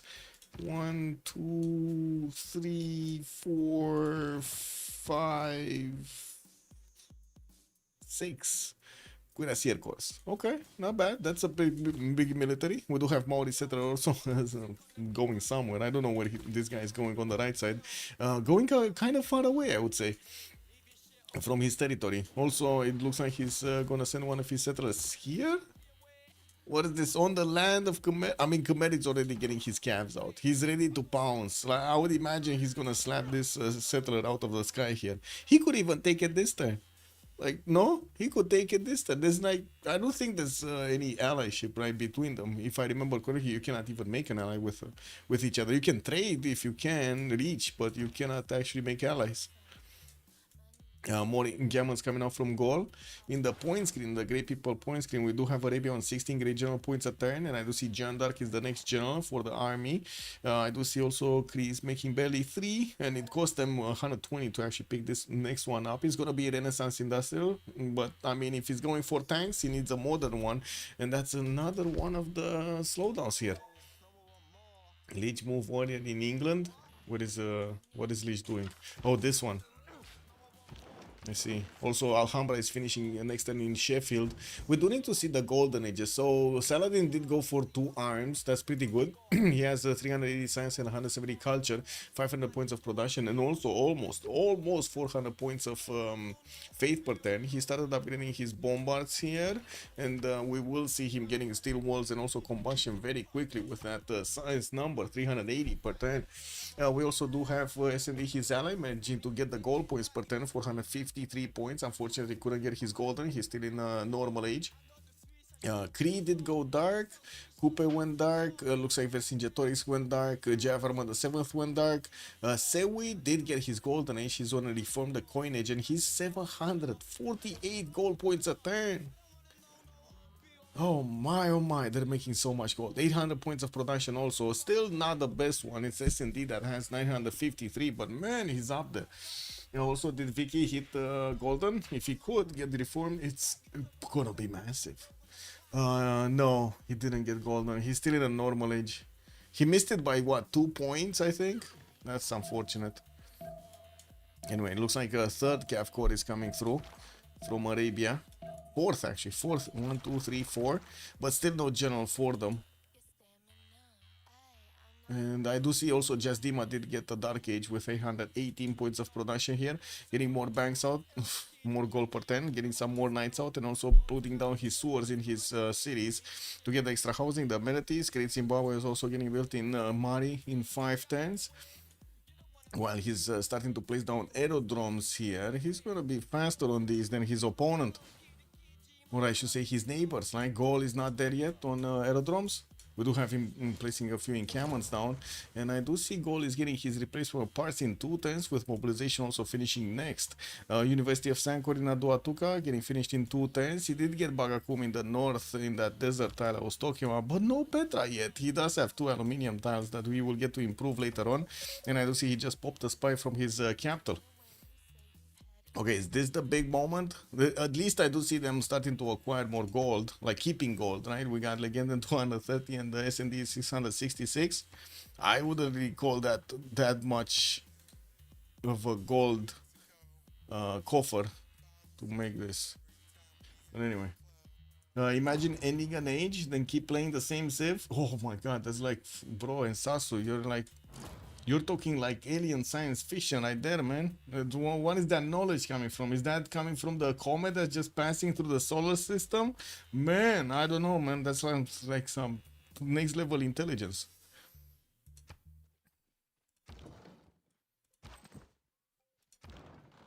Quite a few military engineers get built by Arabia. He's gonna make this infrastructure so quickly with so many engineers. Like he needs the road pathways and he needs to connect through his opponent's territory very quickly. We do have Khmer actually ignoring the Maori settler. Wait, what? He's getting Cav armies out. He's ignoring such an easy target as a settler with a scout. Alien Comet Tech, exactly. That's like, wow. It's classic technology, man. Classic numbers. Man, he could have killed Maori like 4 times now. Like Arabia could have been like 2 times greater if you would have killed Maori till now. He chose not to. He chose to wait.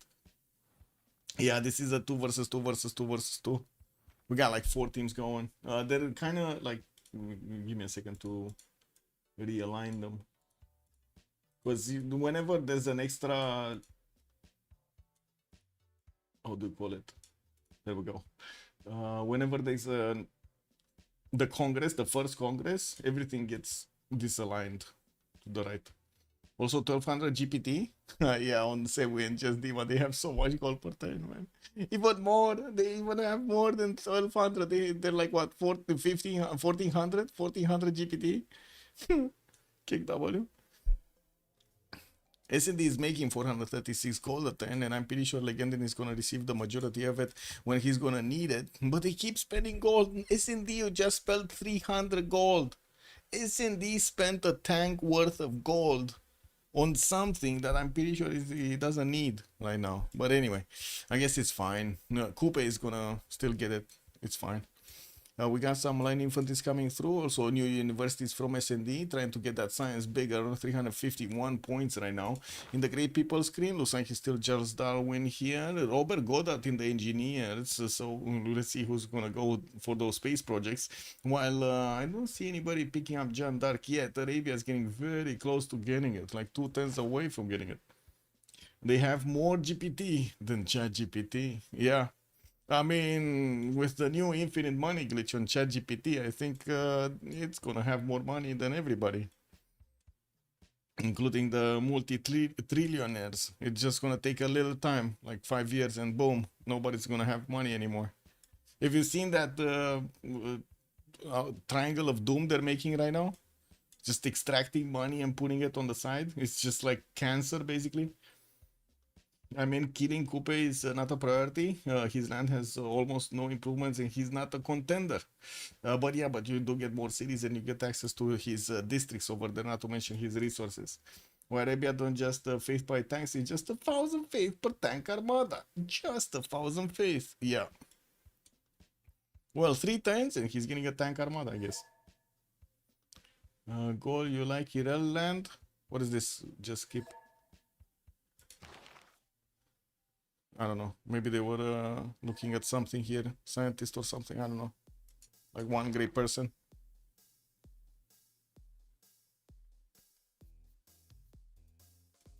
Goal, you like Irel land? I mean, he's not that Irel, you know. 300 science, 140 culture over there. Pretty good production number. 614. Not that Irel. But yeah, it does seem like League is carrying right now. 357 science, 200 culture on his team. I mean, 700 points of production and 200 points of faith per turn. But they're starting to lose in the points here. It does seem like Just Dima's team with Sewi are starting to get a better advantage against their opponents. Actually got to 41 points of difference. They were like barely on 2 points of difference like 10 turns ago. Or 15 turns ago. Okay, Arabia is combustion in 2 turns, getting some more barracks. He actually built an encampment from his capital, and we do have him with a better economy, 110 points of gold per turn, with 529 points of production and the 383 faith. Campus research projects coming out from England. Still just Darwin. Nothing special is happening there.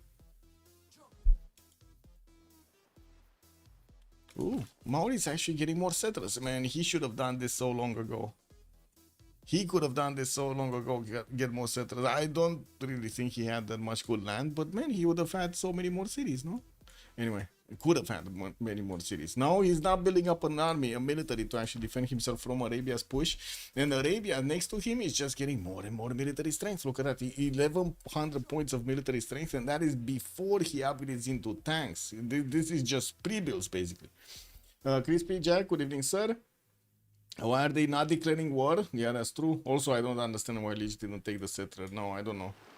Like, he could take that settler right now. Like, I have no idea why he's not declaring war and taking that scout.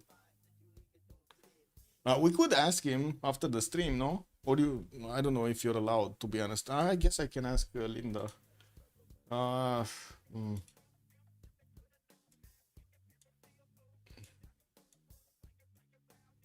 Wait. What is it?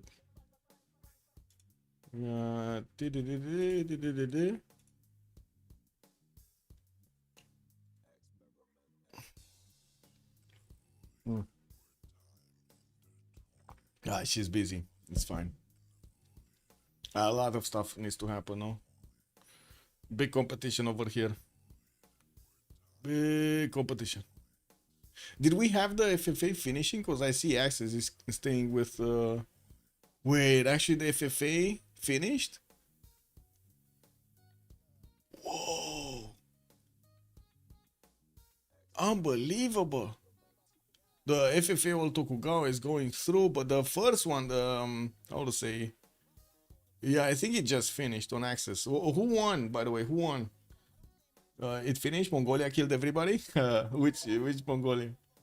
Do you need open borders, Arabia? Oh my god, this guy is asking for open borders. Yeah, he's gonna open the borders regardless of what he's doing. He's gonna tank those borders down. Okay, so the points are gonna start to slowly be updated, and we're gonna know. You don't know who it was? Oh, I see. Yeah, I'm not sure either. We need to wait for the points to update to see what's going on. You can find them here, by the way. If you look at the CCC announcement channel on CPL Discord, you can find them here. Like it's this one. You go here, you click, and boom, you open up this one. I need to talk to Mama Leto so I can put this on the website also. I just put the schedule on the website today. Yeah, I need to take a certain code out of this that he can only he can generate, like the original owner of the file. What is this? So Unlucky is the top one with 475 points. Sea Dogs are second with 410. The Sharks do have 265 points. Garrix is 260. The Kitten Club is 245. La Pegre 220. And I do see Fromage with 130. And then the Call Script Anonymous on 50 pointers. Okay, well, let's see how it's gonna look in a few days, no? Okay, Combustion next turn for Legenden. Chemistry also on Victoria, so he can get those research labs through. I think he's the first one to actually get to Chemistry. I didn't see anybody actually getting there. We do have more campus research projects and more campuses actually coming out from Khmer. He's trying to get Albert Einstein, and he might actually have quite a bit of faith banked up. Only 620, wouldn't really say it's that big. And looking at the gold of Legenden and SND, they're gonna have like, what, 2,000 gold maybe? 1800, like 1800 gold for the tanks upgrades. It's not gonna be that much. Oh, I do see he actually bought Cuirassier cores. Okay, that's better. Like, it's gonna be so much cheaper to actually upgrade tanks from Cuirassier cores.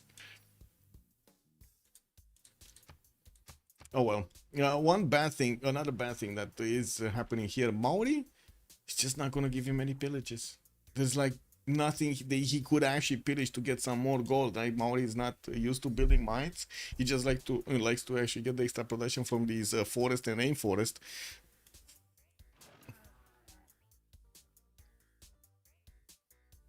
So basically, Coupe is like those forest guys that had a lot of technology from Stargate. Who are those guys? The three people. Do you remember the three people? The Flying Toilet, also good evening, sir, and welcome. The goat is in Daisy. Man, like, yeah, I don't know, man. Yeah, I don't know.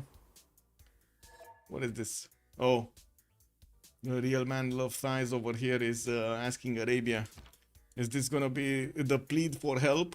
The plead to stay alive? Or what is this? Open borders you need? Yeah, Coupe is kind of dead. I mean, to be honest, Coupe kind of feels dead for the past 30 turns. It's just Legend that didn't want to start the war. I don't know, man. Yeah.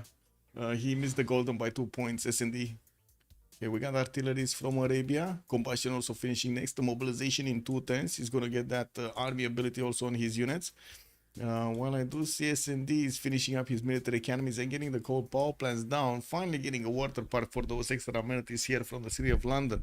Also, looks like Arabia is sending an apostle to him so he can convert a few of these cities. Not bad. I do have to point out, Arabia does have Crusade. He does have a potential +5 against his opponent if he manages to convert these cities. At the moment, they're not converted because, you know, Coupe has his own religion. But I'm pretty sure it's just gonna take one pop from those apostles and poof, the cities are gonna get crusaded. If he had reformed bequeathed, yeah, true. Okay, Khmer. Getting some archaeologists for those works. Military engineers are starting to build the pathways on the western side, so his economy is going to get stronger. While Hestar is 126 gold, the Liege is barely on 100. They don't really have enough gold to actually upkeep a military right now. We do have a lot of stock exchanges getting built in Gallic territory, and I do see a few more encampments are getting placed down while he's finishing his military academies. This is basically getting up for war for the late game. We're going to need to see what kind of unit he's going to choose to do, so he can take out Indonesia, Cree maybe. Yeah, both of them could be viable choices. We did have the aerodromes coming out from Indonesia, so of course we're gonna see some planes in the air soon. I don't see any biplane at the moment getting built, but there are like 4 of these aerodromes already placed, 5 placed and finished. Yeah, so I would imagine we're gonna see quite a few of them soon. Age of Steam still didn't get his aerodromes down. Khmer didn't get his aerodromes down. Gaul maybe? No, still building encampments. Cree, I'm pretty sure not. And Arabia, I'm pretty sure not. He just keeps going to get the tanks. And there we go. War declaration has been sent. Arabia's units are arriving in Maori's territory. There's not much of anything that could be done here. He does also have a +6 intel on his opponent. Did manage to get a level 2 spy? Yeah, he did. He has covert action and con artist on Qasim. And also Babylon is having a level 2 spy over there. He's not making a military at the moment to actually take some Maori cities here. One bad thing about this is they're both desync, so it's kind of like weird. They're both lagging behind. We might see them just, you know, missing their units or something because of the desyncs. Like one is moving it to one tile, the other one is attacking the tile that the other one was before, and then they just keep on going in circles over there until they have no movement. Celtic also, good evening, sir. Bonsoir, monsieur. Who has the most text right now? It should be one of these guys. Sewi is on 44 techs, 44 on Just Dima, Leech is 43, Legendum 41, 44 on Victoria Age of Steam. So we got like 3 of them on the same tech count. 42 on Hellstar. And I do see Poundmaker with Cooper actually lagging behind, 39 techs and 35 techs. Saps, bună seara, domnule, și bine ai venit. Also, Linda, hello there, man. Hello there, ma'am, I mean. Iron Man just finished. I was reading Iron Man and... never mind. Looks like you have a really good game. Yeah, I mean, we just did have a few things, but it looks like, yeah. We're gonna start to see some action here soon. Thank you so much for the also subs. Much appreciated, Armasia Cosa, for the 5 gifted subs. Thank you. I'm still waiting, by the way, in subs, so I'm still waiting for the chocolate cookies, man. You threatened you're gonna throw chocolate cookies at me. I was standing here with my mouth open and you still didn't throw the cookies. I don't know, man. It just feels weird. I feel used. What is this? Military Academies Cairo. Some more campus research projects west. Harbor's getting out. Legenda looks like he's keeping his goal pattern quite nicely on 119. We were worried about his economy here since, yeah, it's Arabia, man. He's not used to making a lot of gold. He can two-shot the cities if they don't have the walls. And looking at Maori's text, he's trying to get his military science. But again, where pre-builds for military science? Getting quite a bit of a fleet out actually from Engadwahia. There's quite a few quadrims that can turn into frigates, or well, I guess if he does have the science to get to battleships would be nice, but he doesn't have it. And I do have to point out he still has this settler moving north. Even the scout abandoned the settler. That's nasty, man. No, that's just nasty. This is a very angry scout. Treacherous scout over there. Okay, Ruatoria got bombed. I would imagine one single shot from the artillery on the walls of Tepokohiwi is gonna take that down. And the walls are gonna go poof. Didn't have the movement on artillery. He doesn't have a general. Eligi is nice, man. What can I say? True. He left that settler, just moved past him. So Arabia passed Jan Dark to the others. Babylon is gonna be the next one to pick up something. England might get, no, they're not gonna get, like, the next ones are not gonna get this. Also, looks like Albert Einstein did get picked up by SND for the +4 science on his research labs. So we do have Indonesia getting the research labs extra production. Dimitri Mendeleev. Robert Goddard is still in the crosshairs. Doesn't seem like anything else is that important there. Actually, letting Coupe die would be bad. Coupe leaving also lets Arabia suffer weariness longer. Yeah, I mean, yeah, but it kind of goes down like after you stop fighting and stuff.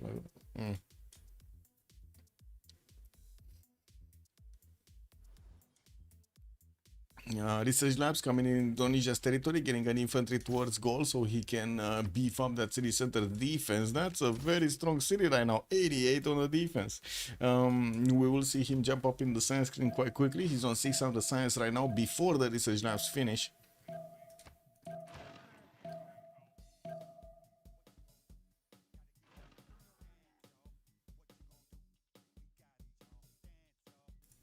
There we go.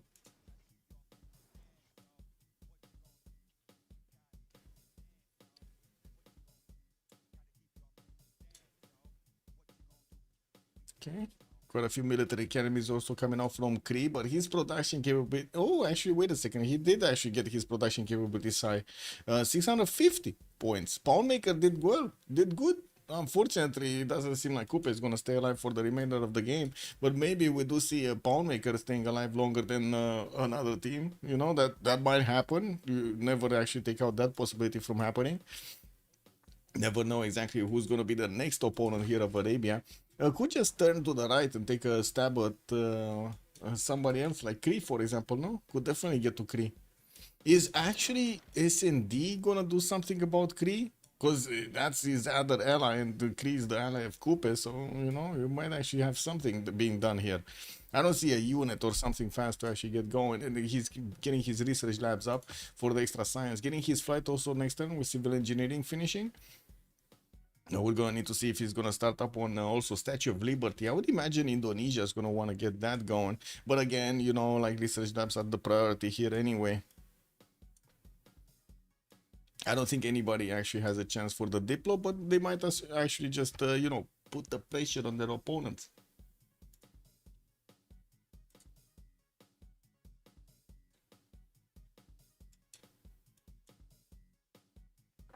Again, we need to see the first moves here.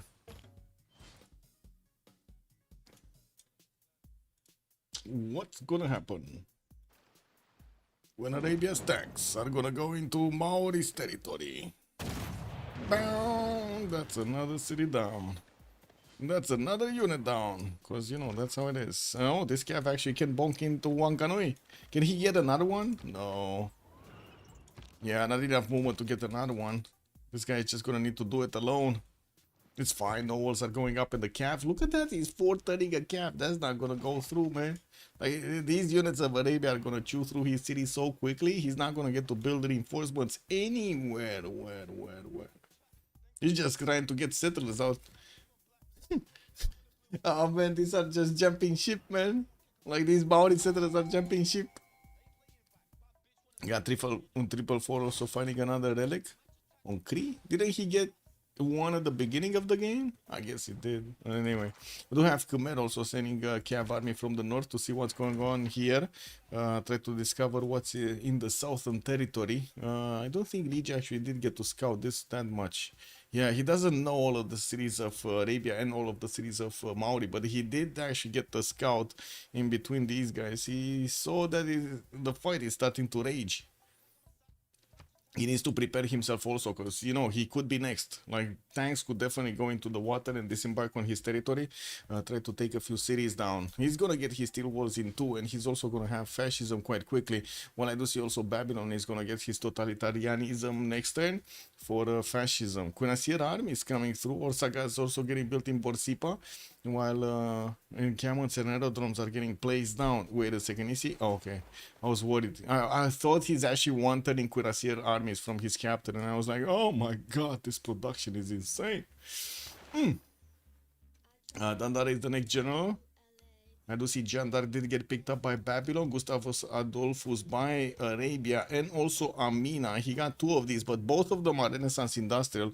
They're giving points to Cavs, though, you know, but not to tanks. They're giving points to Cavs, not to tanks. It is what it is. Also Cuirassiers, but he has no Cuirassier, so that doesn't really matter. Okay, yeah, there we go. One big slap from the Arabian Cav, one big hoof. One Ganui goes down. Man, yeah. This is what it is. So there's only 25 points difference between S&D's team and Lige's team. And they're gonna get these points by Legenden taking over Coupe. They're gonna get second slot. I'm not... Wait, there is also a serious possibility they might actually get the top slot with this. Right? Because it's not like we're gonna have anybody else getting any other cities here. Well, let's see in the next, what, 5 turns, 6 turns? So how long will it take to take Maori down entirely? He has 2, 4, 6 more cities on this coast. While he's actually getting his cities out there. I'm pretty sure these guys are gonna fall down quickly. Well, he's trying to get the ancient walls. This is not gonna help him, especially against tanks and artillery, since he doesn't have the extra strength on his cities. Also, steel walls coming up in 6. He's gonna get boosted there by Poundmaker. He's getting it in 2 turns. I just don't believe his cities are gonna survive that long. Okay, he's gonna lose 2 more cities this turn, and the third one is gonna get slapped silly. Like Wakera Warewa is trying to get the ancient walls next turn, but these tank armies are gonna get in range so they can start attacking next. And we're gonna also have these artilleries getting through. The military engineers, I did mention that he has so many of them, so they're building up the pathways very quickly. Coupe and Kree had the walls positions. They have no way to trade with each other because separated by other teams. Yes, I have to agree with that. That was very unlucky from them. Yeah. So far away. I still believe Kree should have done a few more series if he could. Coupe could have done more series if he wanted to. And definitely different placements. But anyway, this is what it is.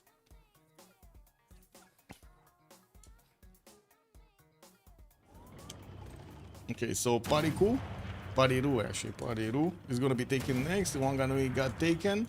Cavcore should be moving either to Tehonia Ganoia Coupe to slap it silly or go towards Wakera Warewa. It doesn't have movement to Wakera Warewa. It's only this Cav that is gonna get down one. Oh, he got the settler in the water, man. Arabia just didn't stop. You see that? You saw that, man? Again, it was like, whoa, you put a settler next to my coast. I'm not Liege, man. I'm gonna take it, make it my own. Precious. Indo and Babylon had the best, in Arabia and England next best. Khmer and Gaul had it kind of rough, being quite far, but since they can trade now, yes. True. Okay, do we have actually Babylon doing damage? No. I'm not sure what he's doing. Babylon, you got the tech, you got the strength, you can just go and take Opango down and can we here before they can even smell you coming. I don't know why he's not doing it though. Also, Commander King, good evening, sir, and welcome. I thought a military unit can take a unit. It cannot take a unit in the water? Yes, it cannot if both units are in the water. But if one unit is in the water and the other one is on the coast, for some reason, the mechanic of embarking is actually allowing you to take a settler. I have no idea how this works. Like, think of it, they jumped onto a ship from the shoreline. It's like in the 300, you know, like 300 movie, you just see ships passing by, you just take your sword and you're like, yeah, banzai! You know? I don't know. That's the only image that I have in my mind when this happens.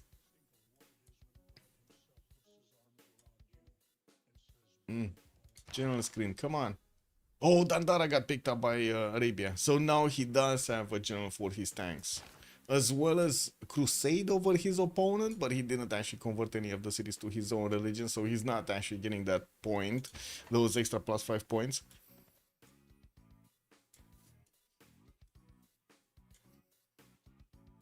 Okay, banks, quite a few more military engineers coming through. He's probably going to want to get those railroads also towards the east so he can increase his gold pattern with his ally here. He slowed down a little bit in the gold pattern, but I wouldn't really say it matters that much. I did also notice 1200 points of production on S&D. This guy is getting big muscles. Cuirassier course coming up from Sheffield. We do have encampments, also builders, research labs. For him, he is on 300 science, but shy from the 631 of Sewi. And also, did you see the 900 gold a turn on Sewi? That's big, bro.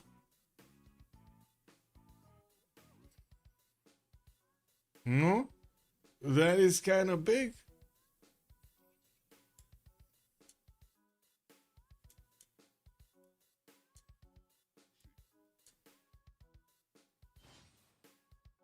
Calves. Lots of calves coming out from Indonesia. I would imagine he's actually going to want to get helicopters, actually.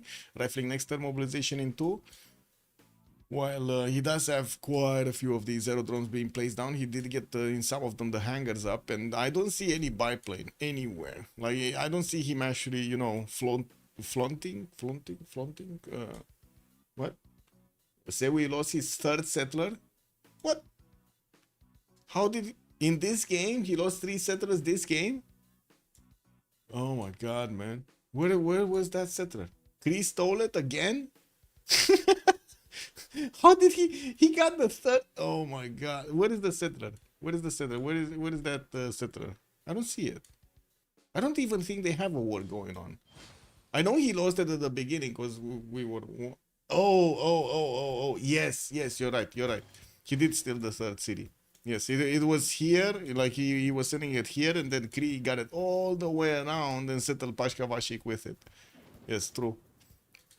Oh, wait a second. Kree just declared war on Liege, or Liege declared war on something. He got the settler, man. Khmer got the settler. Yeah, there's another one from out in the north, but one just got taken. And I do see Khmer is realizing that Kupe is not going to survive for long. He's seeing the capital city is going to be taken, and I do see also Wakarawara is going to fall down. I do see Arabia does want to get as many of these yields as possible from his opponent, especially pillaging up those trade routes. It's very juicy right now. Still, I'm a bit surprised about Babylon's lack of action here. It's not like Maori had any kind of defensive structures. I do see War Department is getting built in Babylon's capital next turn, while we do have his Cuirassier army is getting deployed to Mari. So we can get those combustion things going. The tanks, the tic-tacis. Hellstar is also 2 turns away from combustion, but I do not see him actually with a pre-built military anywhere. Yeah, if he's gonna do something, he's gonna need to hard build them, and that's gonna take a lot of production. Oh well, he's getting his military academies everywhere, and did actually build a lot of these encampments. I do have him on 722 points of production, also 360 science. Still, not as big as Legender and S&D, man. They're just steaming ahead, and pun intended, they're steaming ahead. We're gonna need to see what Sewi's answer is. He's very close to Age of Steam, to England, and we might see some nukes being thrown between them. We also do see Indonesia getting quite a military hit of Cavs, getting his advanced flight next turn, and mobilization also finishing next, while Babylon is getting his refining into. It definitely feels like tanks are on the horizon here from Just Dima. Okay, steel walls. Are they even gonna finish? Poundmaker is 3 turns away from getting steel, and Coupe is 6. I don't think he's gonna finish steel walls anytime soon. Do you think he's gonna finish steel walls anytime soon, chat? Anybody? Anybody? I think I drank a bit too much coffee.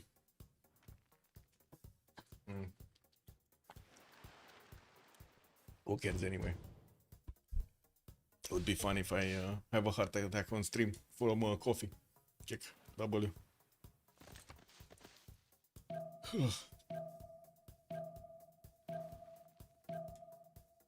Wait, did he? No. Okay, he's switching to square rigging. Check W. He wants to get his frigate technology. Maybe he can get it. I mean, it's only 2 turns, so maybe he definitely has a higher chance of getting that than steel walls. Advanced flight from Sewi. Steam power also on SD finishing next turn. While again he's getting his replaceable parts. We do have a safety settle here from... Oh, actually, he has so many settlers. I think Bauer is gonna turn into Kivyuk. Yeah. This is how it's done, guys. This is how you turn into the snow guy. He knows, man. Now he's sitting with the penguins right here. Monga Kikipa.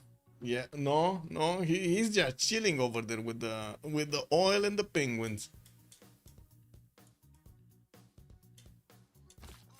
Okay, settler from Khmer. Probably gonna be placed down over there on the deer tile or next to it. While we do have Khmer trying to get a few more trade routes and getting also his war department in Angkor Thom. He did switch to a fascism government. I do see also Legenden is still in theocracy, working on mass media. Didn't have that much culture as Leech did.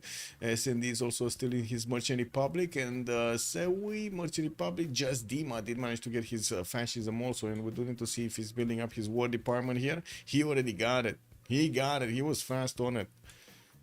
He still didn't get his tank technology though. Oh, yeah. Things are missing here. Okay, so Legenden with SND got the slot away from Legion Hellstar with the points. And I'm pretty sure they're gonna overtake Just Dima and Sewi. Like, there's no way he's not gonna overtake them. There's no other target than Khmer afterwards, though. So, like, Arabia needs to go top here against Khmer. Otherwise, he's gonna need to move so further out to actually get the Kreese series away from him. That seems too far.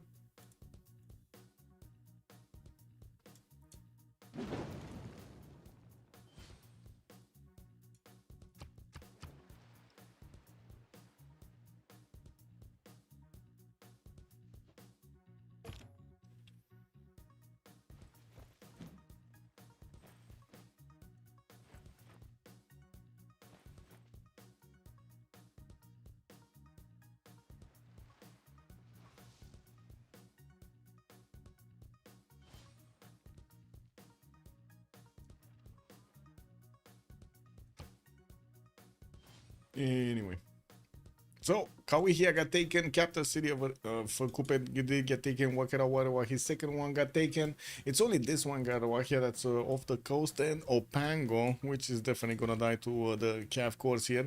There's no way he's actually gonna get the walls up there anymore, and it does seem like Kupet dropped down to very little science.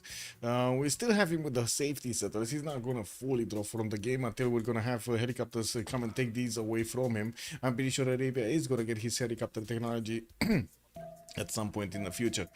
Lich is gonna get his combustion next turn. Also has a few problems with coal. It looks like he's switching to oil, so he can actually keep going with the power, and still needs to actually get all of his research labs up in his territory. 550 science is kind of, you know, matching Saladin's 596. SND did go to 845 though, and I do see him also on 1300 points of production. Man, just this guy is steaming ahead. We got him with all power plants, and I do see some battleships are coming around, getting his aerodromes down, and we're going to need to see if he's going to get that advanced flight so he can actually put some units in the air, you know. Indonesia's doing something. Sewi is actually taking on Kree. There's not much that Kree can do. He's getting his steel walls next turn, but we already have infantries coming out from Sewi, and of course these are stronger than the cuirassiers. We're gonna have bombers also coming out from Balenbank, and I'm pretty sure the other cities are gonna get some too. That means steel walls useless. He needs to get anti-air guns with the steel walls, and of course that's going to be a lot of production done on anti-air guns. I'm not sure if he's going to get that going quickly. We're going to see in a few turns here. You think Dima made the mistake when he chose tanks, not labs? I mean, he got the labs also. He got the labs first. If you're talking about this, he just didn't finish them. I don't think he finished tanks. Yeah, he doesn't have tanks yet. So yeah, I don't think he made a mistake. Huh? But yeah, science number did slow down. 365. He was up there. He was like a few, I don't know, 15 turns ago. He was up there with the science. He was one of the top ones. Now doesn't look that much. Yeah, Babylon just faltered, fell off a cliff here. Anyway. We do have a mountain tunnel here from Surabaya that will allow these units to get through onto that campus from Kree. While I do see the Indonesian calves that are going to need to get through there, we're going to need to see them stomping. I'm pretty sure he also has, first of all, nationalism, so he can core up his units, making them stronger. And I would imagine with his size number, he should be able to get to the stronger unit quickly, especially tanks. Refining finishing up next turn. He does need steel walls also, and then combustion. And I do see Kree does have a level 3 spy, level 2 spy on him. Ooh, that's pretty good, but both of them are actually doing the damage. Actually, there are like 4 spies here. This one, Cineburga, is trying to get some intel. This one sabotaging production, this one sabotaging production, and this one stealing gold. Everybody's doing something here.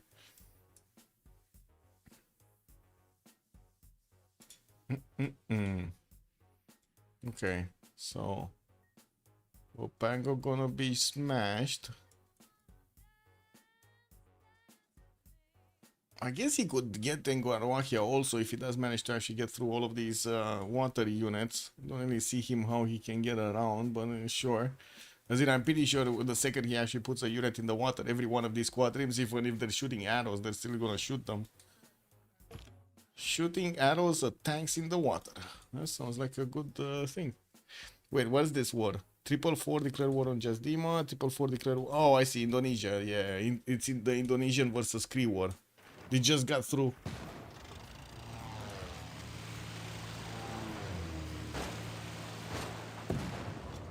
Okay. Starting to see them getting the damage done. And it seems like one of the teams is just going to be cannibalized over here. One by Legenden, and like that's Coupe. And the other one is going to be Kree here. That's going to be taken out by Indonesia. Or at least that's how it looks like right now. With bombers, with advanced flight coming up for those fighters. Quite a few of these calves also from Indonesia getting through. Whew. It's just, yeah.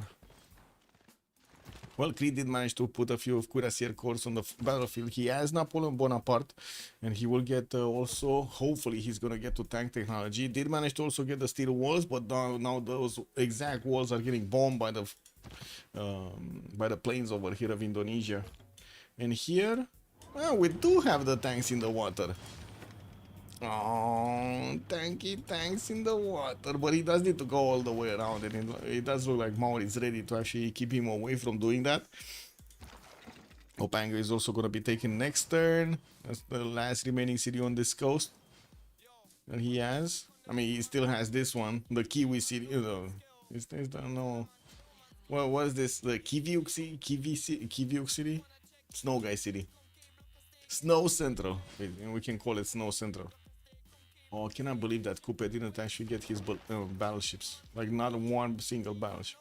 Anyway, War Department finishing from Khmer next, and we do have him getting a few more banks out. New commercials for the extra gold per turn. Gold is not that great on Vercingetorix and Jaya Varman the 7th. If you wanna take the hint here, definitely Sewe and just Dima are just way ahead. And looks like in the point screen, Legendary and SND do have 1788, so they got almost 90 points over just by taking over Coupe. This is what I meant. This is what I meant. And Legendary did jump up in science. He got to, how to say, increase the science of all of these campuses. His madrasas also switched from universities. 500 faith points, 646 points of production, looking very good, very strong for Saladin and SND. Let's see what Vercingetorix and Jaya Varman are gonna do here. Legion, Hellstar are gonna have quite a problem, I would say. Why is this settler still sitting here? As in, why is it not settled? That's what I mean. Man, this settler, man, is a naughty settler. Very naughty settler. Okay, bombers coming around, these things happening. Indonesia getting some military engineers to create those bridges. Very important to get the bridges, by the way. Now we don't have helicopters yet, so yeah, these bridges are kind of needed. And we do have also Kree with +6 intel over his opponent. Looks like he actually switched one of his spies to do a listening post. Yeah, I guess he did have one here. Yeah, he did have a level 2 in Surabaya that we didn't see.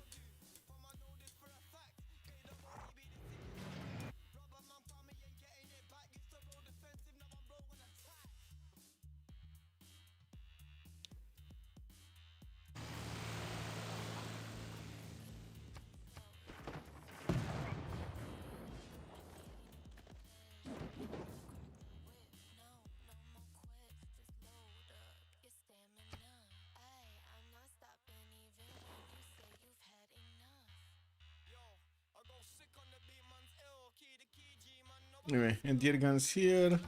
We do have Kree managing to deploy quite a few units in the south, and they're going to keep away the cabs of his opponent.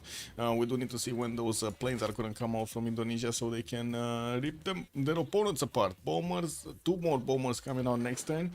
Indonesia kept on bombing Pashvavashik, and we do have an anti-air gun in 2 turns getting out from that city center, but that's going to be too late. The walls are going to go down. Opango is about to be taken over by Arabia. I think I'm not sure exactly why he's getting all of this military to this city center. It's not like he, well, I guess he could actually. He could go further into Hammurabi's territory, no? Yeah, he definitely could go further. He does have tank armies, and I don't think Babylon actually has a general. He has Jeanne d'Arc as a general, but I don't think he actually had made enough points. Oh, he's gonna make enough points for Jose de San Martin. 260 out of 270. Goal is also 250 out of 270. He's gonna get this. Mary Catherine Goddard is also available in the merchant screen for the extra intel, but it's very expensive. Like, they need 840 points, and Creed, the top one there, is 299. They need so much more, so many more points. Chemistry also for Saladin next turn. Wait a second, that's science without research labs? Ooh, he's gonna have more than 1,000 science when he's gonna build everything. I think I just clipped my right jaw. Or cheek, I guess. Click. This is what it is.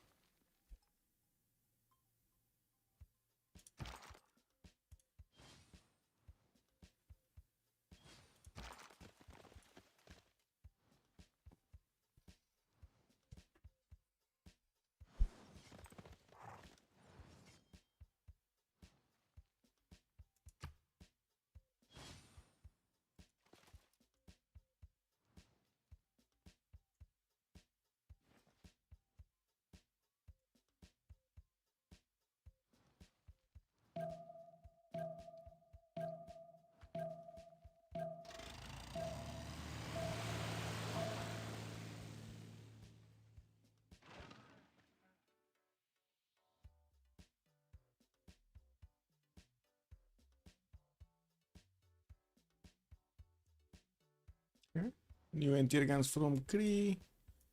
Goal is not building up a military yet. Getting some, well, I guess he does have a tank army. 8 turns to get a tank army in one Gallic city. That is a bit too much, I would say. That's a lot of time. He's on 762 points of production. But man, 8 turns to get a tank army, that's just not good enough. He needs to do something about it. Getting to put down a few more aerodromes and encampments here, and I do see he's getting his military on the right side, a few cuirassier corps, a few knights, and also building up battleships so he can defend against any kind of possible attack from Indonesia. Even though Indonesia is going to go for the weaker target, which at the moment is Kree right next to him, we're going to need to see if he's going to follow up an attack against England. I would imagine he might want to get some tic-tackies over here, get to deploy one. If he does manage to actually deploy 1 or 2 into England, that would be game over right there. Okay, so these units in the water didn't actually do anything. Maori did manage to upgrade a few of these frigates and also caravel, so he's keeping away, yeah, he's keeping away the Cavs of Arabia and also the tanks of Arabia. Do we have Dandara here? Amina? No? What is Dandara? So Gustavus Adolphus is here. Oh, I see. He needs one more turn to actually get to Opango. Got it. I want to see the damage on these tank armies. They're 117. Oh, that's with the charge promotion. Okay. Didn't Babylon get tanks? Because they have gold. Oh, he's getting it next turn. Okay, he's gonna get he's gonna get them next turn, and he's gonna start attacking into Babylon territory, or Arabia is going to start attacking to Babylon territory actually. Yeah, both of them, no, just one of them actually has fascism, and that's going to be a super advantage here for Babylon to defend his side. Not only that, but he does also have an general, no? Didn't he recruit Jose de San Martin? He did in the city of Belgium. And there we go, immediately upgrading his tank army so he doesn't suffer any problems. He does have 112 on the defense, and yeah, I do see even the level 1 tank army here, it still cannot do enough damage. So yeah, I would imagine they need stronger stuff. Well, I do have to also point out Hammurabi didn't get to finish his research labs, and now he's 500 science points. He did manage to catch up a little bit. We do have Sewe on 584, but there is SMDs on 952. Advanced Flight Next 10, with also Legende getting 660 points, just as Liege is getting his 660. Production capabilities on Liege did jump up to 990, and we do have also Indonesia managing to get 1100 points. Indonesia working on taking down Kree settles, even though Kree did manage to get to tank technology. Now this is gonna be way harder. There are bombers, and yes, these tanks will take damage from the borders, the bombers I mean, and I'm pretty sure we're gonna need to see a few fighters deployed on the front line. I don't see a single one at the moment, but yeah, there we go. We got 2 fighters here in Surabaya. They just need to be deployed in the face of their opponent. Take down the tank cores. Big Liege is building Big Ben. And we still have these things going on. What's happening in the point screen? Doesn't seem like the point difference. Oh no, the point difference is actually getting bigger. 872, 120 points difference now. 13 points actually. Difference between them. Just Dima and Sewe did take the second spot, while the difference between Just Dima and Sewe and then Legion Hellstar is 80 points. Ish.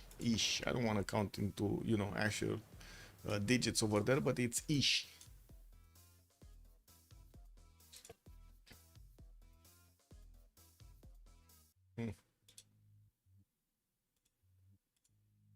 Kicked up.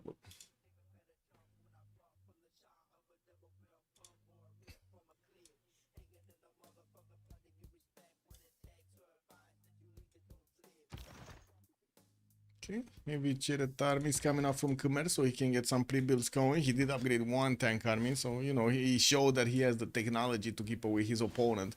I do see anti-air guns are also getting out for the defense of air units, and we do have him with that Big Ben finishing in Kompong's Vine 7 turns. He did just straight up buy a tank army, because why not? He does have 2200 gold in the bank with only 121 faith. He just spent most of it on the tank army. While Legenden is also managing to make 500 faith points a turn. We're going to need to see what he's going to use them on. It looks like he's kind of spinning them almost every other turn. We do have him also starting up to get the fleet out with steam power finishing next turn. He's gonna get ironclad technology and upgrade these caravels into ironclads. Only has one finished and one is getting out from Tehoniaga Noia Coupe, while he definitely can use also the harbor from Kawihia. Neither of these cities are actually very strong in production, so yeah, he's gonna need to wait a while to actually get these fleets out, or I should say the navy out. Do we have any movement here? So tanks from Babylon, can they attack into Arabia? Hello, I wanna see the damage points. No? Oh yeah, there we go. So he cannot actually attack into Arabia. Okay.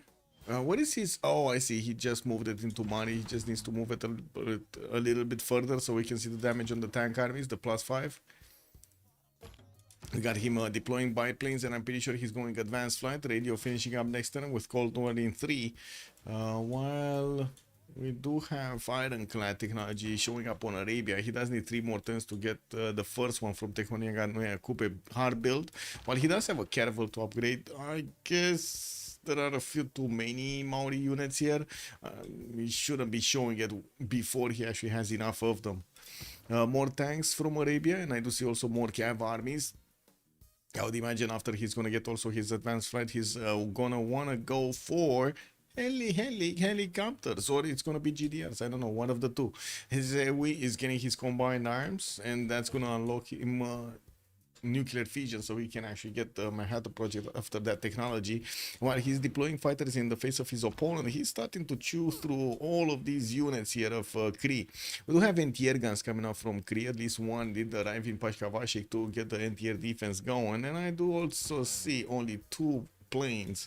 2 of these fighters did get deployed. Not a lot of them.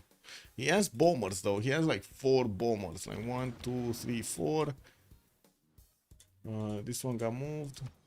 5, 6 bombers. He has 6 bombers, and he's building his 130 fighters in the capital city. Gonna need to move them up over there. Maybe get an airstrip or 2. There we go. He actually did build an airstrip over here towards Gold in the north. So yeah, he's just gonna keep on getting units here. Gold did manage to recruit Mary Catherine Goddard, so he can get that extra diplo visibility. While they did chew through all of these generals, the next one is going to be 840 points, and that's going to be Marina Rashkova. Oh, no, don't.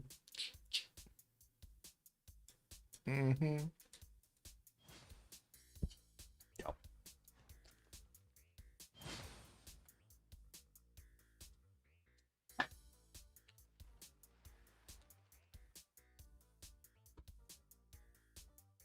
Click, click, clack.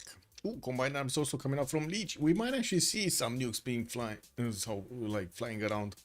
Gold Center City here do record in between the Khmerian ones. I mean, might want to get Arena in there for the extra gold. We do have also tank armies coming from Khmer, from quite a few cities, 3, 4 turning them, 5 turning them, and we might actually see them all deployed towards Indonesia in the south here. I do want to check if he does have a general. Yes, he does have Rani Lakshmi Bai. He recruited it. Okay, so he has a general over Indonesia. This is going to be hurting Indonesia quite a bit if he does manage to actually get. If Gold does manage to actually get all of these tanks, and he's gonna catch over here in Indonesia without a single unit defending Jakarta, because let's be real, he doesn't have a single unit. That Jong over there is not gonna be strong enough. That's gonna be a bit of an issue. Even though we do have fighters, we got bombers everywhere, that's still gonna be an issue.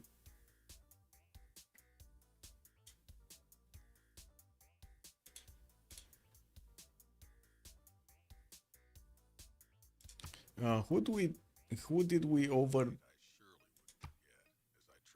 Babylon? We didn't really check what Babylon is doing.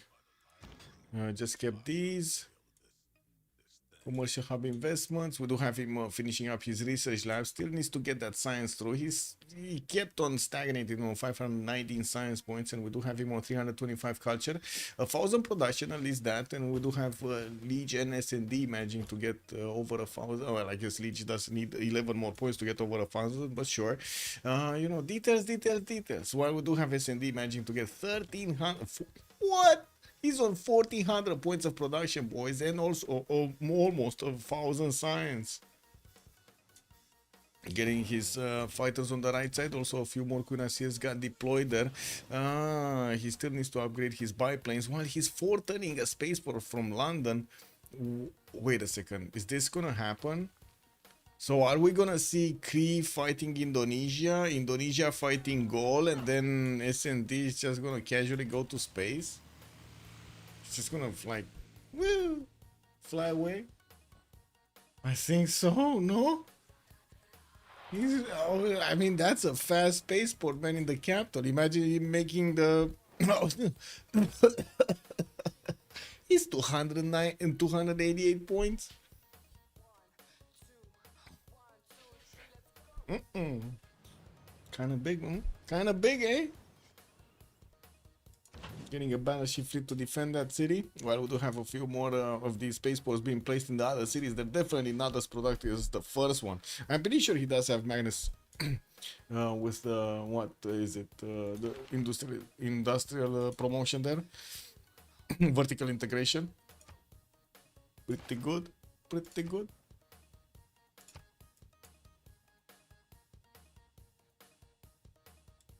Any movement here? No. Arabia getting settlers. Definitely could settle more. Where is he going? He wants to get the diamonds? Oh man, he wants to get the diamonds. Still working on ironclads, and I do see Warrior is actually going to work on a research lab. We did have another preserve build. Wow, okay. With aerodromes starting to come out from the Arabian cities, we do have him also placing down a few art museums for that extra culture. He didn't get fascism yet. He definitely needs to get it, and he's 2 turns away from totalitarianism, which is also going to allow him to get the 3rd building of choice in the city of Cairo.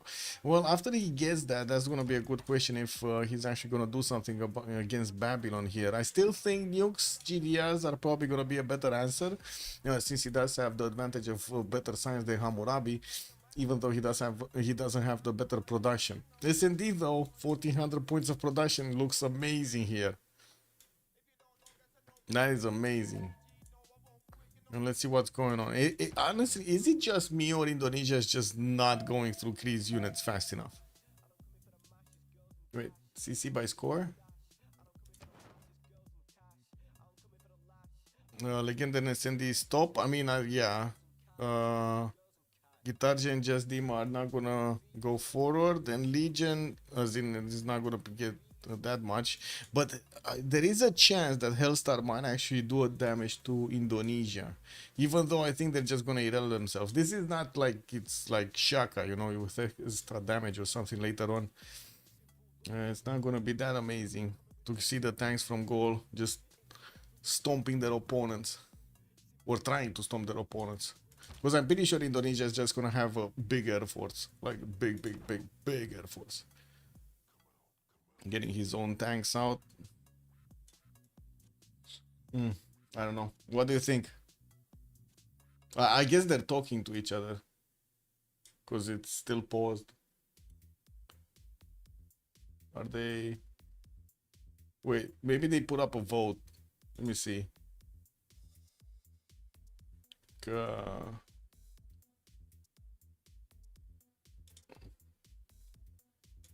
Yeah, look, Sewi is writing. Sewi is typing. They're putting up a vote. No, this is our channel in Discord where the CPL bot is, how to say, delivering the votes for the players. Pretty good work from Cisco. Amazing. But I gotta say, Discord actually helped out so much to build a platform, like to build something for as a community, a platform for the community, I mean. Amazing. Okay, there we go. Is the secret vote going on? CC to Liege? What? CC to Liege? I think that's the wrong vote, say we. I think that's the wrong vote.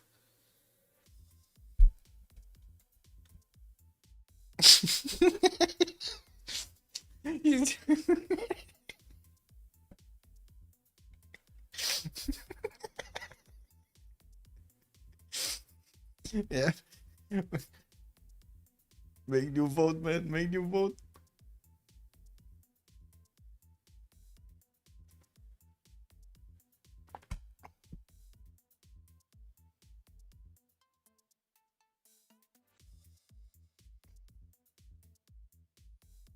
No, I think Leech cannot actually vote. Yeah, I think Leech cannot vote. Oh, it says awaiting. Oh, yeah, it did. I don't know, man. I don't know. This is what it is. Let's see what he votes. Let's see what they vote.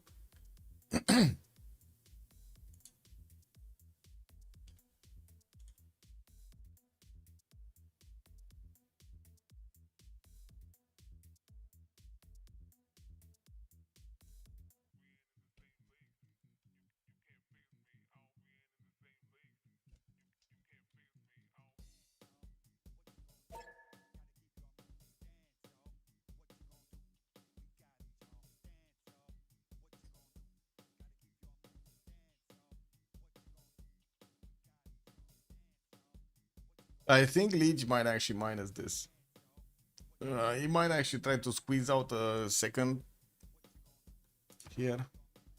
Even though it's gonna be a tough one, man. A tough cookie to crack. Both of these players, Sewi and Justima, have all more than 1,000 production, and also they have the gold. They're almost on 2,000 gold a turn, like 1,700, 1,800 gold a turn. Let's see what they keep on talking here.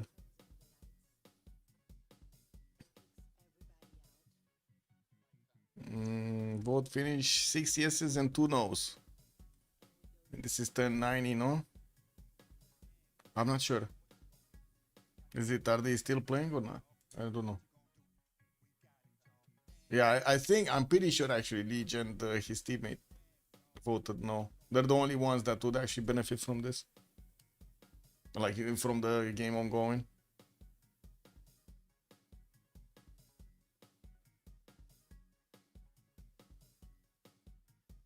From the game going on, actually.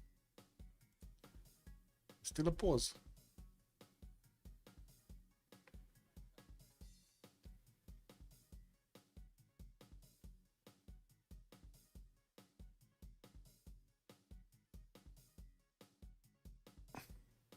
All but 2 is at turn 100, no? If I remember correctly.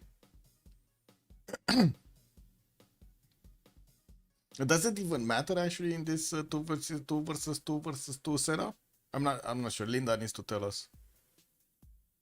Yeah, I guess Linda needs to tell us. I'm not sure.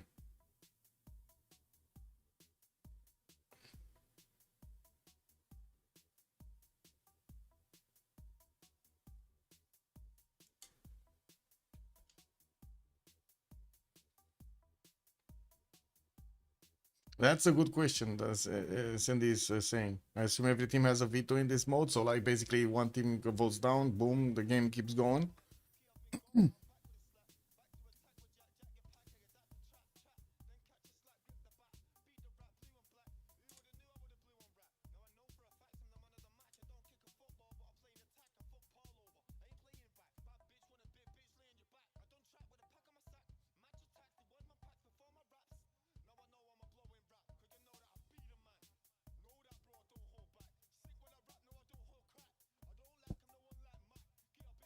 Oh, look at the cats of S&D, man. Cute cats.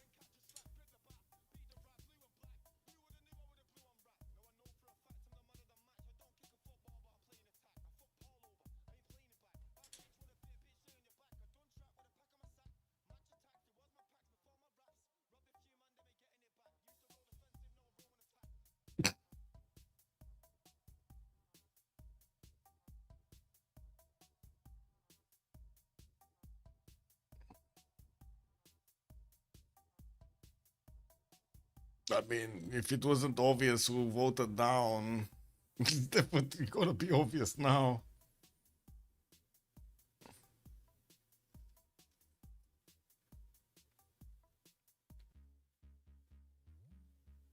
Yeah, I wonder who's the no. It's a mystery, guys. It's a big mystery.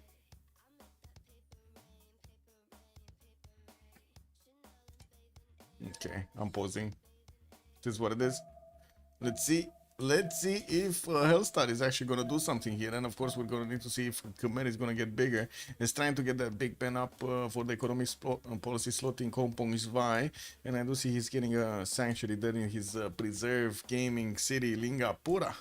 Now, we do have also Arabia. Managing to get all of that military towards the west, and he's placing down a few more cities in the face of Babylon.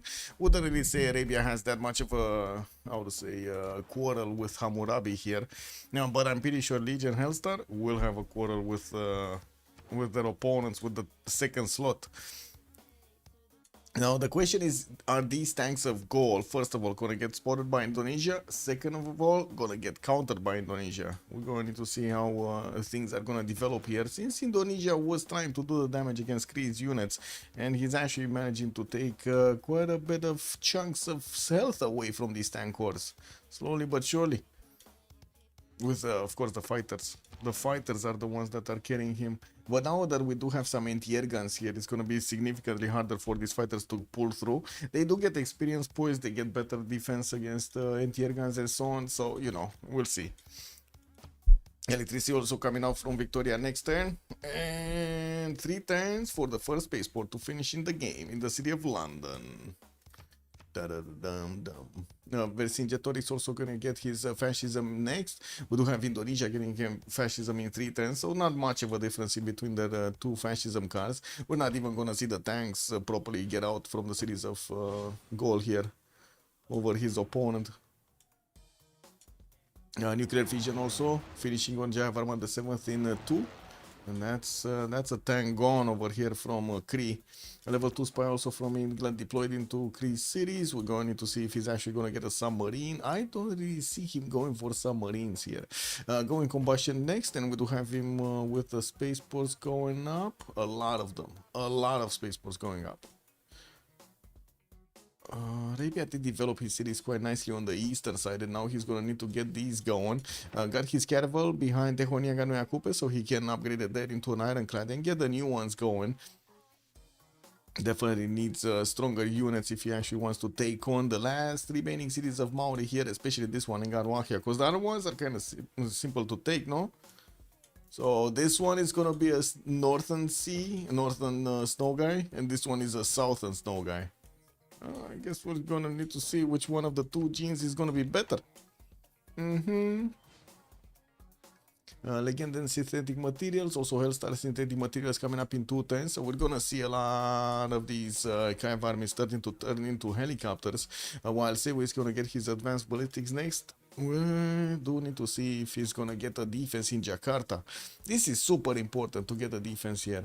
He did finish more fighters, and I do see he's deploying them in the airstrips towards the north, getting his military engineers to keep building up the pathways towards Kree. While at the moment we don't actually have tanks coming out from Gaul, as in we don't have them on the battlefield, we do need to see them getting out and moving somewhere. Now that's going to be a good question. Where is he going to move them? I do see one here, but he lost the movement. While we do have the military engineers, oh, he might actually go here to Babylon, because these military engineers are building pathways to two directions, right? It's Indonesia and here in Tutul, Babylon's territory.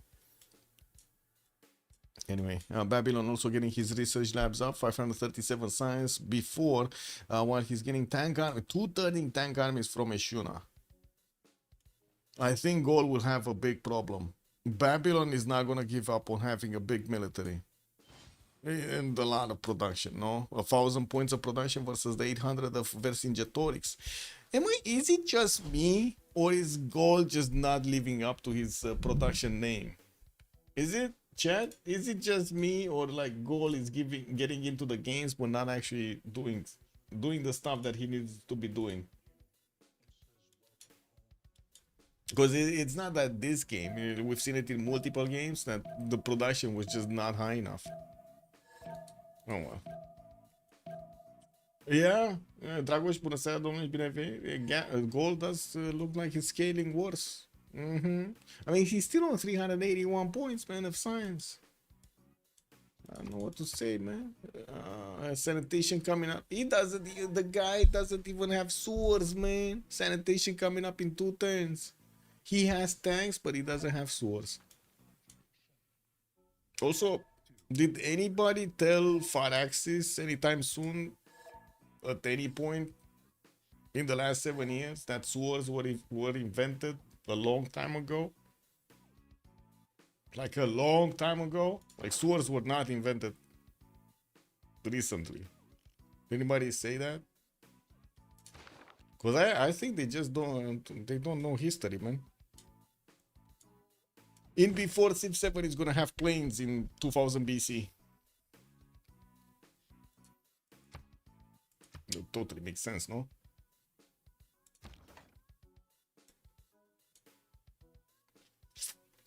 It's the tempo prod. Yeah. On goal. Well, we'll see if his production capabilities are going to give him enough tank armies to take on anybody, especially here Indonesia. Oh well. I do see the spies did manage to ravage some of the industrial zones here of Indonesia. The one in Jakarta has been taken down. Well, actually, I don't know. Is it Jakarta or Badung? Because they could be the same. Yeah, it is Jakarta. It's that one. Moscow slowly getting taken down. There is a chance that this camp army can get there, no? If he takes down this tank with the fighters, we might actually need to see Kree shift enter one of his units on that commercial hub. Sanitary sewers also. Cities used to run sewage down the middle of the streets. Well, in some sewers.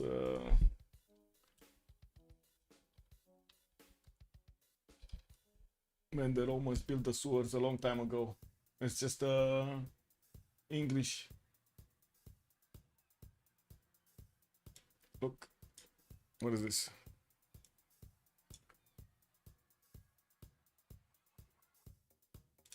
Cloaca Maxima.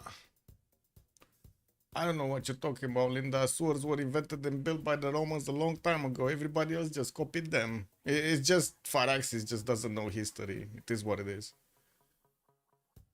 Oh well. It's hard.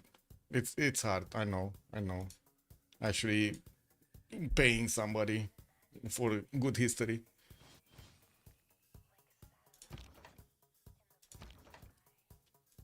Yeah, actually, if you take a look at the swords over there, like the documentaries about the Roman swords, it's amazing what they did back then. Like, insane.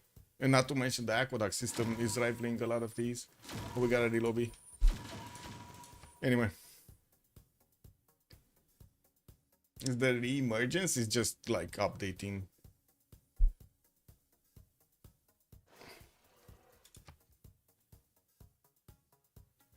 Oh, let me see. Get the link. I need the link.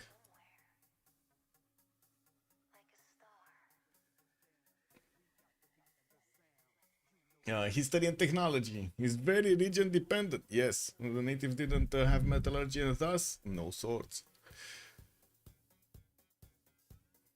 Well, some of them they buy the swords from others.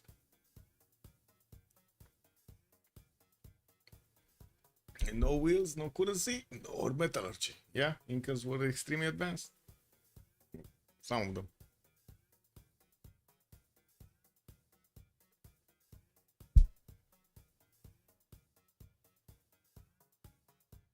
I think the only difference in swords was actually water treatment, not the actual mechanism of the swords or the placement of them or how they're deployed on a city. It's more like the water treatment, collection and treatment.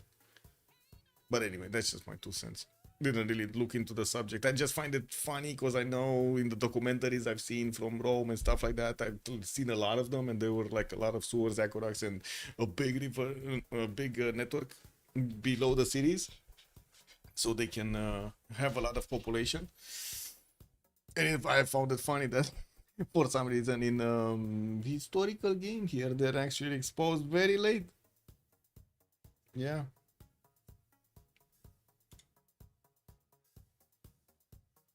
They built massive farms in the rough mountains, the terrace farms. Yeah, the Incans were amazing on the terrace farms. I saw the documentaries about them also. Very nice. Very, very cool.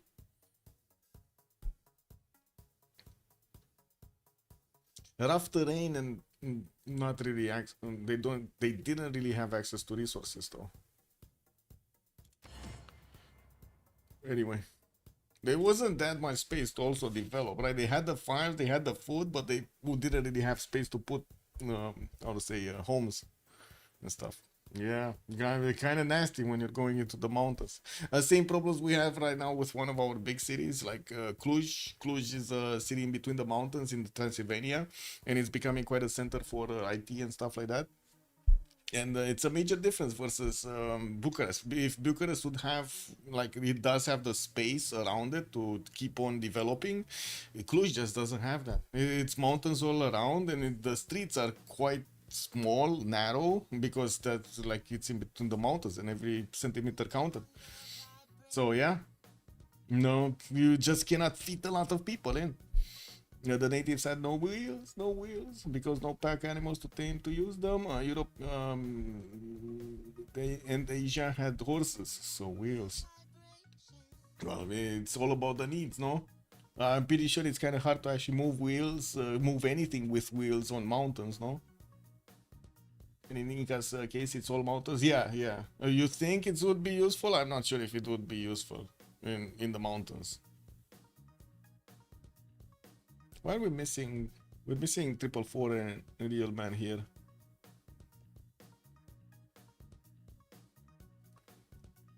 Let me actually rejoin, because I don't know. Maybe they got in. I think they're railing or something. Wait. Secret vote. Oh, that's a different game. This is a different game. Okay, he's getting back in. America only had the alpacas. Oh, wooden. Yeah, wooden. Yes.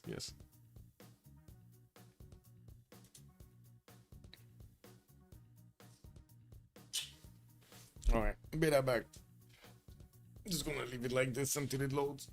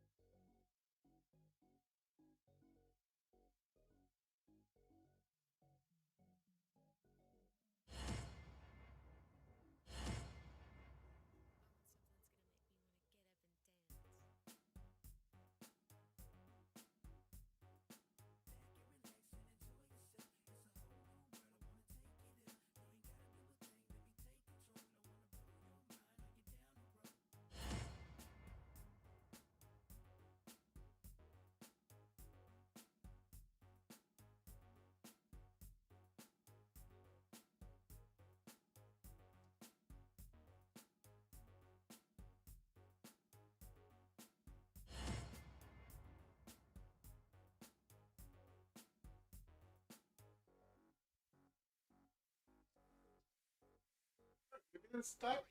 What? Man. I could have had time to take a poop. Or two. Three. I don't know. Around there.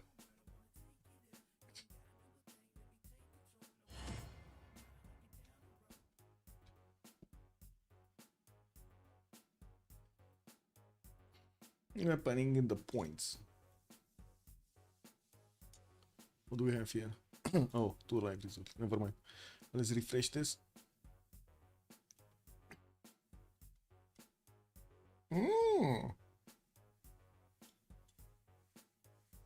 Okay, so Unlucky is keeping his top with 605 points. We got Cute Kingdom Club with 570. The Sea Dogs did manage to acquire 555. Garrix is 505. La Pegre is 360. D-Shark is 335. From Mars 320. And the Skull Script is 100. Da-da-da-dum-dum. And we're... Seems like we're loading in. Slowly. Hopefully. We're loading in.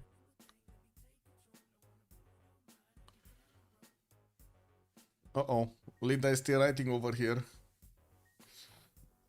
Irel vote fails. Uh-oh. Wait, who's the Irel vote? Irel goals. Oh, I see this one. Irel goal script, turn 90-ish. Yeah, it's actually turn 90, but sure.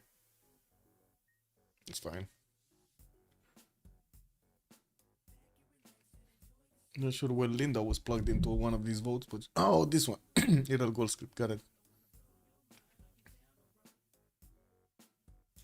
Well, hopefully we're not gonna double load this time. It's moving, the globe is moving.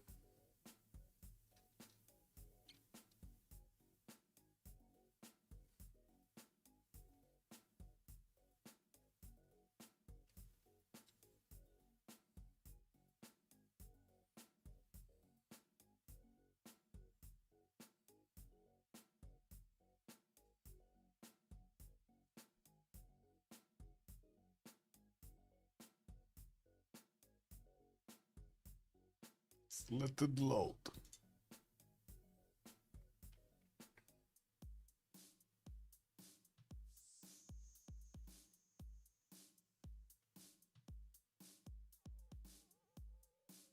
Yo, I go sick on the beat, man's ill. Key to key, G, man, know I got skill. Don't tell a man, chill, man's coming in, babe. Leave your shit up. You don't wanna check K-block or stay, come K-block or stay, get jacked for your way. You don't wanna come K-block or stay, come K-block or stay, get jacked for your way. I go sick on the beat, man's ill. Key to key, G, man, know I got skill. Okay, we load again. We actually loaded in. We do have the first ironclad popping out from Arabia City, the newly acquired city of Coupe's capital. While we do need to see him upgrade another one here, we do have with this one enough damage to do quite a bit of... no, it's not enough damage. I'm pretty sure the frigates are just gonna overwhelm it. Now we do have Arabia bringing back that citadel that he was taking to Antananarivo. While Babylon deployed quite a few tank armies to that city center, looks like he's just keeping away his opponent, Arabia, here from expanding. We do have him with still a few cities that he emplaced towards the south of newly acquired cities of Coupe here. And even if he's to the south of the cap, he can still place a few cities if he wants to, because to be honest, he has a lot of them anyway. Gitarja also getting his nukes up, nuclear fission finishing up, and I do see also totalitarianism is gonna get out next turn. He's getting his machine guns, and we do have him with quite a few weak bombers, since they did actually try to do the damage against his opponent through these anti-air guns. Yeah, we were thinking he might actually take one of these tank cores down, but it looks like nope. He doesn't have enough damage on his fighters to do it. And we do have some machine gun cores that oh, actually this is gonna turn into a machine gun army. Okay. Bombers getting deployed back in Jakarta. I'm actually very curious if he's gonna sniff that Gaul is making a big army. Because we do have Gaul actually deploying most of his military towards Samarobriva, and that is towards Babylon. That is towards Jasdima. Jasdima has his Jose de San Martin redeployed towards Tutul, so he can get the damage done against a possible attack of Gaul. And it does seem like Gaul does have not only fascism, but also the extra +3 from Intel over his opponent. I don't see fascism on Babylon. Is that a mistake? Babylon? Babylon is in democracy, so he must have the fascism card, the fascism legacy card. I hope so. Let's actually take a look. He's using autocratic legacy right now. Yeah, he does have it. So he has Fascism Legacy, The Finest Town, also Twilight Valor. Ooh, he could do quite a bit of damage. He did plug in Lightning Warfare and started getting quite a few tank armies out. He's still turning them. He's much faster on the production than Gaul. Because we're talking about what is this? 1,000 points of production versus the 800 of Vercingetorix. And both of them do have encampments everywhere and stuff like that. So they can, and industrial zones everywhere. So they can get them out quickly and armied up directly. Few more fighters deployed in the north. He did put one of his tanks on the aerodrome, so he keeps it safe. While let's take a look on Khmer cities. We got nuclear power plants coming around, a few anti-air guns to keep up the peace over here, and also his sanctuary is gonna finish next turn in his grove. Still building up the Big Ben, 3 turns away from finishing. While we're only 2 turns away from switching this era, I do see we're gonna have a lot more Golden Ages or Heroic Ages actually. Liege Heroic Age. We do have Hellstar Heroic Age, 444 Heroic Age. I do see also Sewe is gonna keep on having a golden, and also Just Dima is gonna get his Heroic Age. A lot of gold is gonna be generated next. We did have Sewe and Just Dima making the most gold in the game for quite some time. And I do see SND as Legenden are starting to actually get their gold in check. They did manage to get this beautiful connection on the international trade routers, and boom. Oh, wait a second. Big Ben in Venice in 4. I don't think he can get an engineer anymore unless he has one. Gold did manage to get Mary Catherine Goddard, right? And it looks like Cree also did manage to get the last prophet. Not that it matters anymore, but sure. England did get Robert Goddard. This is what I wanted to check for the 20% production towards space-age projects, and he will finish his first spaceport in the city of London next. Deployed quite a bit of a military, so he keeps away any pesky Indonesian units from his side. While I do see they are keeping quite tightly their first spot over here with 120 points, 124 points over their opponents. Seaports coming through, battleships for the anti-air defense, and we do have Sewe getting that nuclear fission. Let's see if he's gonna start off on Manhattan project. He does have Mahapakit, his capital city, with 240 points, 38.7 points of production. Pretty good to get the Manhattan project and maybe get a few tic-tacis out. It's always nice to have tic-tacis, no? Like minty and stuff.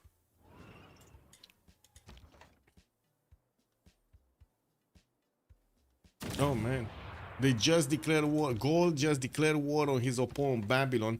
Babylon had a weak tank over there as the frontliner, and I do have to say it does seem like the Gallic units are quite strong. They do have the fascism, because again, we don't have Hammurabi actually benefiting from the correct cards. He might actually switch them because he just found out about the warfare, so he might actually get to switch them. Next, in 2 turns, he's gonna get his switch if he doesn't pay for it next. Let's see. Okay, he sacrificed the tank. We do have goal also with fascism, with the war department finished, so he's recovering health whenever he's taking down units here. Come on, we gotta see Babylon getting that upgrade. Also, fascism on Gitarja just finished, getting an extra +5 on his units. He's not at war with Gaul yet, with Vercingetorix. I guess that's kind of an advantage for Gaul here, because otherwise these fighters would just tear them apart, tear his units apart. Khmer, working on Manhattan project in 2 turns from Yasudarapura. He's gonna get that possibility to get a nuclear bomb going. He's on 800 points of science and 300 culture. Also did grow up over 1,000 points of production, but SND's production, man, 1,500 points of production, and he cannot get there. He cannot get to SND. That's the issue. One turning Earth satellite here is in SND's territory. He's getting the first spaceport project. Well, I do notice Khmer first of all, has Arabia towards the south, which is also going to try to get his Manhattan project going. I do see anti-air guns coming out from a lot of Arabian cities. He does want to protect himself against a possible attack. Air Force or not, nuke or not. S&D is going to get his satellites next turn. And we're going to need to see if he's going to get some GDR technology going. Still building up his spaceport count mostly everywhere here. And the seaports for the extra points. Well, I don't see any kind of headway being made by Indonesia going against Kree. There's like nothing happening here. Yeah, we got anti-air guns, we got some Kree tanks, we got some Indonesian tanks and machine guns, but that's about it. We don't actually see them doing much. Seeing basic cathedral also being placed down in Indonesia's territory. Not gonna give him that many points. One turning war department in Mahapahit, so he can get also that upgrade. Two turning tank armies in Badung. It does seem like a goal here. He's gonna want to take a stab at his opponent. Did he just get into the borders? Like, did he declare war? Are they at war? Let me see. Senwi.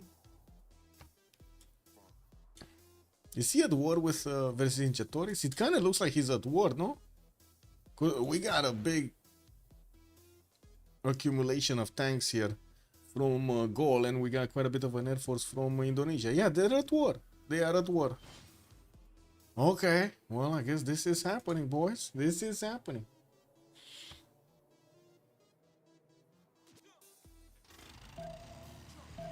So, wait a second. Goal just turned this into a 2 versus 1? Okay. He's not gonna get out of this quietly. This is gonna be a problem. Indonesia already deployed 5 of these fighters on the eastern side, has bombers over their battleships, and he's 2 turning tank armies. And his ally is also 2 turning tank armies, while Gaul from his capital is 3 turning tank armies. That's just not gonna be a good resupply line.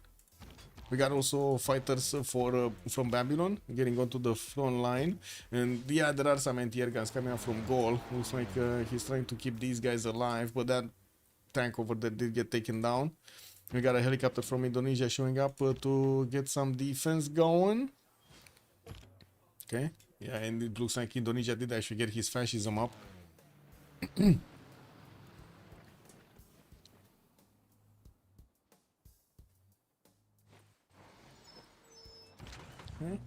Jose San Martin deployed from Babylon, putting down a new airstrip so he can get more tanks, so he can get more planes here. Well, he's also deploying a few artilleries. These guys are not doing much. They're not doing anything, actually. And Just Dima does need to actually switch his cards. I hope he realizes, actually. He might not realize. So he put his finest hour, but we don't have Fascism Legacy. We don't have the extra +5. Yeah, there we go. He could have done this, but he wanted the trench warfare instead. And of course the tanks, the faster production on tanks.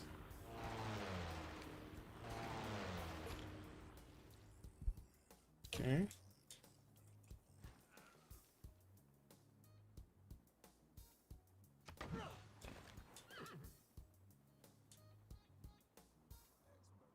Wait, the tank army actually one-turned from Badung? It did one-turn from Badung. That's amazing. Anyway, machine gun corps that will turn into armies are going to also take up the defense in Jakarta. These are deadly against tank armies. Gaul is also going to get his modern armors next turn. Composites is going to be discovered, and we do need to see if they do have the gold to upgrade. They have 4,000 gold on Javarman the 7th. He's also going to finish Big Ben, so I would say for sure they're going to have a lot of gold. We do have also a drone coming out from Mahendra Parvata. Manhattan project also finishing next turn from Legion's capital city. No, sorry, the second city. And I do see him also discovering his rocketry. Legendary is also going to get the nuclear fission, even though his capital is not as productive. He's only 112 points of production. We're going to need to see if he's going to manage to get the Manhattan project finished. I was expecting it also in England, but it looks like he just keeps on going. He's getting his moon landing in 3 turns, while we're also going to have the Congress started up next. We did have Kree getting heroic age, Vercingetorix getting heroic age, Javarman the 7th getting heroic age, and Just Dima getting heroic age. Sewi is going to stay on his golden age, and he did choose to go for 2 arms. Was the Steam building Big Ben? Yeah, but it was late though. He's here. He's like 1 turn diff. This is what it is. It's late on this. Taruga is still Hellstar. Sayotha here. Hellstar is keeping Antanarivo also. Okay. Wow, Johannesburg still didn't get discovered, guys. we might have Arabia discovering Johannesburg. Can you imagine that? Anyway, I'm gonna have here a bit of a pause. Let me actually put Great Prophet sculpture because we don't care. And this. And next. Okay. Is the back? Let me see. I think I need to put you to look here. This is the main action screen. Yeah, Johannesburg deleted all the units.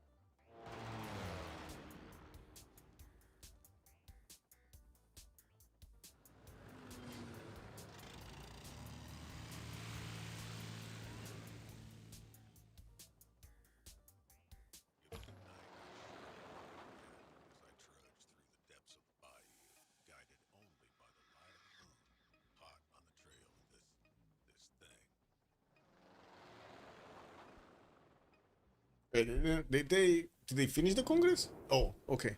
So double the great general points. We got sculptures doubled, and it looks like 2 diplo points for Kupe this time around. So yeah, Indonesia didn't get them. He's still on 7 out of 20, and nobody built the Statue of Liberty, but I don't think it matters anymore. We got the Indonesian fighters also getting in closer to the Gallic mainland. It looks like quite a few more did get deployed, and we do have machine gun armies showing up also. They can tear apart these modern armors also if they're in good enough shape, or I should say numbers, not shape. I do see also Babylon does need his modern armors. He does have the upgrade button. It's just a matter of putting the gold, and they do have 2500 gold. Shouldn't be a problem to get them out. Looks like he's also getting them very quickly, returning them from his capital city.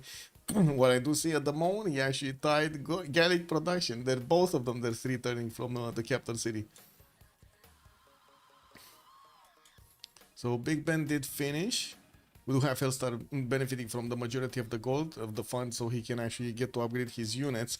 While we do have in 2 turns Moon Landing finishing in the series of Age of Steam here. That would be the second science project. He does need the other 3, and I'm pretty sure he has not only enough science, but also enough production to keep going. He's on almost 1700 points of production here, 1678. And nobody can attack into him. That's the problem. Kree has units, but they're in check. They're kept in check by Indonesia, and I'm pretty sure he doesn't really want to take on SND. We have SND with a few Sea Dog armadas that could always turn into nuclear submarines, then start attacking his opponent with those nuclear tic-tacis.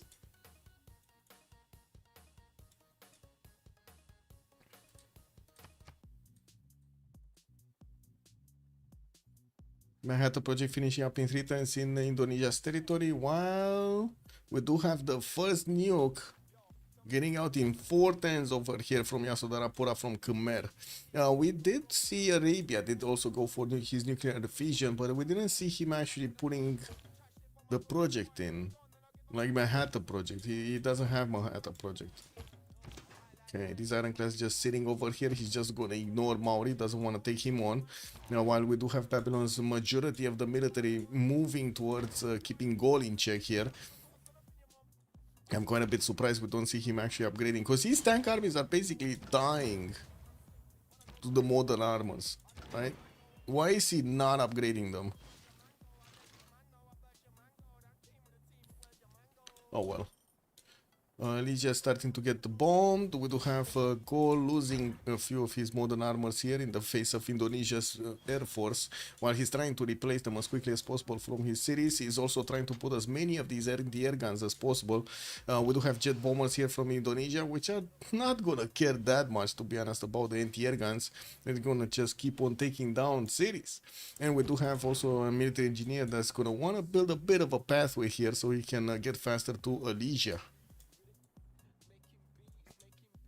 Okay, 110 moon landing. Quite a few more spaceports also finishing in the meantime. You do need a lot of them for the last part of the project here, for the science projects, so you can get that Lagrange laser stations going, or I should say both laser stations going, the projects, so the building so the spaceship moves faster. Kek W. Wait, only at left. What is, did Johannesburg get discovered yet? Oh wow, Maori is even getting with a settler here. Can you imagine that? He's actually gonna put a city next to Johannesburg. Well, wait a second. England just figured out where Johannesburg is, no? Yeah, SND got it. Because, you know, we got satellites, so he saw it, KW. Now he's gonna get all of the points. That's how he's getting the extra production numbers. That's how he went to 1755 points of production. Oh my god, man. 70% over his opponents of production. That is something. Okay, Babylonian units did turn into modern armors, and these are gonna keep away the Gallic units from his side, while we do have Indonesia trying to push into Gallic territory. Now this is gonna be a question. How will Khmer actually try to get this back? He's not close to Age of Steam. The Age of Steam is on the other side of the planet. If he's actually gonna have a chance, I guess he's starting to build military engineer, starting to build road pathways. He's not getting the infrastructure. Like talking about actually nuking SND is out of the question here. So I guess his only chance is to try to nuke Saladin and take quite a few more cities from him before the science victory finishes, so maybe they can get second. But they want, no, wait, they cannot even get second, no? Can they get second? They need to get over Sewi and Jasdima. 1923 points. Yeah, I guess they could get second. It's only 70 points difference in between them. Not even 70. It's like 60-ish, 58 point difference in between them. So I would imagine if Arabia loses like 3 cities over here, that's it. 3-4 cities, and boom, that's the points that Khmer's team need. If, of course, and that's a big if, we don't see Gaul starting to lose cities. If we see Gaul starting to lose cities, which kind of looks like it's going to happen, he just lost one of them. Man, imagine declaring war and having all of your military destroyed. Kick double, man.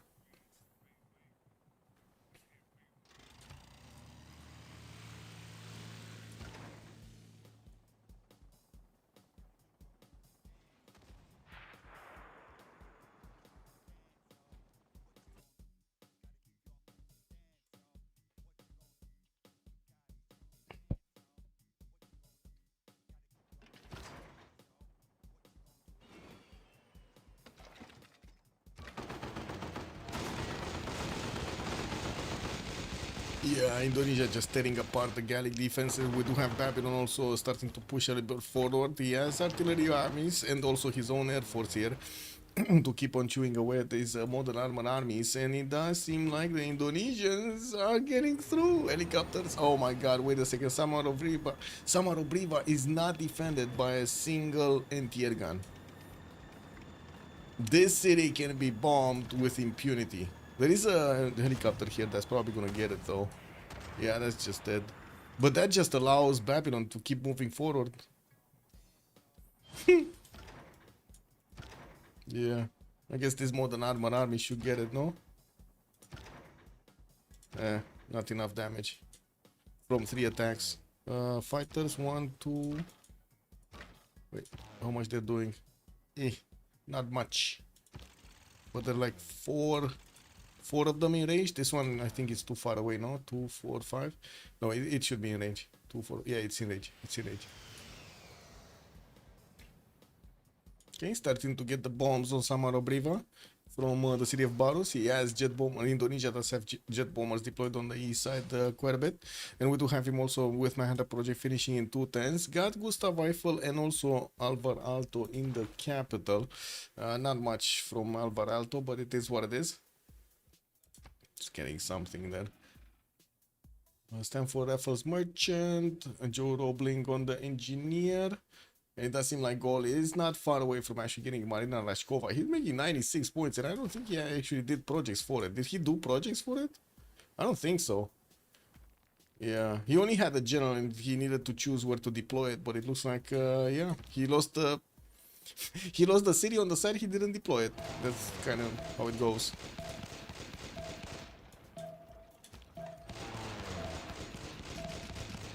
Oh, that's another anti-air gun and a modern armor army taken down by Indonesia. These are significant losses for gold. Even if they have the gold, that's a major problem. It looks like they spend most of the gold on upgrades probably, especially those modern armors do cost a lot. We do have the nuclear bomb coming up in 210s here from Yasudarapura, and I do not yet see somewhere like a deployable device, like something like a nuclear bomber or a submarine or missile silo. Let's see. Lasers on Jasdima. He's gonna get jet fighters. Legion's also gonna get lasers. We do have Vercingetorix just now getting chemistry. Can you imagine that? Woo, baby, that's just nasty, man.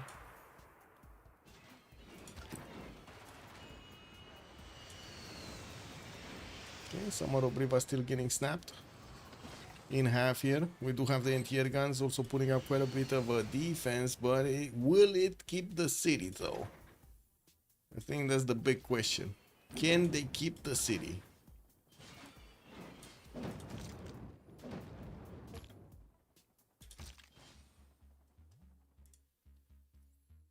Also nukes from the Sea Dogs.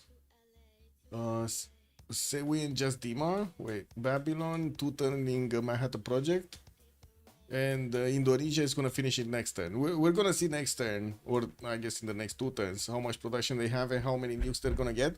But I'm pretty sure both of them are going to get more than Khmer. I'm just saying, you know. And also Age of Steam is going to get his War Department next turn. He did finish his second project for the science. We do need to see him actually getting nanotechnology and also getting that third project through. Going for guidance systems, and also this did just discover fascism. Finishing up more spaceports. We got 1, 2, 3, 4 more, 5 more coming out. And it looks like he does have a decent defense on the east side. Well, nobody's coming through. It doesn't seem like Indonesia is interested, because I mean he has other targets to pick on, right? He could just start to bomb Tervana, just tear apart the Gallic territory here. I'm actually a bit amazed he's not. We don't see Yitarja actually attack Tervana. Does he not have the vision on it? Yeah, he doesn't have a unit there. He doesn't know this city is actually just undefended. He needs to move his fighter base forward so he can get the vision. Extremely helpful to actually have the fighters in the air. You get so much more vision than normally.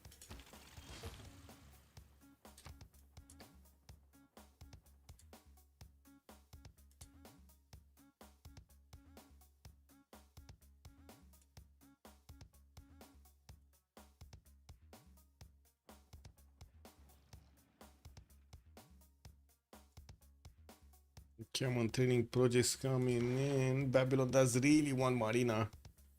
He's on 200 points. He made quite a few projects, and it does look like he's gonna get more. I do also see he's building up the Panama Canal in Durkurigalzu. Oh, I see. It's just 2 tiles of a Panama Canal. I mean, it still looks good, no? Kind of looks nice. Modern Armor Army is coming through.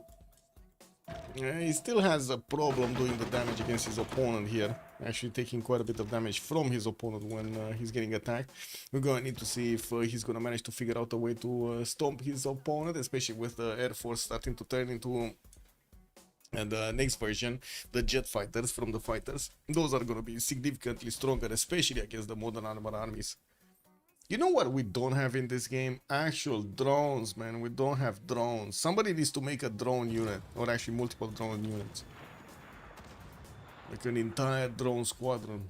A drone nation, can you imagine that? Name it 01. Just like in the Matrix.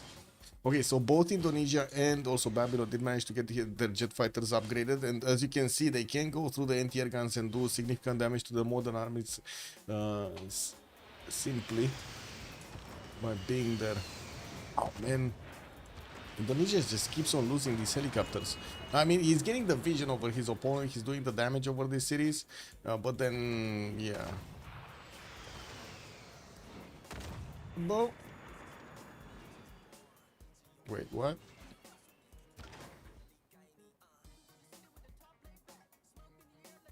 Oh, he got a helicopter out. I was thinking, like, wow, that happened quick, right? I was thinking the modern armor army actually attacked into an Indonesian helicopter and destroyed it, but it was actually a Gallic unit. And my mind had a bit of a brain fart in the meantime. I was like, where did that go? How did he attack into an ally? Kick W, man.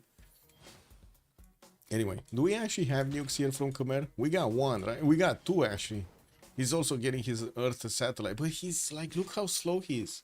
4 turning, like comparatively, we did have SND actually getting it to 1 turn, and now he's getting his nanotechnology next turn, and he's gonna start off on the next project, Mars Colony. We'll see how this, how that goes. Do we have Manhattan project started up here? No. Looks like Arabia is just getting a few of these mobile SAMs. Definitely better defense than the anti-air guns. And they can put up quite a bit of a fight against those nukes. And also the jet bombers. We do have a jet bomber actually starting to come around in 3 turns here from Kompong's Fight. Didn't they have enough gold to buy one anyway? I guess, yeah, they still have enough gold to buy one anyway, but they just chose not to. Because, you know, other upgrades, upkeeps and stuff. Okay, let's see. Can we have the triple slam? Machine gun army is starting to get into range to do some damage. Bibrakte is half HP. I would call this half HP because it lost a lot of its wall defense. We do have another war declaration being sent. Is that Legenden actually declaring? Well, I guess that is Khmer actually declaring war on Arabia. Let's see. So Khmer is already at war with Sewe and just Dima. At war with the Pawnmaker and Coupe. Is he at war with Legender and SND? That's the question. Arabia and Victoria. No, he's not. They're not. They're still allied. Allied, sorry. They're not at war. They're still peace. Anyway, we do have SND almost getting to 2,000 points of production, 868 at the moment, and he's finishing that Manhattan project in London next turn. Oh my god, that was quick. He just 2-10 Manhattan, almost 1-10 Manhattan project in the capital. What is this? 356 points of production in one single city. Oh man, that is quite something, man. That's big. That is very, very big. We do have Kree upgrading his own modern armor armies, but talking about actually having the gold to upkeep him, that's a totally different story. He's minus 71 gold, his ally is on 39, they definitely cannot pull this off. Okay, looks like Gaul is just taking quite a bit of a beating here from those jet fighters. Babylonian jet fighters are just tearing through, even if they do have anti-air guns against them. They just don't care, they're gonna get promotions anyway. And Leech here is sitting with 2 nukes in the chamber, but cannot actually shoot them well at the moment. Text computers, SND and Legenden. We might see GDRs coming out from SND soon anyway. Wait, didn't he finish his nanotechnology? He did, no? Also got the spy. Yeah, there we go. 2 turning Mars colony. So now it's just a matter of actually getting to smart materials and then getting to the last ones. We don't know exactly where the smart materials is. What was it? Filter by food, no? So this is it. That's why he's going top 3 telecommunications here. He's gonna get this relatively quickly. He has already satellites, lasers. I'm not sure if you need if you need lasers for this one, the top one. I think it's only one option by the looks of it. How great, not grayed out this is, I should say. It's only one tech. Ooh, Kree got in with a modern armor. Well, we do have in 210s nukes coming around here from Indonesia, from at least 2 cities. And I do see more jet bombers. He definitely has a lot of them, a lot of jet bombers anyway, and that he's going to get to use to nuke his opponent. And I think actually goal is going to fall quite quickly when the nukes are going to get out. That's also going to be a big wake-up call for Jayavarman the 7th, because they chose to keep on being in the game for the chance of actually getting higher in the slot to get to the 2nd. But since Goal is starting to lose cities over here, they're starting to lose points. So, yeah. Look at that. The difference in between Team 2 and Just Dima and Sewi is just getting bigger. We got more than 100 points difference in between them. While on Legend and on SND, we got like 200 points above the 2nd team. This just, honestly, this just keeps on going. And that's just 10 turns, by the way, just 10 turns of difference. Now the question is, will Leech manage to do something here? Except just going for space, because, you know, going for space is not going to happen. I'm pretty sure Age of Steam is going to get to space way faster than Khmer is. Just because of sheer production numbers. He's double the production numbers. Like literally double the production numbers of, well, almost double the production numbers of League. Sorry, I was watching Legend's numbers. Never mind.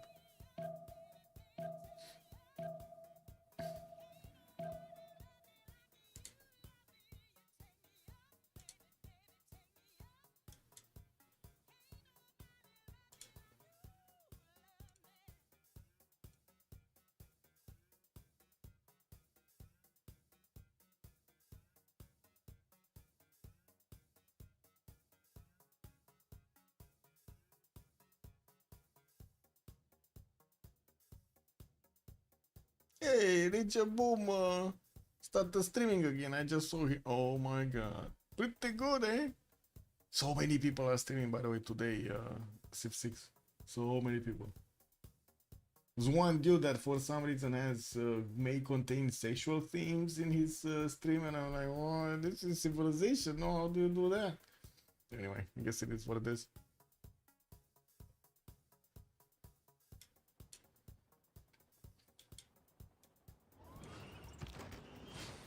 Ooh, Kree's actually pushing through hard into Indonesian territory. And there are quite a few modern armors that did manage to get into the Indonesian borders. One actually on top here.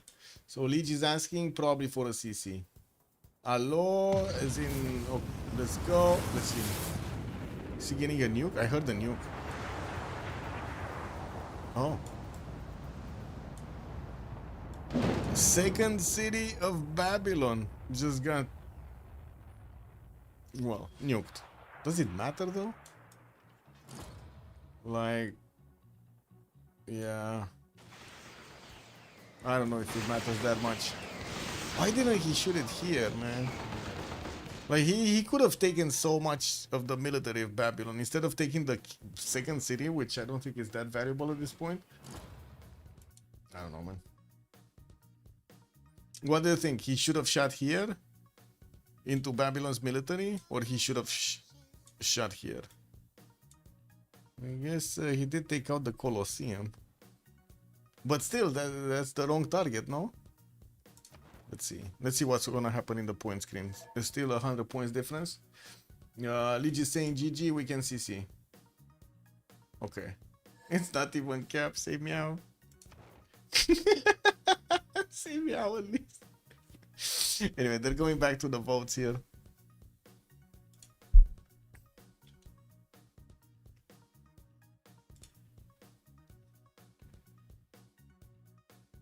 Yeah, that's how you do it, man. You put the vote in the mail. What's up now? French reporter, good evening, sir, and welcome. I'm just waiting for it to go. To see the vote. But yeah, very good game coming out from quite a few players. SND did do amazing to get his sim up. Legenda did do amazing to not only get his sim up but also take out Coupe. Leech did try to get his sim up, but unfortunately didn't have actually an opponent to go against unless you take into account Arabia, which not really a good target to go against. We did have also Kree trying to catch up for his teammate Coupe, but unfortunately, even if he did manage to keep away Indonesia from his borders, got the techs, got the gold, got whatever he needed, the anti-air guns to actually keep away Indonesian fighters from tearing down his cities, it just wasn't enough. Wasn't enough to keep him going here. He was losing his gold per turn. Didn't have nearly enough science as his opponent. He was like half science, half culture. We did have goal also trying to get back to help out Leech carry the game, but unfortunately both Babylon and also Indonesia turned on him while he was turning on them. So boom, he just couldn't do it. Just couldn't do it, man.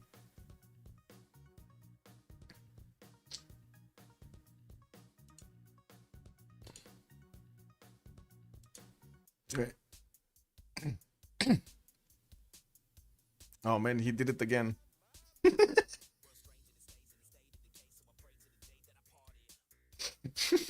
it again.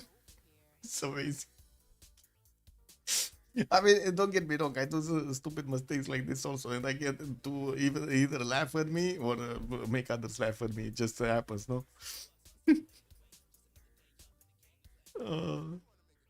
What was the schedule? We need to take a look at the schedule for tomorrow. Wait, not PL. What is the CCC? I think I asked for, like, I don't know, tomorrow. Give me a second. Tomorrow. Oh, yeah, the 2v2 round 4. We're going to take the 2v2 round 4. 1400 GMT tomorrow. That's 5 my time. I think it's 1400. Let me check. Okay, this is the schedule. What is this? Yeah, it's the 1400 GMT. Because these are the times in GMT. And I'm gonna see what second game we can take. Like we may take another one of these 2v2v2s. Iron Man Inland Sea is already getting streamed by Golden and Toilet, so I'm not gonna dive into that. Maybe one of the duo rounds. I don't know. I guess it kind of depends on how quick the 2v2 finishes, so we can see what other game can we pick, or we just save our energy for Sunday. One of the two. Anyway, GG, well played. Massive game over here on the 2v2v2v2 and the start of the CCC. So I hope you guys enjoyed your time with me tonight. I'm gonna go catch some sleep and get ready for tomorrow, and in the meantime I do hope you guys are gonna have fun with more CCC content. I'm gonna send you to one of the streamers here, not sure exactly which one at the moment. I need to take a look at the list and decide. Also, after accent, good evening, sir. Looks like nobody gonna stop Vicky. Yes, fleeing the earth. It looks like she's going into space, man. Thank you so much for the follows, much appreciated also for the subs, and I do hope you're gonna leave a comment over there on the YouTube account, and see you next time. Bye bye.